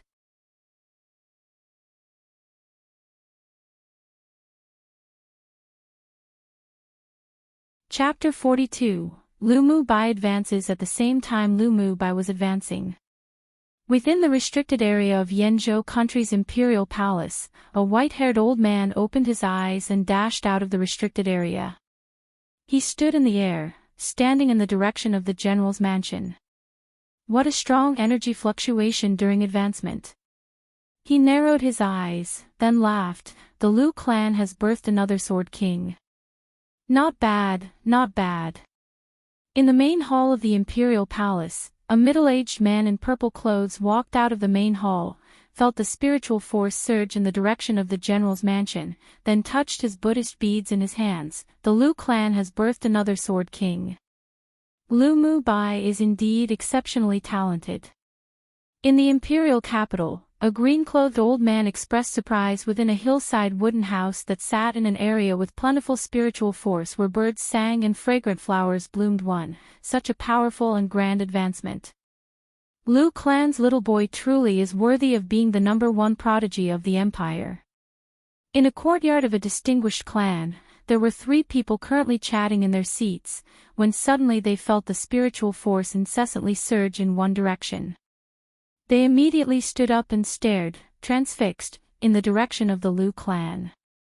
After the spirit clouds in the sky scattered, one of the middle-aged men said, "The new Sword King of the Liu family, it must be Lu Mu Bai. Didn't he just advance to an advanced phase sword spirit not long ago?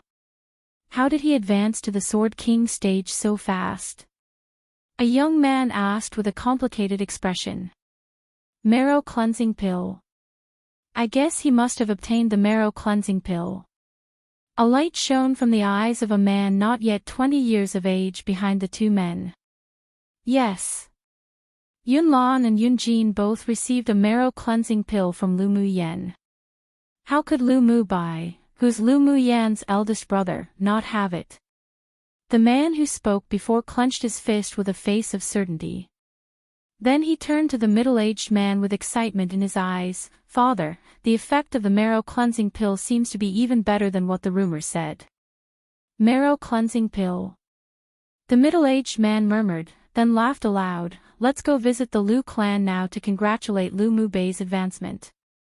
An old woman sat cross-legged atop a deep pond. She retracted her gaze that fell on the sky, then immediately received a message from her family. "Marrow cleansing pill." The old woman stood up from atop the deep pond and walked on its surface towards the shore step by step. "For the clan, it looks like I must personally visit the Liu clan." Similar scenes occurred across Yenzhou country. Lu Mu Bei's advancement, accompanied with the previous situation on the marrow cleansing pill, once again caused a sensation in the entire imperial capital.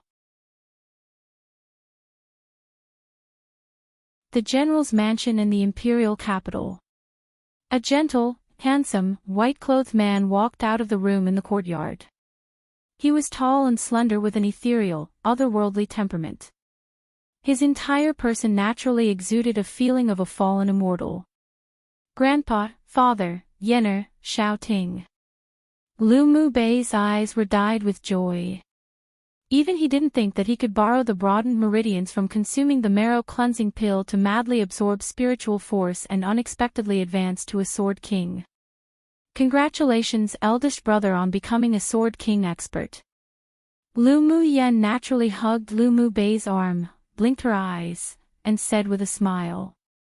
Lu Mu Bai reached out a hand and poked Lu Mu Yan's small, pretty nose. This time, it was all thanks to Yenner's pill.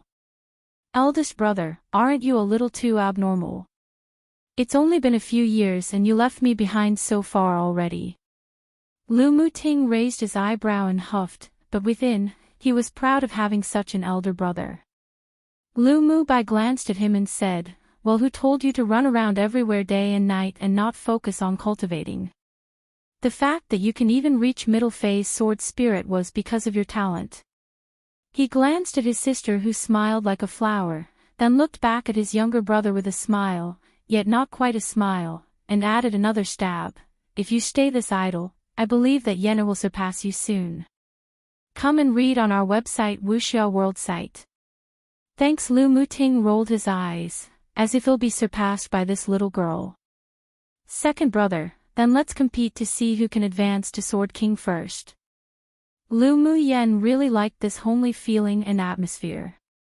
She smiled and looked at Lu Mu Ting in provocation. Sure, let's compete then. When you lose, don't cry. Lu Mu Yen rolled her eyes at Lu Mu Ting. She hadn't cried since embarking on the journey of cultivation. With her natural endowments and experience, it was exceptionally easy to surpass Lu Mu Ting. Who knows who'll be the one crying then? Let's wait and see. The two played and laughed around, then Lu Mu Yen told them what occurred at the auction yesterday. Grandfather and the rest all agreed with her approach. Instead of hiding things and being coveted by others, they might as well make it public. Since everyone knew it, then the secret would no longer be a secret. What made Grandfather and Lu Mo relieved was that Lu Mu Yen really grew up, was sensible, and knew how to be considerate. The fact that Lu Mu Yen could gift the marrow cleaning pill to Yunlan proved that she put her aunt in the palace, who loved her, in her heart. It showed that her family still held a significant place in her heart. Although not many people dared to scheme against the Lu clan, but Yenner still needs to be more careful in the future to prevent vile people from causing trouble.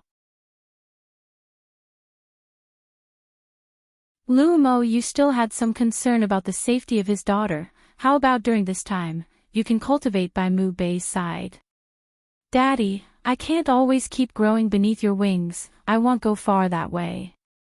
Lu Mu Yan's heart warmed as she radiated self-confidence, making her appear beautiful and refined. She looked at them with determination in her eyes. I will continue to work hard towards the path of the strong. Even if before me is a path full of thorns, I'll still charge forward and create my own path towards strength. Upon hearing what sounded like an oath of her determination and resoluteness, they were stunned. All right. As expected of my Lu clan's child. This firm heart of a cultivator is the most precious. Grandfather's eyes revealed gratification and admiration. He would be the first to support his family's Yenner's grand aspirations. After a pause, Grandfather added, Yenner is right. Sword cultivation is essentially heaven-defying, so one cannot cultivate with fear. It takes a firm heart of Tao to become a strong person. This situation could be considered Yenner's test. Let's let her do what she wants. Thank you, Grandpa. Lu Mu Yen let go of Lu Mu Bai and affectionately shook her grandfather's arm.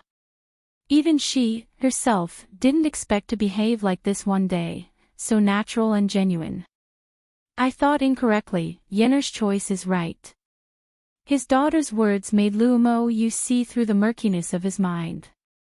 Previously, he and his wife were too afraid of their daughter getting hurt, so they protected her too well. But clearly the effect wasn't good. Now that his daughter radiated self-confidence, it also became his drive. He decided to comply with his daughter's wishes and let her grow independently. He believed that his daughter wouldn't let him down. Yenner is so confident, we must work harder too. Lu Mu Bei's eyes were filled with determination and hope. He would also move forward courageously on the path of the strong. Lu Mu Ting was also touched by his big brother and little sister's determination and resoluteness. He couldn't be left too far behind by them either. After returning to the frontier, he should also concentrate and devote his energy to cultivation. The family happily talked about their experience in cultivation, and although Lu Mu Yan's cultivation base was the lowest, but the opinion she raised from time to time caused them to reflect. Upon the end of their discussion, they quickly returned to their respective rooms and attempted to comprehend, aided by the realizations from her words. That day, many people came to visit the Lu clan under the pretense of congratulating Lu Mu Bai on his advancement, but they were all sent away by the steward with the excuse that their eldest young master was still consolidating his cultivation base. Early the next morning, an imperial edict summoned Lu Mu Yen and Lu Mu Bai to the palace, breaking the peace in the Lu clan. Lu Mu Yen held the imperial edict in her hands with an understanding in her heart. The imperial family definitely wanted to know the origins of the marrow cleansing pill or wanted to inquire about the alchemist who refined the marrow cleansing pill from her. But she had already prepared for this.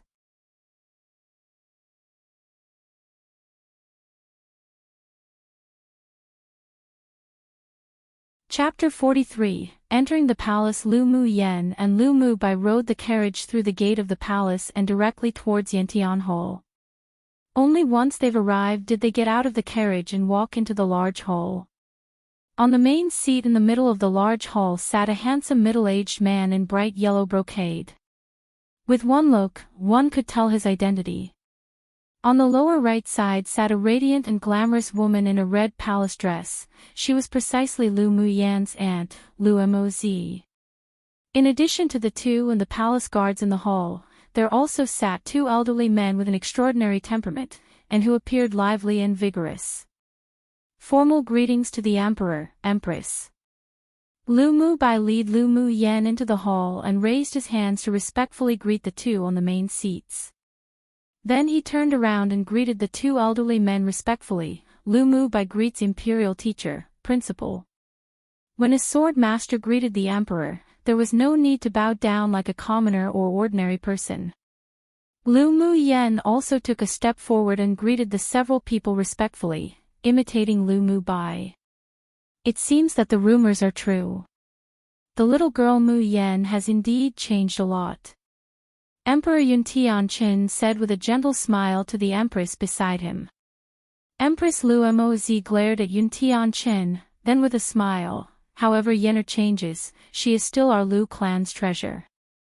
The implication in her words was to remind Lu Mu Yan that she had a special identity and needn't tolerate others' bullying. Yuntian revealed a little helplessness in his eyes. Moz was more and more distrustful of him. Did she think he'd eat Lu Mu Yan one? Yener, come here. Lu Moz beckoned gently to Lu Mu Yan, her eyes looking at her dotingly. Lu Mu Yan was naturally able to tell her aunt really loved her, and her heart felt warm. She took a few steps forward, held Lu Moz's hand and addressed intimately, Aunt. As long as you, little girl, is fine, then everything's well.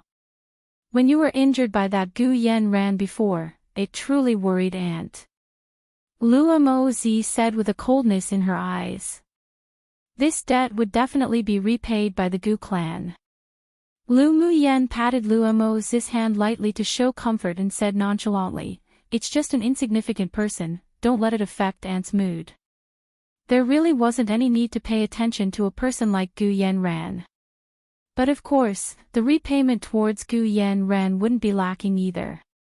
Seeing that the two involved the Gu clan now, Yuntian displayed a somewhat unnatural expression, then changed the subject with a smile. Little girl, I heard that your terminal meridian's constitution has been eradicated. Replying to the Emperor, yes. Lu Mu Yan replied with a faint smile, but the smile didn't reach her eyes. How could you call the Empress aunt, yet call Zhen Tu Emperor? Yuntian's eyes revealed a trace of affection. You used to call Zhen uncle. That was because Mu Yan was ignorant before, but now I don't dare to be presumptuous anymore to save my aunt from experiencing any grievance in the palace. Lu Mu Yan's face remained unchanged, but her tone carried a little sarcasm. Her aunt had given so much to this man, but this man kept accepting one concubine after the other. In recent years, he had even been pampering Gu Yen Ran's elder sister extensively.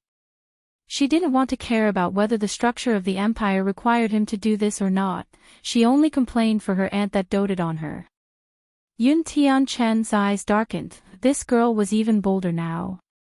He turned his head to look at the emotionless Empress, feeling bitter in his heart. He sighed secretly. He also had his own difficulties, made too many involuntary decisions, but he also let down his most beloved woman. You little girl.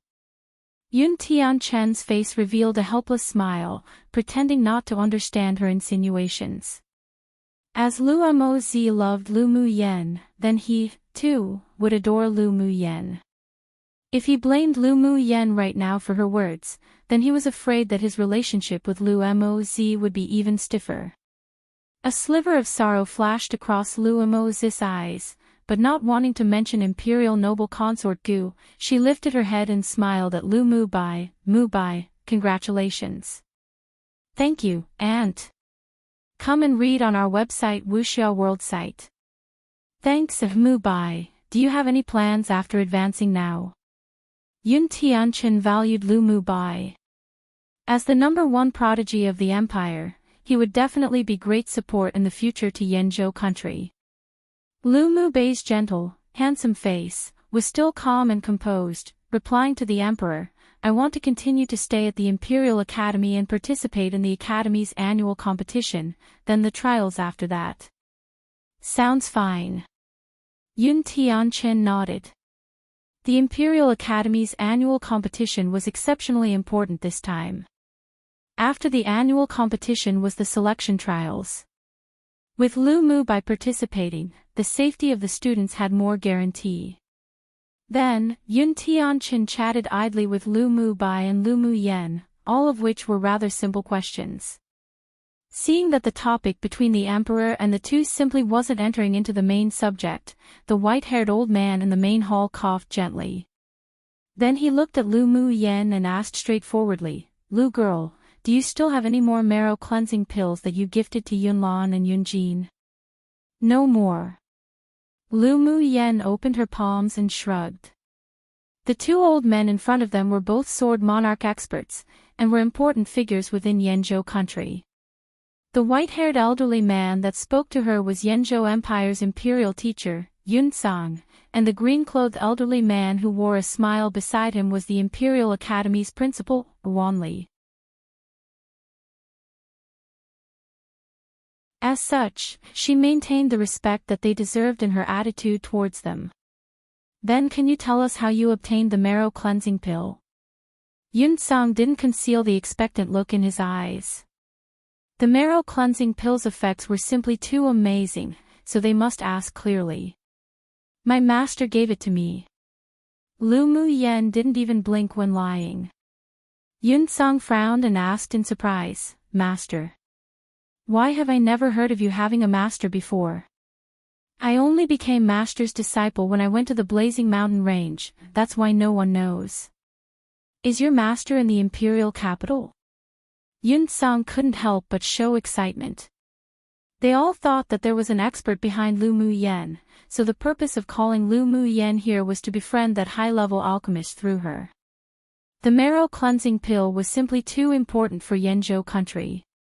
If they could get their hands on a few, then they would definitely be able to raise more sword kings with better aptitudes, and perhaps even sword monarchs. By then, entering the ranks of a powerful country was only a matter of time. With such an opportunity in front of them, how could they not be tempted by it and take a shot at it? Yun Tianchen and Ruanli also looked at Lu Mu Yen nervously. They weren't doing it for themselves, everything was for the glory of the empire. Lu Mu Yen shook her head. After master gifted me the pill, he went to travel. As for when he'll be back, I also don't know. Is your master an alchemist? Why did you become his disciple? A trace of disappointment flashed through Yun Sang's eyes, but he still looked at Lu Mu Yen, unreconciled, and continued asking. I heard that there's a kind of spiritual herb in the Blazing Mountain Range that could improve one's constitution, so I went the Blazing Mountain Range with a mercenary party, who took on a mission in there, thinking to at least give it a try. Then we were separated by a group of fur crimson boars, and I accidentally strayed into an underground cave and met Master. Amongst the commoners, there were indeed rumors of this sort of spiritual herb, but no one had ever obtained such a spiritual herb. But Lu Mu Yen could still borrow this to conceal the fact that she went to the Blazing Mountain Range to look for the flame fruit. At the time, he just finished absorbing and refining the crystal core of a demonic beast. When he saw me break in, he initially wanted to kill me. But who knew that he discovered I had elemental energy with wood and fire attributes, said that I had the talent for alchemy, then inexplicably told me to become his disciple. The reason why alchemists were scarce on this land was because one must have comprehended both the wood attribute element and the fire attribute element to become an alchemist. The dual elemental energy attribute talent was vital.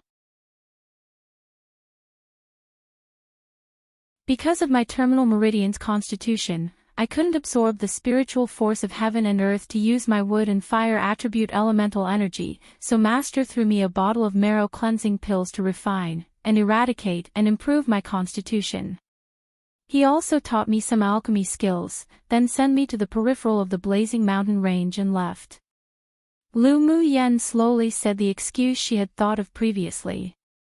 Regardless of whether they believed her or not, if they couldn't find the master she spoke of, then they couldn't do anything about her either. One the eat in this context means to bully, burden, and/or cause suffering to. Tried to use the royal we here, but then I think it won't be too confusing if I just use the pinyin jin, which is said only by the emperor in replacement of the less formal I.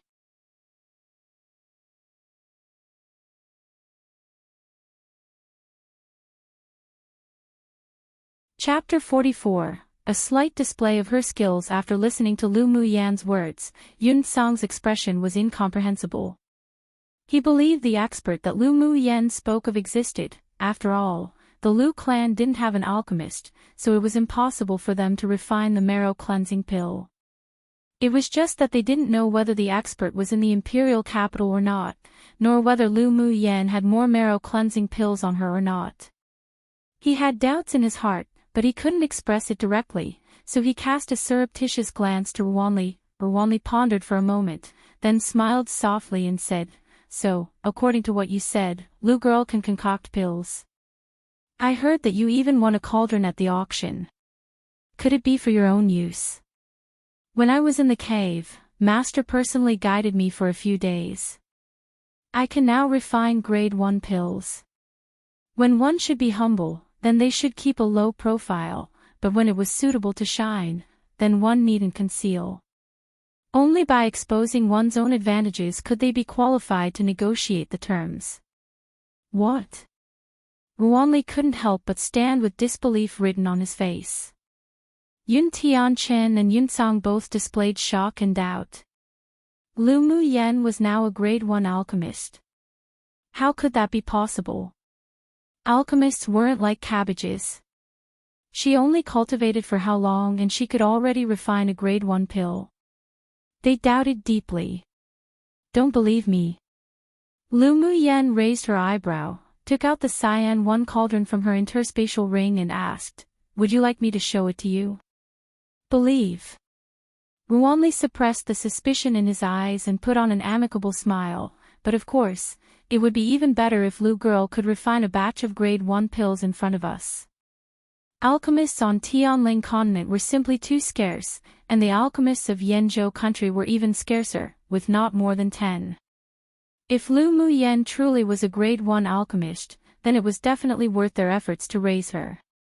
"Little girl, if you really have this ability, then go ahead and show it. It would be of great benefit to you and even your Lu clan." Yun Tianqin concealed his excitement. If Lu Muyen was really an alchemist, then it would be great for Yenzhou country. Lu Muyen nodded, walked to a table, and placed the cauldron atop of it. Then she took out the spiritual herbs required for the pill she planned to refine one by one. Without a pill flame, she could only use charcoal fire to light up and control it to the temperature required for refining pills. Then she threw a dark green spiritual herb into the cauldron. She used her mental energy to refine the spiritual herb into a dark green liquid, purified it, poured the purified powder into a white porcelain bowl, then threw in the second spiritual herb to continue.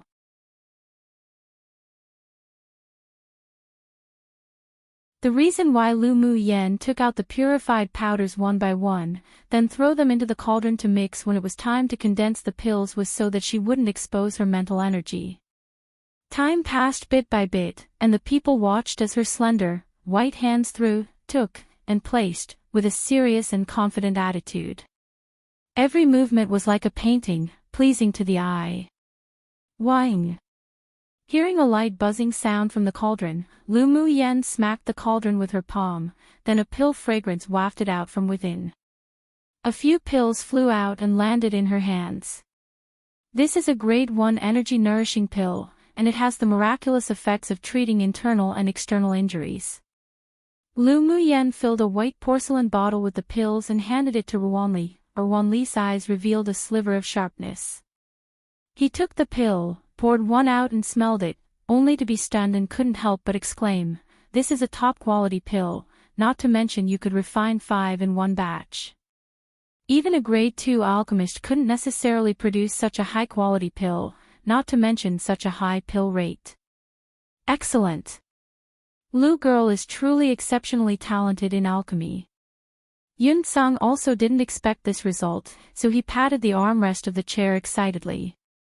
Just then, he was already stunned at just how fluid her movements were, like flowing water, yet who knew that the quality of the pills and the pill rate would be so high as well. With such talents in alchemy, it was definitely possible for her to advance to a grade 3 alchemist. No wonder that mysterious expert alchemist would value her at a glance. He was truly wise to be able to recognize a pearl too. There was a faint smile in Lu Mu Bei's indifferent eyes. His younger sister did a good job.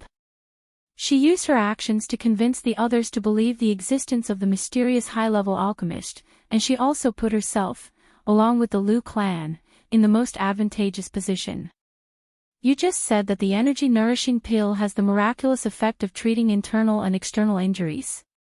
Yun Tianchen fell silent for a moment before staring at Lu Mu Yen, unable to conceal the delight and burning desire in his eyes.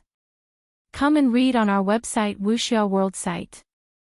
Thanks, yes.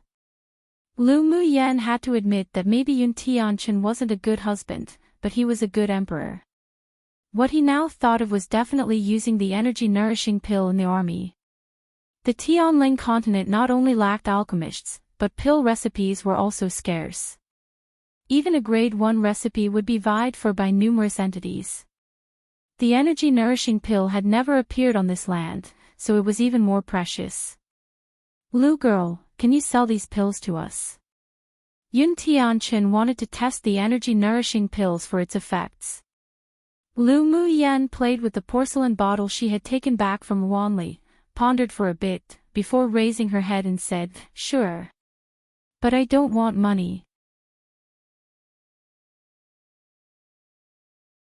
I want spiritual herbs in exchange." "That's not a problem. You can write down the spiritual herbs you want. As long as the Imperial Treasury has it, we can give it to you." Yun Tianchen agreed with a smile.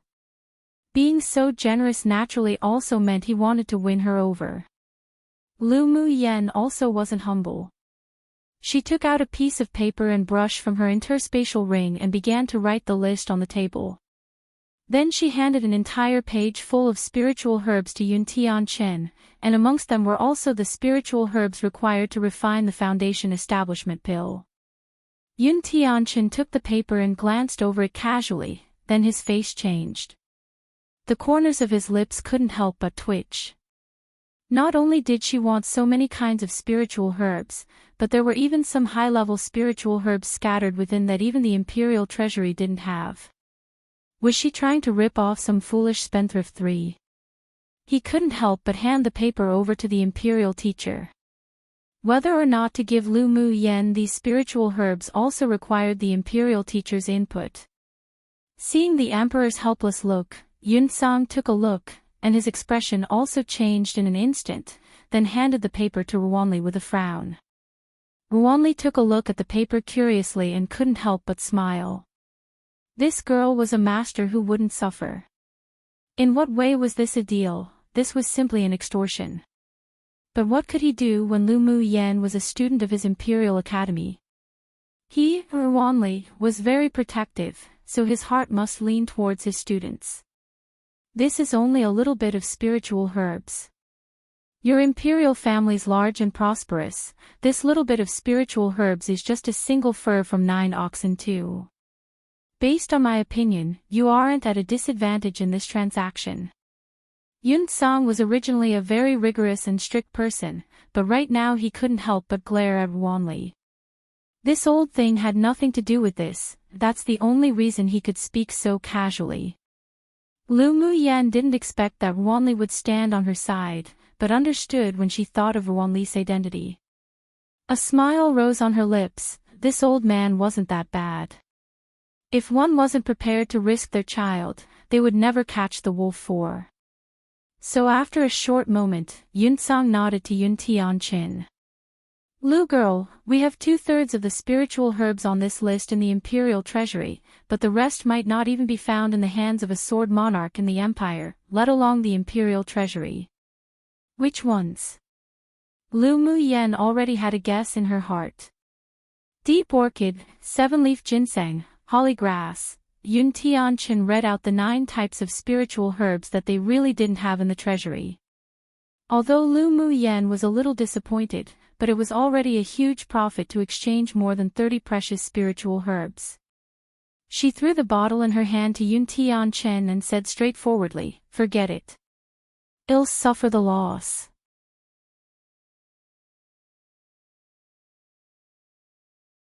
Other than these 9 kinds of spiritual herbs, give me 2 of everything else. Yun Tianchen and Yun Tsang almost couldn't help but spit out a mouthful of blood. 5. Did she suffer a loss?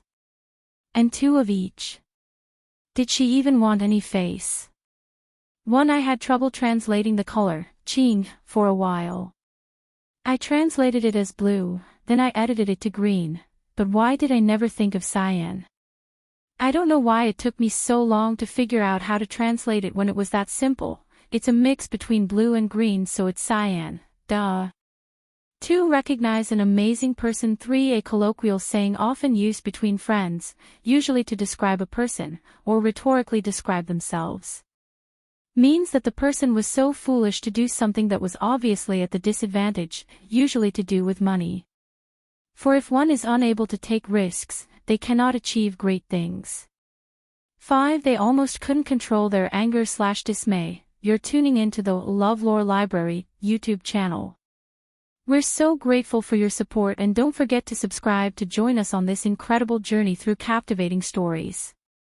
Your generosity through donations truly makes a world of difference, as it's the primary source of revenue that allows me to expand and enhance this channel for you. Thank you from the bottom of my heart for being a part of this adventure.